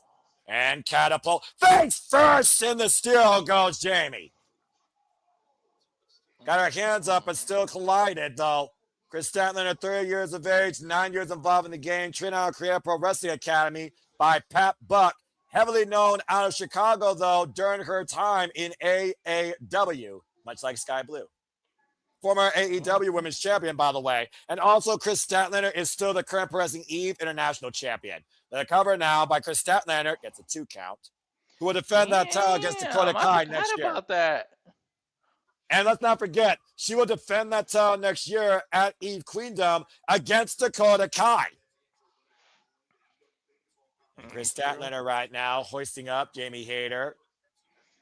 Jamie Hayter trying to fight back. Clemmy shot, though, takes her down to her knees. Jamie Hayter, of course, coming off that win against Isla Dawn and the fallout with the Triangle of Madness. Of course, this really picked up. Backdrop suplex out of Chris Statlander. Jamie Hayter beat the Scissor Sin in tag team action, sending a message to Thekla. And right now, Chris Statlander, Vader bomb to Hayter, cover, lateral press, the confidence being shown tonight out of Chris.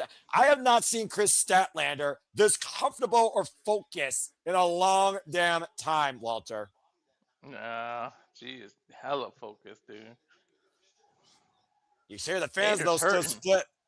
You hear the fans though still split though for these two AEW originals and favorites. Irish Whip, Jamie Hayter in the corner. Of course, Jamie Hayter, who's always been a crowd pleaser. How can you not be split with these two incredible athletes? Exactly. Back elbow, mutual respect. Again, both have shared injuries. Both have been to the top. Both have lost everything. And now Chris Statlander is at the top. Jamie Hayter said with Denise Salcedo back then, she didn't feel ready. But now Jamie Hayter, who's literally just channeling her own style, her own personality, she does feel comfortable and feels ready. And says she will be the champion. And Chris Statlander wants her to prove it. Again, Jamie Hayter taken down with the power slam, and Chris Statlander looking for the Vader bomb. Oh, it's none but canvas. Fresh kick by Jamie Hayter. Gets the better stat there. It's Hayter's chance to take advantage. Jamie Hayter, also former Red Pro Undisputed British Women's Champion 2 times over, and even a national champion. Clothesline sends the champion to the outside. Almost makes you wonder if Jamie Hayter doesn't win this, could she go after Chris Statlander's even national championship? Statlander pulling Hayter to the outside.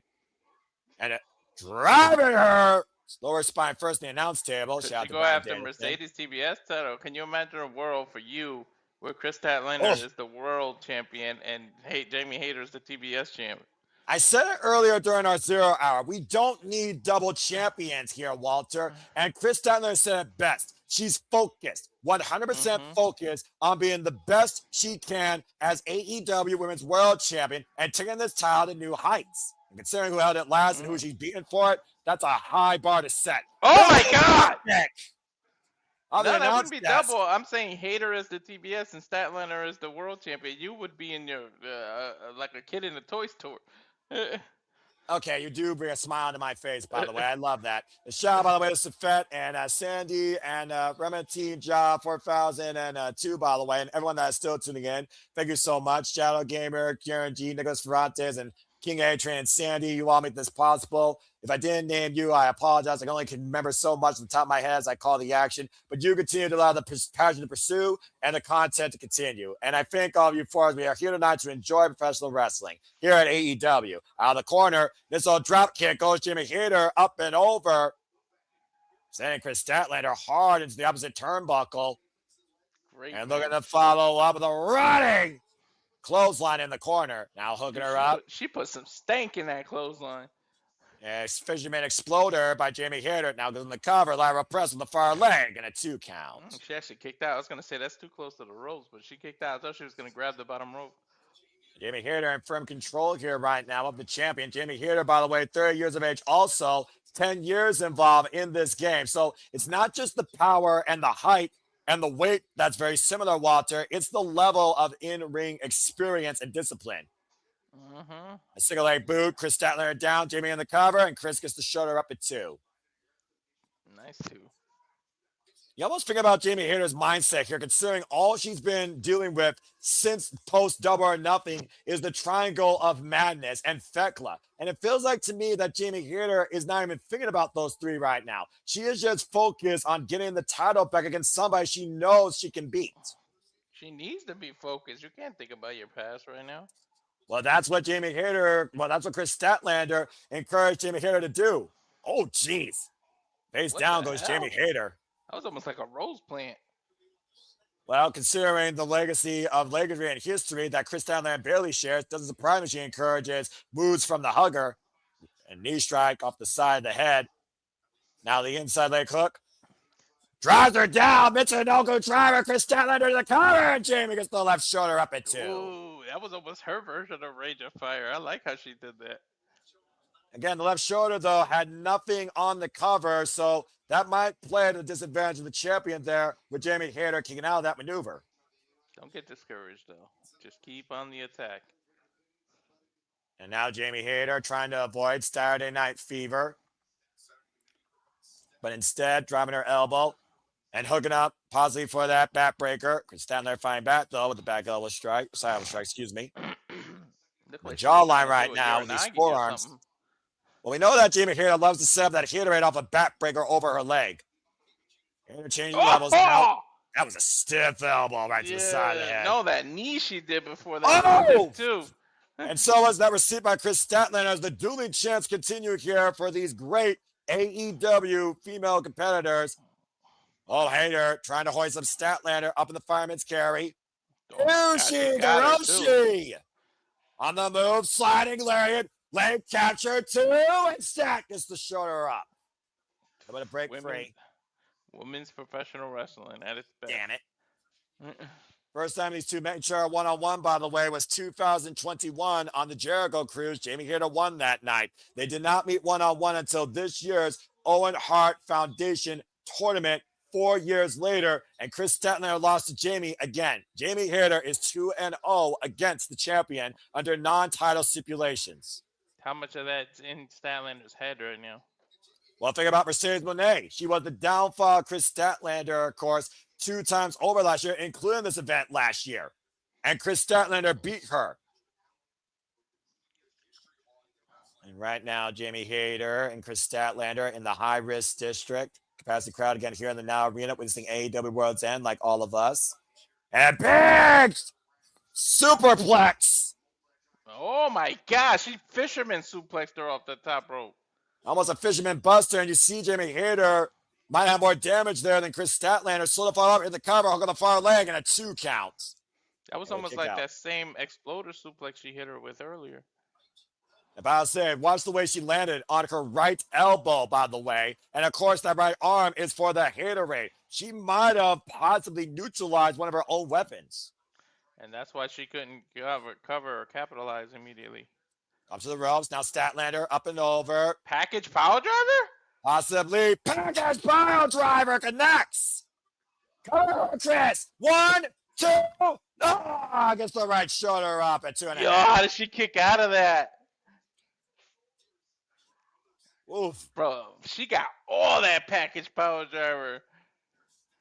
Return to sender. She forgot to put the stamp on it, Noah.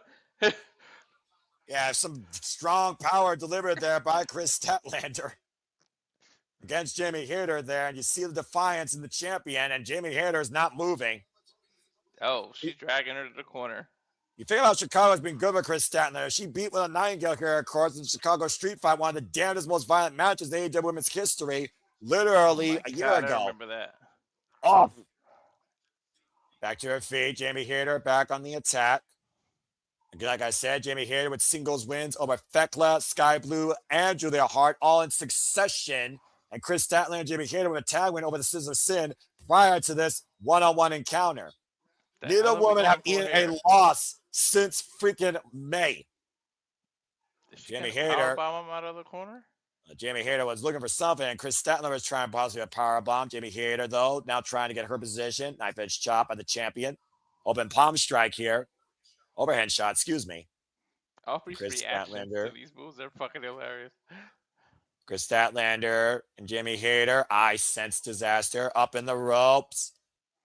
Statlander looking to send Jamie Hayter for a ride. Oh my God! Avalanche. Michinoku driver planting Jamie Hayter on her fucking head. Damn. What the fuck? Takeshita, take a note of that shit. Hayter clutching the top of her head. I don't blame her. Knows the heavy kinesio tape on Jamie Hayter's shoulders. Look at this. Jesus. She turned what was going to be a superplex into a Michinoku driver. Avalanche, too. Statlander sort of capitalized, though, as well. That took a lot out of the champion as it did out of the challenger. Man. Goes back to what we said to the innovative offense we've seen out of the champion. And now Statlander. Oh, I don't know. You should play with this fire. Look for the Hayter raid. Got caught. Oh! Statlander coming Saito to try to pull her own Hayter raid. And Hayter now is fired up with rage. Running kick, cover. Two, and Stat gets the shoulder up. Whoa, that was freaking close, bro. Explosive resilience by the challenger. And again, we have not seen the Hayter raid hit yet or Saturday Night Fever. But I say, I do wonder how much of Jamie Hayter's hair actually cushioned on that Michinoku impact. Now setting up Chris Statlander, Hayter, and Stat falls, rolls through, kicks up, catches Jamie Hayter with a super kick, blocks the boot. Oh, here's a boot though. Pele kick. It's a Guri of sorts, and now Hayter, break over the knee to Chris Statlander. Uh-oh. What's up, Matt Helms? And one the good buster by Statlander. Both women down. Damn, the strength it takes to get somebody up for that. This is women's professional wrestling. And good to see Matt in the chat as well. Chris Statlander, Jamie Hayter fighting for the richest prize in the AEW Women's Division. Their third ever singles encounter. 2-0 in favor of the challenger for the AEW Women's World Championship. And both these juggernauts are putting out all the stops. I gotta say, I do wonder which one's settling in on more fatigue at this point, Walter. We've really gone deep here. Yeah, we have. I think it's been at least 15 minutes. Statlander and Jamie Hayter fighting on their knees right now, duking it out in an elbow exchange. And this is what it means to fight like a champion, have worthy challengers that are youthful for the future and not just relics of the past. And Statlander, wrist control by Jamie Hayter. Oh! Was ready for it. Medical with open palm strike. Oh! The Spirit of Defiance. Catch the Hayter right. Back to Statlander! Holy shit! And now Statlander hooking up Jamie Hayter. In position. Hayter, though, hooking up the champion. What night is it? You gotta be kidding me. Jamie Hayter, pocket pile driver. Home version of Saturday Night Fever. What's tonight? Holy hell. Definition of a back and forth battle as it should be when you fight for the world title.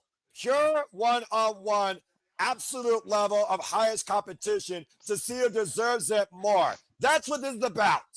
Statlander had the Hayter raid, and Jamie Hayter did the Saturday night. This is crazy. Well, again, it goes to show the level of respect, but also the level of awareness that both competitors have for one another. We talked about the similarities. What are the differences? The only difference right now, one holds the gold, the other doesn't. I think the Statlander. fact that she released it and let it go before she covered, that with hesitation is probably why Oh, she God! get her. Hater just clocked Statlander, stopping her on the discount lariat running. Up in the fireman's carry. Statlander, though, able to cook Jamie Hater in position. Pile driver, cover two, and Statlander returns on Starry Night Fever.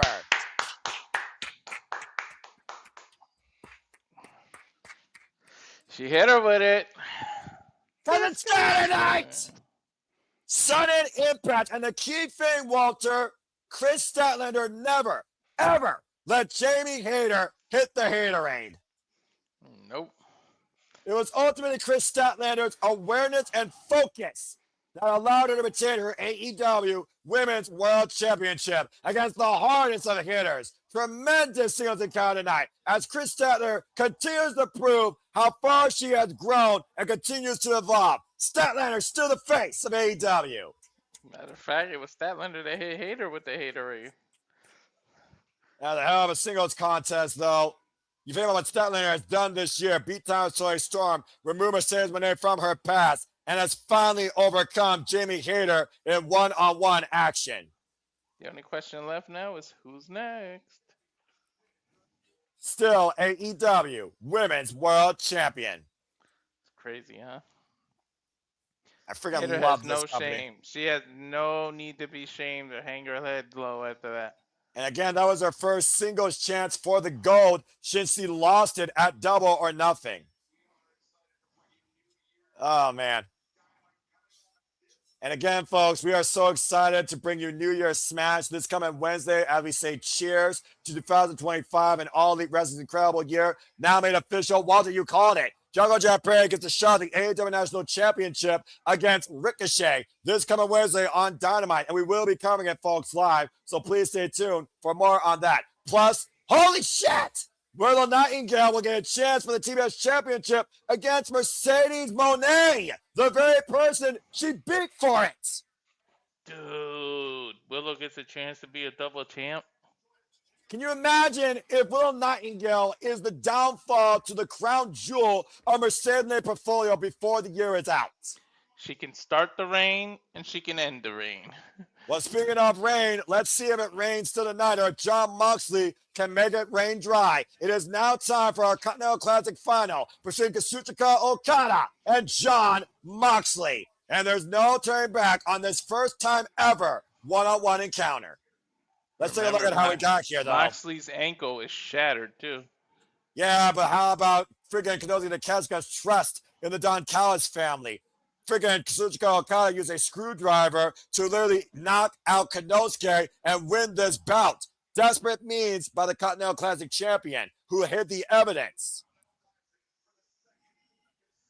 As of course, Kazuchika Okada is looking to win the Continental Classic for the second time ever and surpass Mr. August Masahiro Chono. As we go backstage. It all comes down to this. I'll let you take the transcript here. Be tense.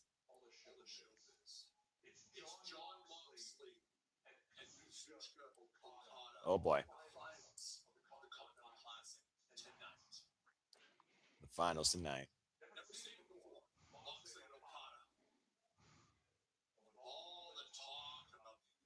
I'm trying to get my championship.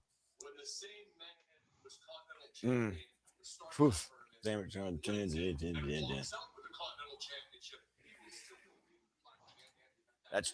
That's true. I mean, if Okada wins, the unified championship stays intact. If not, they got to separate it again, huh?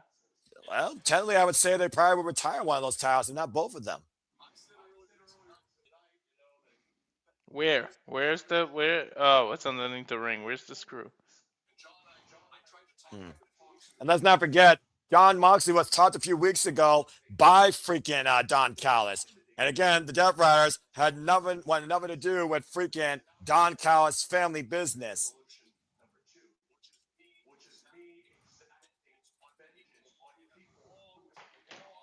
course, he talks about exacting revenge of people that wronged him.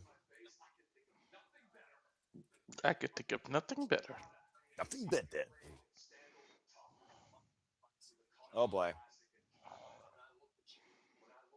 Dude, how is John getting the face reactions? This is doing weird. I mean, again, time makes the heart grow fonder.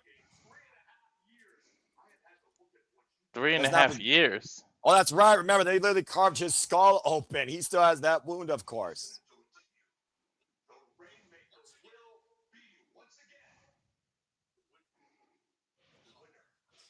Saying that again. Winning the Continental Classic. We'll see.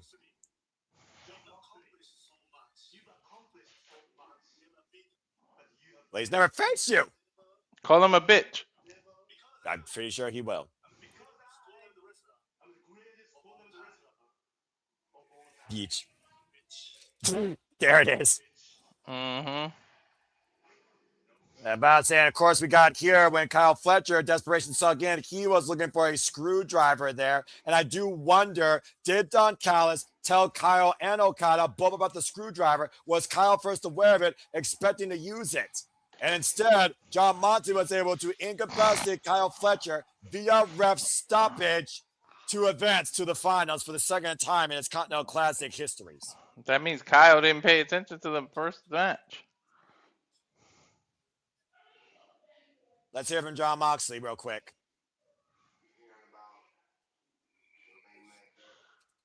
For years. Rainmaker. Top of the food chain. Man, he's not wrong. On the food chain. Dude, his lip is busted. I mean, he got jacked up in that match. Let's just call it what it is.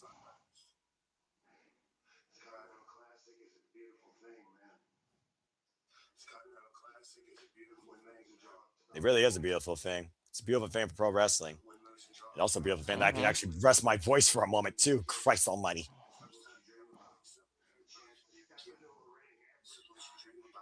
It's what you dream about. I don't know. I never dream about stepping in. I just dream about calling it. I fucking get so damn glad I get to call it. But you put your life towards. I know, classic. Is a hill worth dying on? Well, like you said, we will leave nothing to chance when it's all said and done. Okada-san. Dude, you know, Moxley knows something about that Japanese hard-hitting style. Well, considering he's beating Tetsuya Naito, for example, for the IWGP World Heavyweight Championship, and Minoru Suzuki, damn right he does. It's time for our finals of this year's Continental Classic. Let's go down to the Dapper Yapper Justin Roberts for our semi-main event. Oh, boy. Who collapses first? Whose spirit wavers?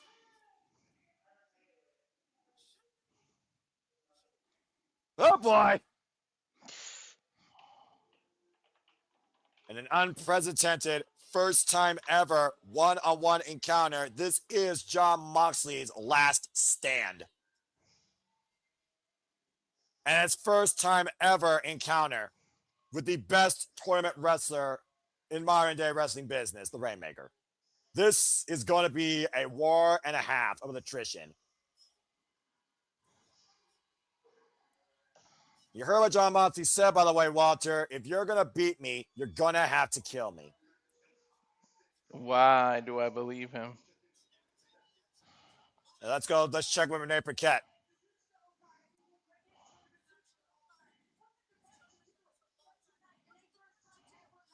Oh, man, I got goosebumps. It's going to be so fucking good. Imagine how Renee feels. That's her husband. True that.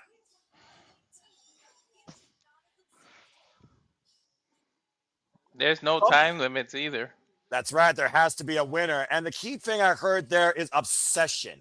Who is more obsessed with this business right now than John Moxley? Who is more obsessed with what the Continental Classic represents, what AEW needs to be, what AEW was meant to be? Who is more driven and desired to be the winner of this year's tournament. Kazuchika Okada seemed very calm and composed, but he's got to be sweating bullets knowing that if he loses out on history. He loses out on immortality, and he loses his AEW Continental Championship that is held since almost day one here in AEW.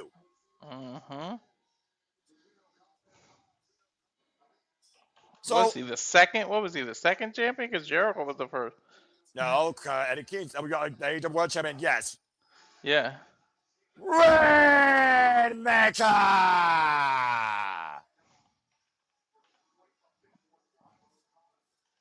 Oh boy. Again, we talked about before, John Moxley beat Kyle Fletcher. Kazuchika Okada screwed quite literally Konosuke Takeshita to punch his tickets. We talked about the tail of the tape when it comes to both these men drive, history, and pedigree and standard that they set. Again, John Moxley and Kazuchika Okada have never met one-on-one. The first time they met each other was as a tag team together as Norisuke and Chaiji in 2020. The last time these two shared a ring on opposite sides, as a team, it was literally at New Year's Dash 2024. Again, Kazuchika Okada, though, as we talked about, has only been pinned or submitted by a handful of professional wrestlers in AEW, let alone this calendar year. Bryan Danielson, Kyle Fletcher, not once but twice, 2 years in a row. And as we saw during the Continental Classic, Kevin Knight. But since that point, Kazuchika Okada has not lost a singles match outside those men in his illustrious AEW career. Can you imagine if Fletcher made the finals? That he just recently lost to him. Imagine how that would have been in Okada's head. Yeah, well, how does Okada feel knowing that he's facing somebody he's never faced before, even if he may have a prone leg? Justin Roberts, taking him over the introductions. Let's fucking get ready to do this.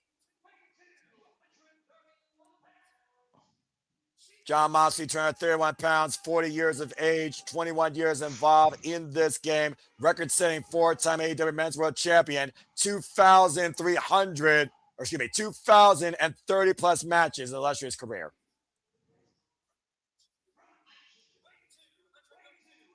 Five-pound differential, 236 pounds, 38 years of age. He is the Rainmaker, 21 years in the game. Record-setting seven-time IWGP World Heavyweight Champion, reigning defending Continental Classic Champion with 1,780 plus matches in his illustrious career, Kazuchika Okada. He's cut under his chin. Look. Referee Stefan Smith drawing the call to be the referee for this contest. As you see, Kazuchika Okada still wearing and bearing the AEW International Championship, but whoever wins this will be the AEW Continental Champion. This is our third ever Continental Classic. Inaugural winner was Eddie Kingston beating John Moxley. Last year's winner, Kazuchika Okada, over Will Ospreay. First time ever one to encounter in the third ever Continental Classic. John Moxley, Kazuchika Okada. Both men have been in the finals. One has succeeded. Bell rings! Bryan Danielson, who's been very much familiar with both these men, has, of course, beaten Kazuchika Okada via submission. And, of course, Bryan Danielson has lost to John Moxley on numerous occasions. You see the scars of Konosuke Takeshita's battle all over Okada's face. And John Moxley, of course, we talk about, again, there really isn't a definite strategy or ground body work by John Moxley. He reacts and he goes in. Okada with the handout, though. Yeah, he did that to Takeshita, too, but he smacked it away. Yeah, I'm sure that, again, John Moxley knows who he's dealing with here. Fuck you. You know, I almost wonder, does Okada respect John Moxley more because John Moxley is also defiant in his own attitude and proving he's the best? He just went, okay.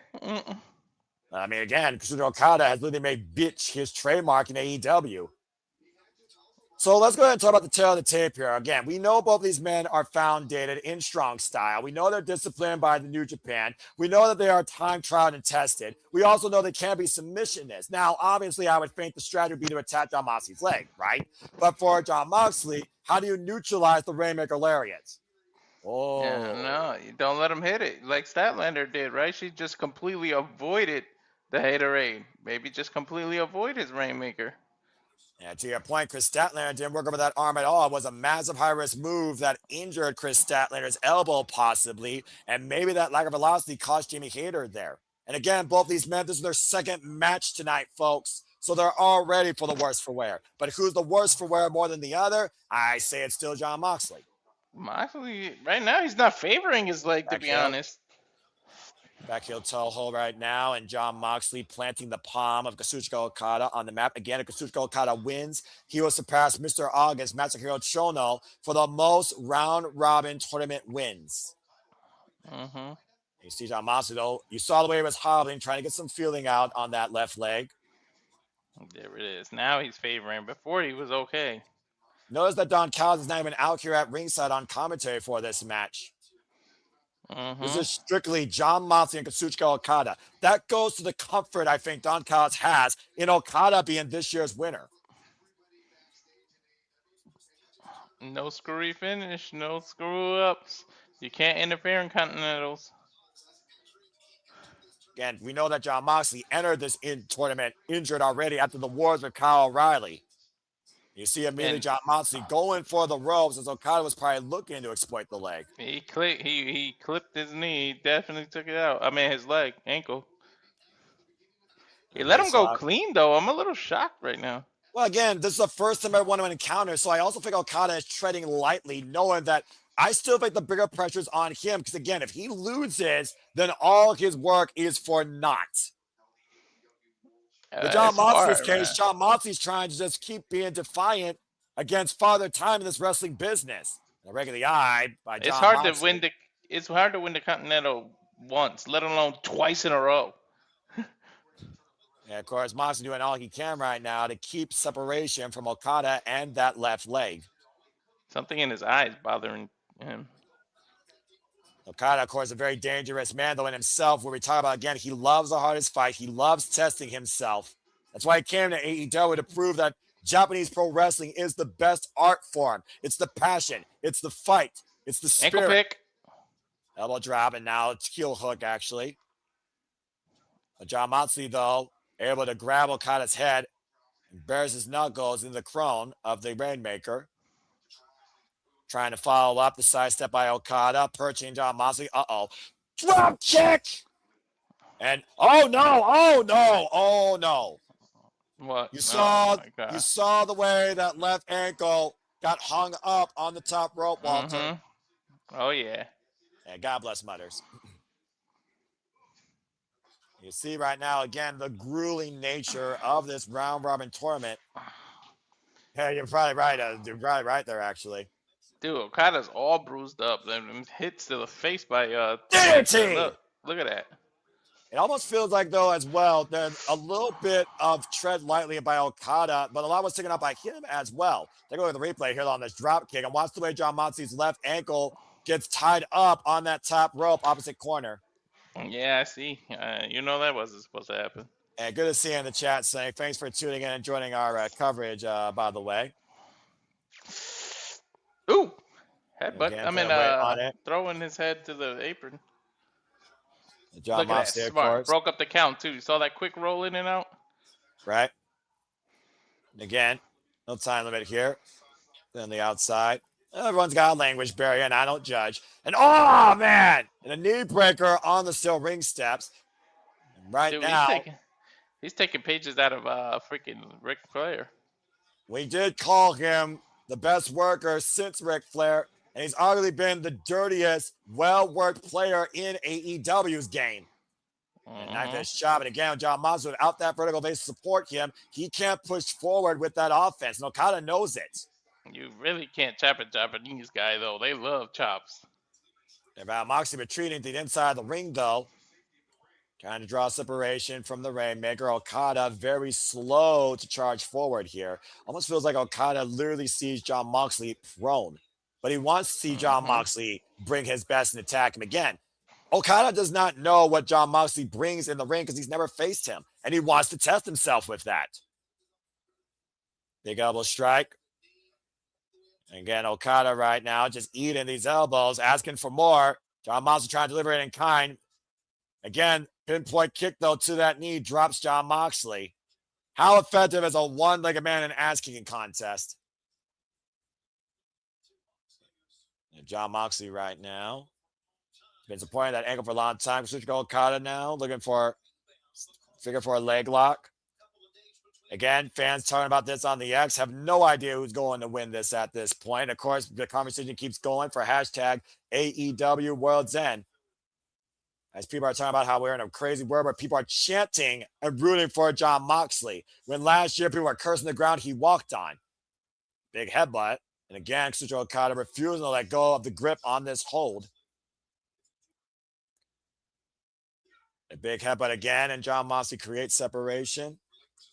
Reaches the hold. And that's right, Sandy. Again, though, they never had a singles match. And that's the real tell of the tape here. You're tested your strongest in singles action. And good old JR, part of the conversation as well, loving the Continental Classic and World's End, delivering a professional wrestling click at the tail of the year. And shout out to that Boomer Sooner. DDT by Kazuchika Okada, Jon Moxley once again. But Jon Moxley standing on his hands. Should have lateral press to cover and a 2 count since referee Stephon Smith. And you figure out again, Kazuchika Okada, discipline in Lucha Libre. Jon Moxley, discipline in MMA and is a brawler. Of course, Jon Moxley, more founded in his own technique, violent style, Def Jitsu. Kazuchika Okada, very founded on that Yabe style. And now Kazuchika Okada with the follow sliding single leg boot to the side of the head. And no defense by Jon Moxley for that. As Don Callis is looking for revenge 3 years later after what Jon Moxley and the Blackpool Combat Club did, permanently scarring and opening his damn forehead. This is a very one-sided match. And I don't think we've been out of the preliminaries yet. And Jon Moxley right now just using the ropes to just stay on his own 2 feet. Okada slow to fall again. Irish whip, Jon Moxley sent down with the back elbow. That elbow caught Jon Moxley from the draw, might chip the tooth. Slingshot sent on by the Rainmaker. Again, the Lucha Libre influence, like I talked about, trained by the real Ultimo Dragon. Also trained by Yuji Nagata. And see the cheeky bastard showing the middle finger behind his back. I will never change my language when it comes to professional wrestling and the passion that exudes in me. For those that don't like it, oh well, too bad, so sad. Go to a PG era forum. Right. With all due respect. Okada trapping the head of Moxley and the net breaker over the leg. In trouble here right now. Damn. Elects the cover to count only. Man.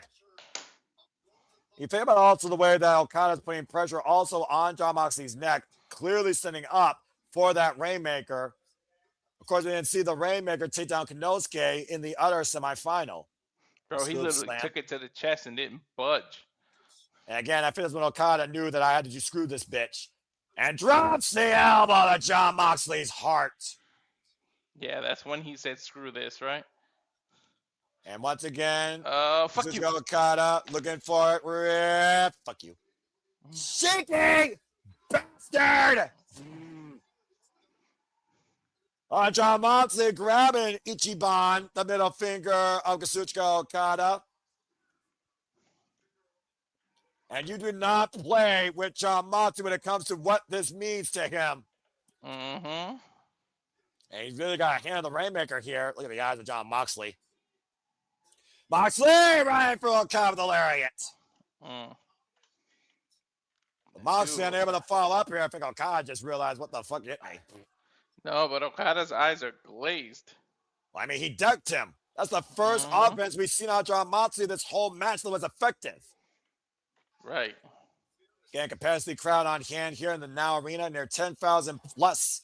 Taking in AEW World's End, our final preview of the calendar year, and our main event still to come after this. We crown this year's Continental Classic winner. Irish reversal, Jon Moxley. Drop kick denied. Now Jon Moxley stepping over, trapping the legs. A figure for a leg lock applied. I mentioned Ric Flair earlier. And the figure 4 is in. And remember, your own patella is your own worst enemy in this move. But I do wonder, how much pressure is Jon Moxley's legs actually putting on this hold? Left leg over the right foot, by the way, for the positioning that are wondering. You see right now, Okada just trying to roll over. And you imagine Okada rolls over and this, Jon Moxley will be in serious jeopardy, knowing his leg is prone. Looks like Okada is trying to maneuver the rope break instead and does so. Again, Okada using those long limbs, that 6'1" girth. As Moxley uses the whole 5 count of the hold legally. Kazuchika Okada 6'3", by the way, excuse me. And Jon Moxley back up to his feet. We already saw all the Death Friars lose tonight in Mixed Nuts Mayhem. The front face lock looking for the DDT. What's Now Moxley, Dragon Screw leg whip. What's Moxley, 6'2", I think? Yeah, and again, you figure about the torque on all 3 ligaments of the leg with that move, and another Dragon Screw leg whip. Not to mention, that is Hiroshi Tanahashi's move Okada is using. The move of his greatest rival. Look at this, look at this, look at this. Texas Cloverleaf? And now turning him over to Texas Cloverleaf, another move. Okada is channeling the ace. Great strategy by the Rainmaker here. Put your knee on his back. You figure about, though, again, all the pressure applied to those legs and the knee driven into the lower back of Jon Moxley. Now steps over fully. Again, now Jon Moxley, though, has more leverage, though, and Jon Moxley's defiance is on clearly here. You can see it on the man's face as he crawls towards the bottom rope and forces the break. Now allow Moxley to create separation for the time being with Kazuchika Okada. Moxley's got some drive. Last time I saw Okada use a Dragon Screw leg was his last match in a freaking New Japan Pro Wrestling while the Ace was on commentary. Oof! And he's still got Wrestling Kingdom coming up. That's right. Don't forget, next week at Wrestle Kingdom will be coming at folks. Kazuchika Okada will take on Hiroshi Tanahashi in Hiroshi Tanahashi's final match of his career. What started at Wrestle Kingdom 14 years ago, ends in 2026, less than 10 days away. And Moxley right now, jaw gasping, taking all this punishment from Okada in the corner. These freaking elbows. You talk about the defiance of this Death Rider that the audience has come to respect, especially during the Continental Classic this year. Irish Whip reversal, Okada sent in the opposite turnbuckles. Sent up and over, hooks Jon Moxley. Nope, that's the center. Okada now hooked by Jon Moxley, and wait a minute. Trying to trap the legs, pump it. God style pile driver. Is this the only Jon Moxley needs? Goes to the cover, but the far leg too. Okada gets the shoulder up. Woof. Yeah, but into a bulldog choke. Trying to put him out the same way he put Kyle Fletcher out. He doesn't have it fully locked in, though. He don't have the angle for it. And you see there you go. Yeah, about to say, but look at the hand, Walter. The hand's creating separation between the carotid artery of Kazuchika Okada. Okada's getting up, though. Yeah, both men up to a vertical base. The arms wrapped around Okada. Okada might be going limp. Shizuno Suzuki, double underhook. Death! A counter by Okada. The waistlock, Stephon Smith almost collided. Rain, Okada turned around. Oh, and a low blow! Oh, those are mixed nuts. And maybe for a second time, Okada just screwed his way to history. Rainmaker! Oh, shit, he got it! The Rainmaker! 1, 2, no! Moxley gets the shoulder up at 2.5. I fucking knew Moxley was going to kick out. First time ever, Jon Moxley eats the Rainmaker after a low blow, might I add, and refuses to fall to the 3 count, and Okada can't believe it. Yeah, you thought that Okada had it for sure there, Walter. I had a feeling he was going to kick out. He's going for the screwdriver, isn't he? No, he's going for his Continental Championship. Remember, the most richest prize Okada's held since being part of AEW for 648 days, but he's got to be careful not to get disqualified. Stephon Smith taking the title from Okada. He's going to use the title as a distraction before he uses the screwdriver. Jon Moxley turns it around with a low blow. Turnabout's fair play here. I don't blame him at this point. Took the words out of my mouth. I was just going to say that. Turnabout's fair play. Now, both these men literally prone below the belt. Well, Boy, has gives this us a match moment to shifted. breathe. Yeah, boy, has this match shifted back to ground zero and a reset. Mm-hmm. You still see the damage all over Okada's body from his war with Konosuke Takeshita. I told you his face looked bruised like a mofo under his chin. John Moxley, by the way, who last held the AEW Men's World Championship for 273 days, former IWGP World Heavyweight Champion, AEW International, and of course, IWGP United States Champion. And just kept the damn belt hidden in a briefcase. Yeah, but look what he did to freaking AEW in the meantime. He forced this roster to wake up and work harder. Oh shit, he's telling Okada to step over the line. About to say, line drawn in the sand. This might be John Moxley's one last stand, and he wants to go down fighting as if he doesn't have any more fight to give. You heard what Moxley says. If Okada's going to win, he's going to have to kill me. And of course, we also know that John Moxley has been all-time greats in New Japan, including Hiroshi Tanahashi, Will Ospreay, Minoru Suzuki, and of course, Tetsuya Naito, amongst others, Yuji Nagata, Shingo Takagi. He has beaten everyone, but has never faced the Rainmaker before tonight. Moxley's jumping up and down, trying to loosen the cobwebs. He loves this shit. He lives for this. He will eat, sleep, and die for professional wrestling and what it means to him and what he wants to see it flourish. And right now, Moxley and Okada in a vicious exchange here. Moxley going up and down against the Rainmaker, elbow strikes and open punch strikes. Drop kicks! The problem is Okada loves this shit too. But John Moxley back up to his feet. Moxley, and again, Okada catching him, the backslide, the roll through, wrist control, and Rainmaker! He's holding on, didn't get the full torque through it. He didn't ripcord him. Okada, though, John Moxley creates separation with the boot. DDT! Paradigm shift!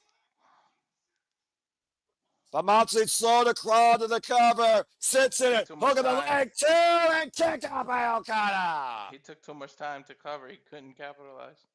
But Moxley back on the rear naked choke, the Bulldog.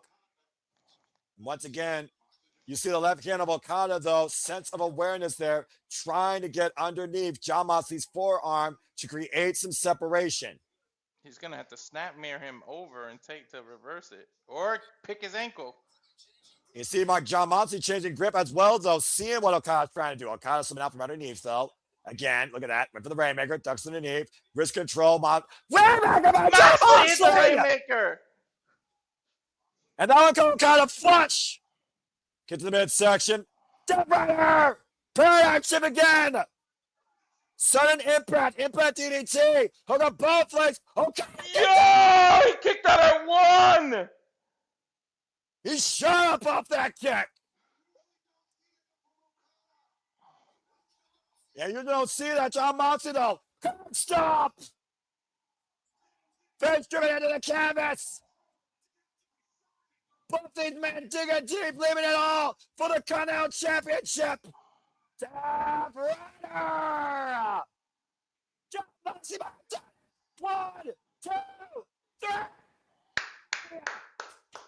What the fuck? Moxley won? John Moxley just beat Kazuchika Okada and won the Continental Classic. Yo, I was not expecting that shit. No one was. I can't fucking believe it. Did only one person picked him, you said? That one person got some balls. For the first time ever, John Moxley, the Death Rider, has won the Continental Classic, and Kazuchika Okada is no longer the AEW Continental Champion. Never count out John Moxley. He doesn't give up. I can't believe it. You weren't the one person, were you? Castagnoli, Marina, Shafir, the Death Riders embracing John Moxley here. What an incredible moment. And we got Toya Giovanni in the ring. You weren't the one person, were you, Noah? As much as I really wanted to say John Moxley could do it, I really sincerely thought that Konosuke Takeshita was going to win it. and exhausted Jon Moxley through hell and back has won the Continental Classic and has added another accolade to his AEW career. Absolutely incredible.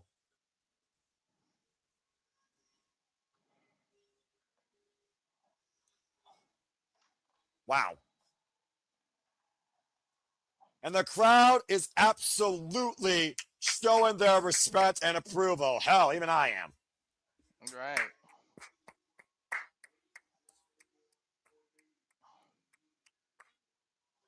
You know, it's also one of those things where I talk about the obsession, the desire, the drive. Did Jon Moxley want it more or did he need it more? And was that the difference? Absolutely amazing. Let's hear it from our new AEW Continental champion. You did it, brother. Whoa. Tony called? Shivani called him that? What a tournament.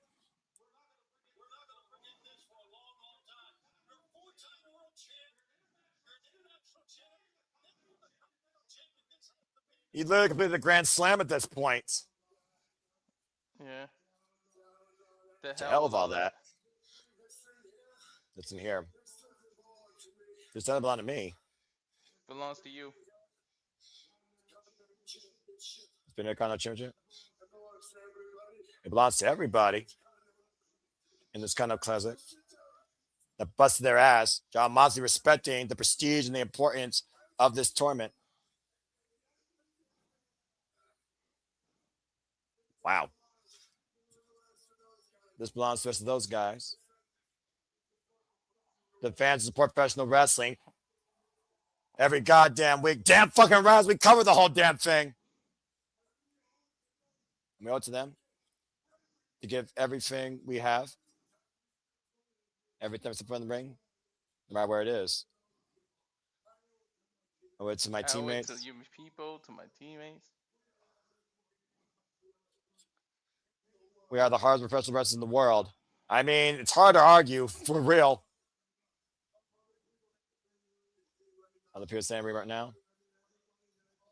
The balls to be in the Continental Classic. Everybody in W? You should have every single fucking day. Damn fucking right. This roster, it's where the best wrestle.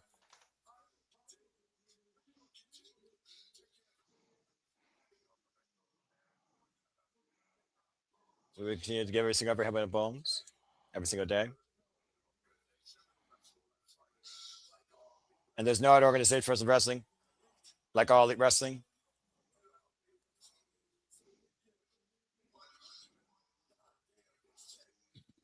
We give 100 goddamn %.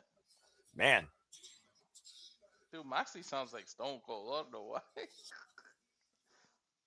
That is what this company and this industry deserves. Preach, Jon Moxley. The renewed revival of professional wrestling in AEW and the 2025 Continental Classic champion, respecting the hardworking men and women and dedicated professional wrestling fans of this company. Congratulations again to Jon Moxley, the brand new Continental Classic champion and the 2025 Continental Classic winner. Fuck all the haters. Wow. And that's a man who tapped 3 times this year. This man wanted to change AEW. We wasn't sure what he meant by that fully. Some will agree, some will disagree. But you cannot argue during the duration of the Continental Classic what Jon Moxley proved in his mission statement. Jon Moxley winning his first Continental Classic tournament, second go around. And he is now the third person to hold the AEW Continental Championship.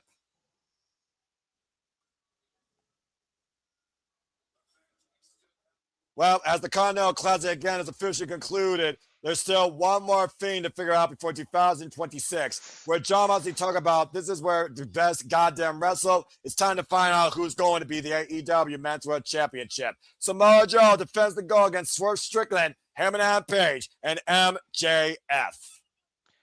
Hey, didn't I say this was the tournament of shock?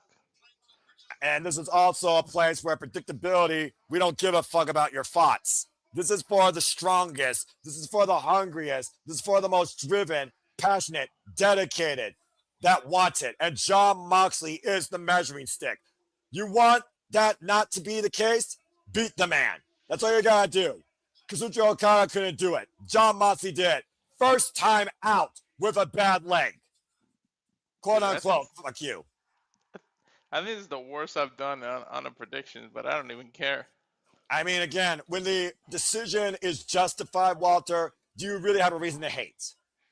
Nope. There you go.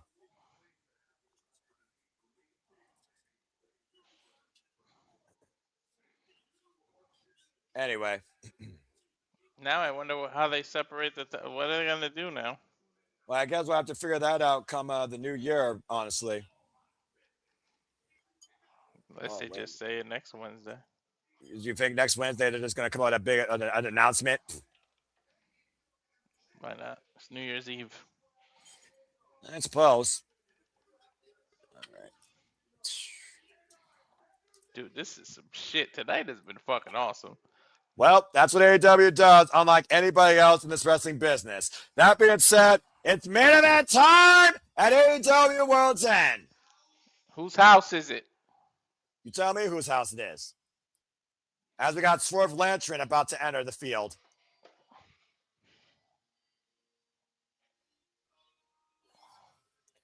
That's whose house, Noah. Look. Can I make the toy do the dance?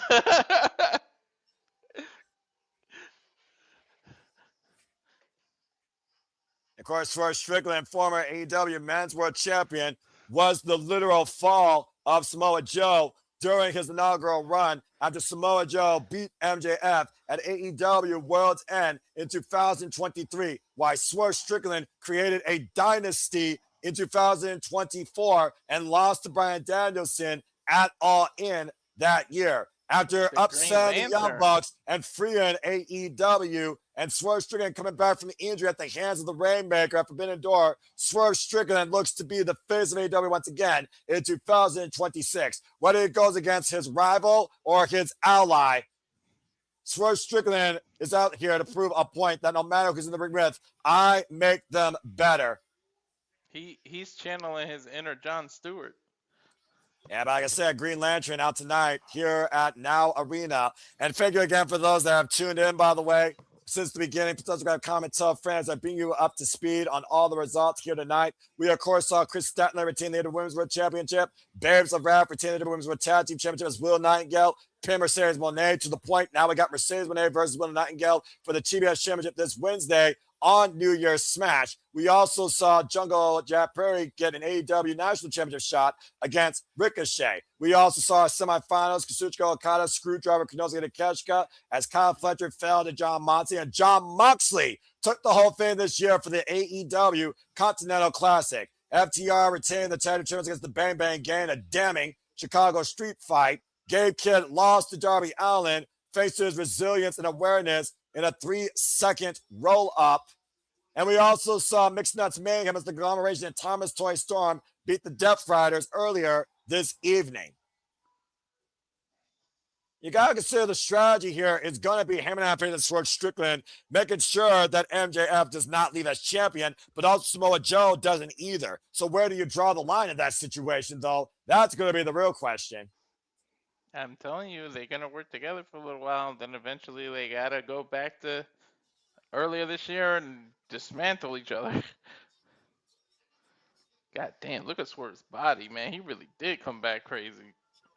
And of course, Samoa Joe, with a loss to him and Adam Page at Wrestle Dream, stole the championship at Full Gear inside Steel Cage with an inside plan by Hook, who never left the ops. And Swerve Strickland returned that night at Full Gear. To think Full Gear 2 years ago defined the greatest rivalry in AEW history with these two men. And gave Swerve his spot he was looking for. Burned the house down and he came out a new man, huh? Why, this man remains to be the same man, but this time looks to show there are no excuses that he's better than All right, you, hold on. and you know it. I like this theme. Hang on. Let Yes. MJF get his theme in. The orchestra, of course, as the devil returns from hell to send all Elite Wrestling into his Burberry heaven. I hope he does win. I know I didn't pick him, but He put all his chips in here, man. He said the real MJF needed to come back. He didn't want no excuses. He would look like a fool if he doesn't. Oh boy. Ladies and gentlemen, Max Lujica Freeman is back. Ooh, a new version of his theme. Is it new MJF?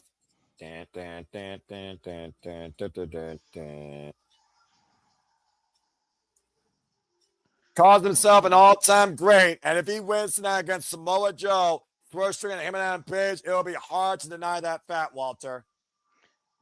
It's hard to deny now. Saying this is his time. MJF, of course, who won that contract back at All In earlier this year, lost to him and Adam Page when he goaded him into a free chance for the AEW Men's World Championship at Forbidden Door, but has already lost to him and Adam Page 2 times this year. And again, Samoa Joe ended his world 2 years ago. Why Shane Strickland and MJF met each other, but Swerve and MJF have never wrestled one another. The most egotistical, brash, arrogant, young, bright, original upstart in this company's history tonight. Record-setting AEW Men's World Champion over 400 days. And he took that title from Jon Moxley. That ego is bigger than that damn Burberry flag. And then lost it to who? The man coming up.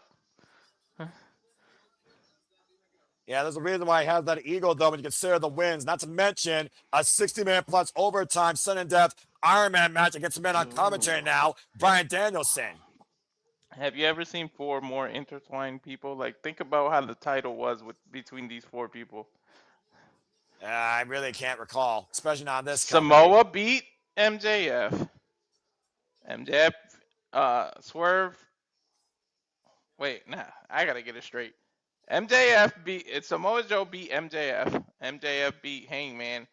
Swerve beat who the fuck does Swerve beat Joe? Dynasty. Yeah. So all 4 are intertwined.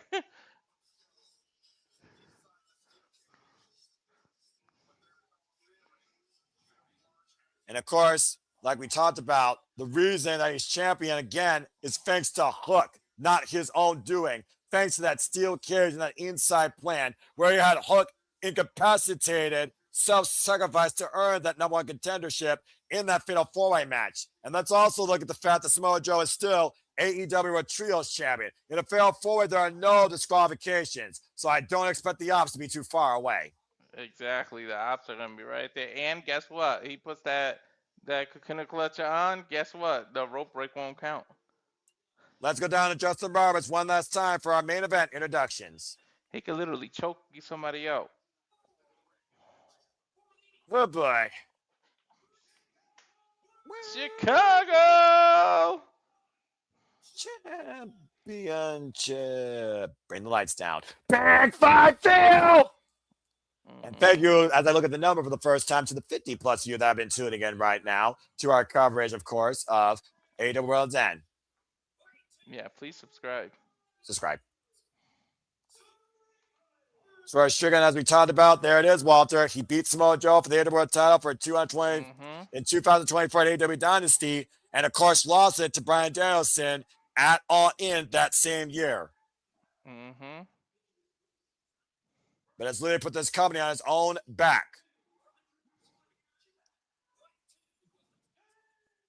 The son of tobacco farmers who worked with immigrants, rising out 2 years of hell to bring the AEW Men's World Championship back to light. 2-man, 2-time AEW Men's World Champion, Hangman Adam Page. Who did Hangman beat to be? Was it Joe? No, Mox. It was Mox. That's right. Yeah. But Joe helped in that. And suffered for it. As he gives the Dynamite Diamond Ring to Bryce Rensburg.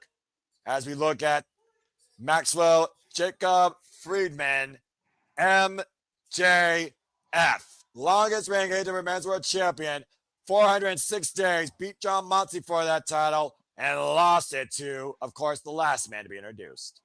He said it's my time. We'll find out tonight. California. First time, of course, he won the title was against MJF, World's End 2023. Now a double champion, by the way, AEW Trios champion since Spring Breakthrough. Now a two-time AEW Men's World Champion after stealing it from him and Adam Page. One defense so far against Eddie Kingston. He is Samoa Joe. The most veteran out of everybody. The most experience. Yeah, to your point, Samoa Joe, 46 years of age, 26 years involved in the game. Swerve Strickland, 35 years of age, has been involved in this game for 16 years. Heyman Adam Page, 34 years of age, 17 years involved in the game. And of course, MJF, the youngest competitor in this match at 29 years of age, 10 years involved in the game. There you see, of course, the cornerstone of this company for the men, the AEW Men's World Championship. And of course, we know in a fatal four-way, Walter, Ciampa does not be involved in a decision to lose his title. No, he's at the biggest disadvantage is him. Everybody's got a 25% chance of winning, and that's not Steiner math. All right, let's see if it's MJF's time. Bell rings are underway. You keep saying it's my time. Well, can he back it up? And this is not Paul Levesque. This is Maxwell Jacob Freeman, MJF. Nobody's moving, dude. You mentioned, of course, the interwoven weaves of all four of these men in and out of all elite wrestling. Remember, Samoa Joe first tangled with MJF when he bumped him when he was a security guard at NXT TakeOver Brooklyn in 2017, I believe. And of course, him and Adam Page has been all elite since day one, along with MJF. Swerve and Heyman have defined AEW for 2 straight years off their rivalry. Now, Heyman catching MJF. A faraway slam and a kip up out of that wide-eye cowboy. Over the top. Wiping out Samoa Joe. That man is too big to be doing shit like that. Him and that Page again, he's got that dynamic, hybrid, all-rounder style in the ring. He brings power and technique and agility. Oh, God, Samoa Joe brings the power of the knife edge chop. Delivered by the champion. For Strickland, though, shoulder block. Remember the last time Swerve, him and Joe were involved in the ring together, triple threat, bang! Last year, AEW Revolution, and Samoa Joe won that night because Heyman willingly gave up. And boy, how time has changed. Again, Joe right now with the face wash with the boots. And of course, Samoa Joe, the heaviest competitor and the heaviest hitter of them all. A man that has defined no limits. His illustrious career, including TNA, when he was TNA X Division champion and one of the most notorious Ring of Honor World and Pure champions. Him and Punk in ROH. And of course, Swerve Strickland right now attacking Samoa Joe. Again, Swerve was Samoa Joe's undoing. And Swerve's rise and creation of his own dynasty.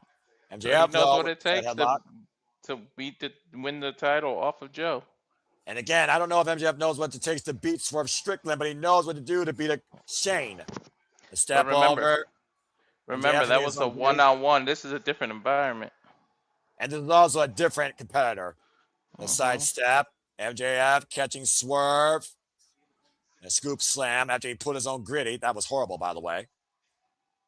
MJF delivering the power slam right now. Looking to follow up here. That was the worst gritty ever. And again, MJF teabagging Swerve Strickland. I don't think you want to do that to the most dangerous man in AEW. Just pissed his ass off. Remember the last time someone pissed off Swerve? Swerve with the boot up. Get ready to tune it out, launch the boot. And it Max's face right now. Uppercuts being applied here. And again, now Swerve out of the corner, jumping off with that elbow strike to the spine, and there's the gritty. I don't have to like the dance, but I understand the man does it for a reason. And Swerve, oh! Well, I mean, hey, a taste of your own medicine, right? You literally said it earlier. But of course, Swerve is also coming back after doing a 3-month. Whoa! Raspberry ACL, flop. MCL, right? Exactly. MCL injury.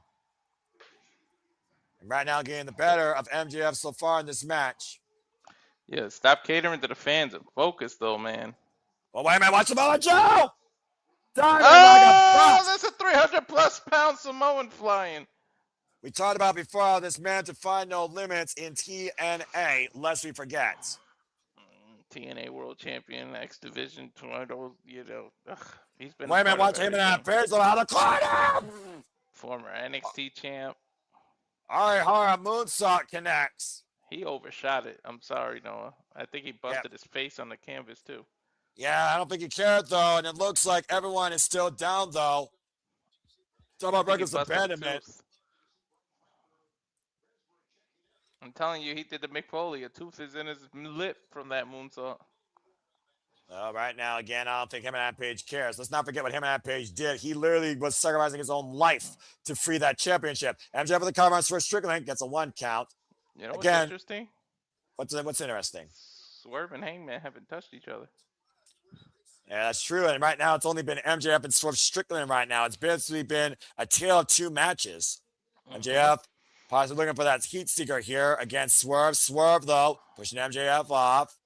Swerve, though, the sidestep to MJF to the outside. And then Swerve right now. Oh! Swerve, stop! To the outside from the inside seconds. It's a little bit of modified offense there. It ducks underneath, and now we got Swerve and Heyman. Heyman up and over. Buckshot lariat! Off of Swerve's back. Uh-oh, now they're going to touch. And now we have Swerve and Heyman 1-on-1 inside the ring. Told you that's what they were going to end up doing. And listen to the fans. And I don't think Heyman and Swerve have it any other way. Remember what Heyman said. If he was still men's world champion, he would even have Swerve Strickland be a challenger for his championship. Like history that goes all the way back, draped in blood and burning lumber. And both these men are now scrambling out of the ring. Battering, spinning Sovat. Right hand to hand, both of these men pummeling each other, brought together by a chain of circumstance. Well, that was nice. Was he trying to do a dead is he trying to do a dead shot? He was looking for the dead eye, actually. Dead eye. That's what why do I keep calling it dead shot? Up and under, no idea. Swerve, Heyman able to land to his feet. Waistlock applied. O'Connor roll. Heyman the cover. 2. Referee Bryce Renz before this contest. Back elbow strike connects to Swerve Strickland. Heyman out of the corner. Second rope. Moonsault. Hook and Swerve. Reverse DDT. Wait a minute. Hoist him up. And Swerve now in a tombstone position. Swerve, though, countering Heyman, though. Again, both these men are in position, know each other so damn well. And Swerve. Man! Swerve hit him with the dead eye. They know each other so well. Like I said earlier, Walter. Looking for the house. Go, what? God, watch out, a lariat. I was calling her out there. Now, hey, man. Wide-eyed, locked and loaded. Shot lariat. Bang. Cover 1, 2. Joe saves his title. Dude, he got him, too. He got him full blast with that buckshot. And about to say, Joe saving his championship. Again, we talk about the situation of this match. Champion's now being about to lose his title. And Samoa Joe right now hoisting up Swerve. He's at the biggest disadvantage to being the champ. And trying to look for that muscle buster. Now, Heyman changing position with Swerve Strickland. Heyman and Swerve up to the top rope. Now looking for, what the hell is this? But Samoa Joe now from the basement. Spot. And MJF caught at the base of the Tower of Doom. Literally underneath the rubble. Now Joe with the cover on Heyman too. Heyman gets the shoulder up. Joe immediately pin everybody. That's smart. Presses Swerve too, and Swerve gets the shoulder up. MJF now has to shoot the half, turn the body. MJF cover on Joe 2, and MJF gets the show up as well. He could have got MJF if he didn't have to swing his whole body around, maybe, Noah. Possibility there, to your point, Walter. Again, Samoa Joe denied on 3 pinfall attempts, pinning each one of his competitors one by one. as the AEW Men's World Championship still hangs in the balance. Again, right now, 2 men out. Samoa Joe now isolating with Swerve Strickland. You do wonder, does Samoa Joe want to beat Swerve the most, considering Swerve took the title from him in the first place? The Muscle Buster in play. Joe with Swerve up high. Swerve able to escape. Roll through into the jumping flatlander on MJF. And right now, Samoa Joe cover the up boots or sneaker, excuse me, by Swerve Strickland. Now Swerve once again. No way. Trying to hoist up Samoa Joe. Waist lock. Deadlift German. Suplex. Dude, remember how hard he been hitting that gym? That's fair. Now Heyman, though, as Swerve goes up and under. Heyman's leg again. Hooking up Hangman.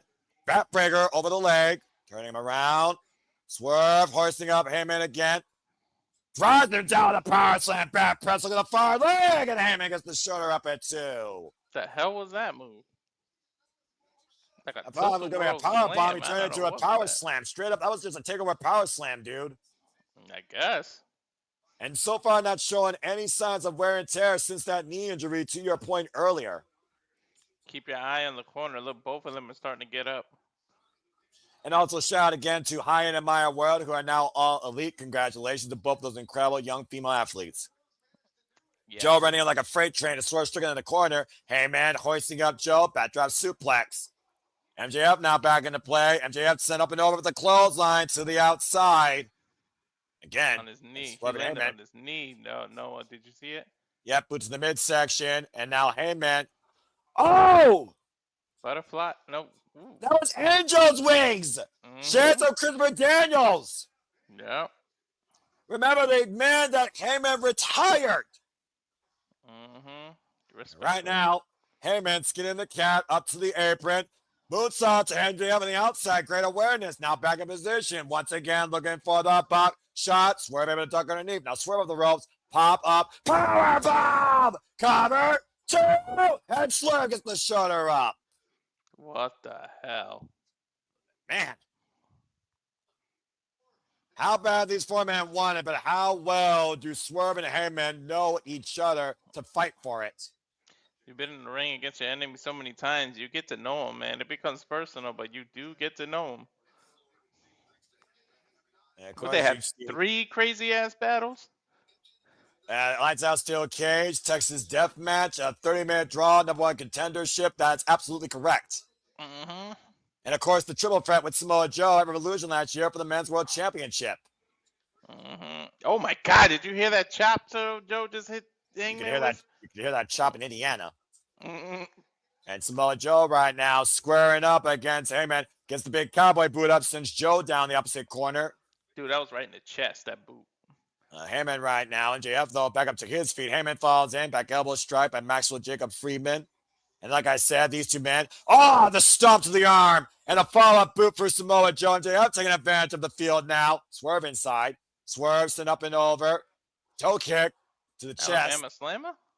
Exactly the move. Correct. Roll through.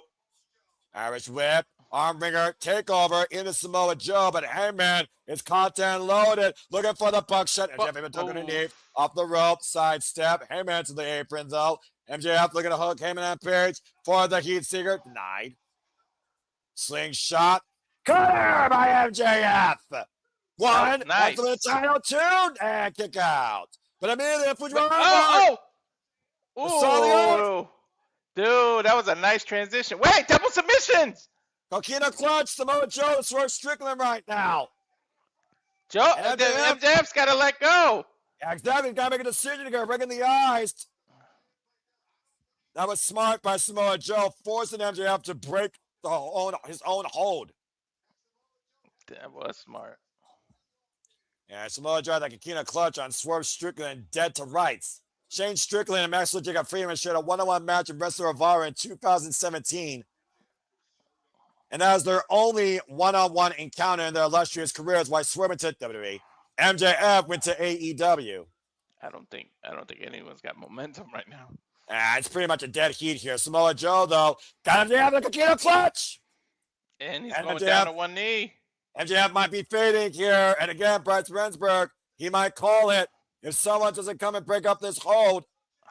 Swerve is gonna do a house call out that corner. Did you notice Swerve walk to that corner? Arm goes down once, but again, he may not get a chance if he doesn't time it right. Arm goes down twice. Master Jacob Freeman might be going to sleep. His world might end before the new world begins. If it goes, oh, a house call! I knew that's what was coming. The way he positioned himself in the corner. And I'm about to say, peak timing by Swerve Strickland to continue this bout. Who do you think Swerve wants to? Does he want to pin Joe, or does he want to embarrass MJF for sticking his nose in the business? Well, I'm about to say who has the biggest vendetta here in this match would be a better question. Swerve. There's this position. Look at the roll through. MJF looking up both leads to Swerve, too. And Swerve able to roll out of the fall. Blocks the boot. Says MJF up and over. Lands on his feet. Found in the eye by everyone's favorite scumbag. Former AEW American Champion, International Champion. And of course, like we talked about, longest reigning AEW World Champion. It's a boot from the sides by Heyman and Page. Heyman squaring up against Swerve again. Dude, and where the hell did Hangman come from? Where did everyone come from in this match? Samoa Joe, though, coming from the opposite corner, still on his feet. Both men dug in, Matrix escape, lariat, kip up, rolling boot, rolling elbow connects, takes Samoa Joe down. Rolling kick takes Heyman and Swerve down, all 4 men down. Stalemate! Wow. The fans coming off their feet after that incredible 4-way exchange for the AEW Men's World Championship, handing the bout to this incredible pair of the year. What a way to close the year out, Walter. Thank goodness for the karaoke. Otherwise, I wouldn't have afforded this pay-per-view. I would have bought it for you, dude. I'm not letting you fucking miss this shit. You're my only partner in commentary. I wouldn't want to do this with any other person, except maybe, actually, no. Honestly, you and I have been the most reliable, all elite fans of this family on a consistent basis. Uh-oh. And shout out to Ashley, who always works. But again, our Canadian friend Ash, we should run this call too. And Nick, you're awesome too. I think whoever gets to their feet might be get the momentum. Well, it looks like MJF might be looking for a pitch of Adam Cole's playbook. Paramount Sunrise! Whoa. 1, 2, 3. Swerve gets the shoulder up. Let's not forget the former Brochacho of Master Jacob Freeman and a close friend of Swerve Strickland. Baby. I didn't think he would pull that out, though. And now, Eminem Page. Dead-eye! 1, 2, and MJF gets the shoulder up again. Barely. I'm about to say, MJF's showing great resilience here, but Heyman is cocked and loaded on the apron. Oh, Samoa Joe takes the revolver out of his hand. With a big elbow. With that jumping flatliner turned into a DDT. First Strickland takes the champ down. MJF to the outside of the ring. We're down to 2 men inside. House call. He's going to set up a house call. Yeah, we'll see ding dong hello, or if the door will be slammed shut. Oh, wait a minute. Oh, the ops. You knew the ops were going to come into play eventually. I told you they were. Shibata, Powerhouse Hobbs, and Hook. And again, there's no disqualification to fail 4-way. Figuring out the perfect moment to protect their leader. Is he going to muscle bust Hangman? I mean, he's already done it twice before. Muscle Buster connects. Oh, fuck me, not like this. 1, 2, Joe. No, he gets the shoulder up at 2. Oh, shit, he kicked out. Look at Joe's face. About to say, Joe, a little overconfident there. I think there's going to be miscommunication between Hook and Joe. What do you think? Yeah, I don't know. Right now, Powerhouse Hobbs is going up to Swerve Strickland. And the ops right now on the outside of the ring while Hook is jaw-jacking Bryce Rensburg here. And MJF is dealing with, who's he dealing with? About to say. Again, none of these men out of this fight yet. Again, Prince Nana's not a competitor here, though. And Bryce Rensburg is trying to restore law and order. That's a way to distract Strickland. I'm about to say, though, Swerve Strickland, I don't think the ops are aware what's going to happen. In front of him! Swerve stab off the top! Wiping out Shibata and Hobbs. Coquina clutch applied. Jawbreaker escaped, though, by Heyman and Page. Samoa Joe. That's swing and a miss. Hook still on the apron. Big elbow by Heyman and Joe. I think Heyman just noticed Hook is still there. That kid has been overdue for some discipline, Walter. Talk to Taz about that. And Samoa Joe, though, back on the attack. Coquina clutch, left it on Heyman. Body grapevine, middle of the ring. This is how The three-way match ended, but Heyman will only tap out. Yeah, but look at Swerve. Swerve is climbing the ring steps. And about to say, maybe not. Swerve Strickland, to your point. A Senai Richter, Bryce Ransburg is watching to see if Heyman fades. Meanwhile, Swerve, stop! To Samoa Joe directly! Yo! But he inadvertently saved Hangman. He also saved his chance to hold the championship as security, the Rev Corps is trying to get the ops out of here. Yo, this is Now Swerve's Swerve. best chance, Noah. Yeah, exactly. But Swerve now to the top rope. Oh, and Joe, again, this monster of a destroyer will not stay down. This kaiju of the business. Is he going to muscle bust him? And probably figure an avalanche muscle buster or a superplex. Joe and Swerve both trying to position on the corner here. Again, Swerve Strickland and Samoa Joe, the only two men inside the ring. Again, Samoa Joe's undoing versus Swerve's rising.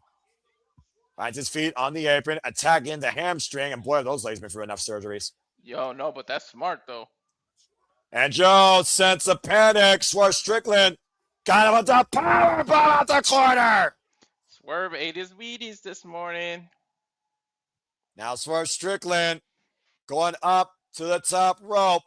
Heyman down, MJF down, ops are gone once again for now. Swerve, the same way he beat Joe at Dynasty last year. MJF pushing Swerve, flying down the floor. Oh, I thought he was going to hit the table. Yeah, he just dodged the announce table.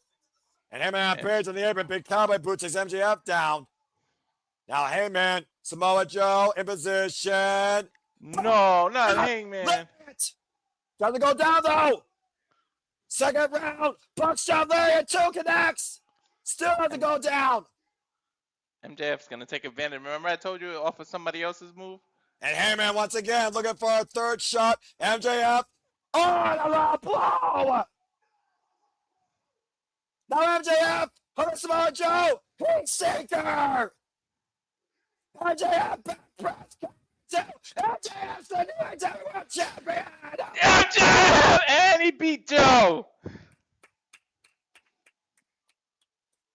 MJF has done it.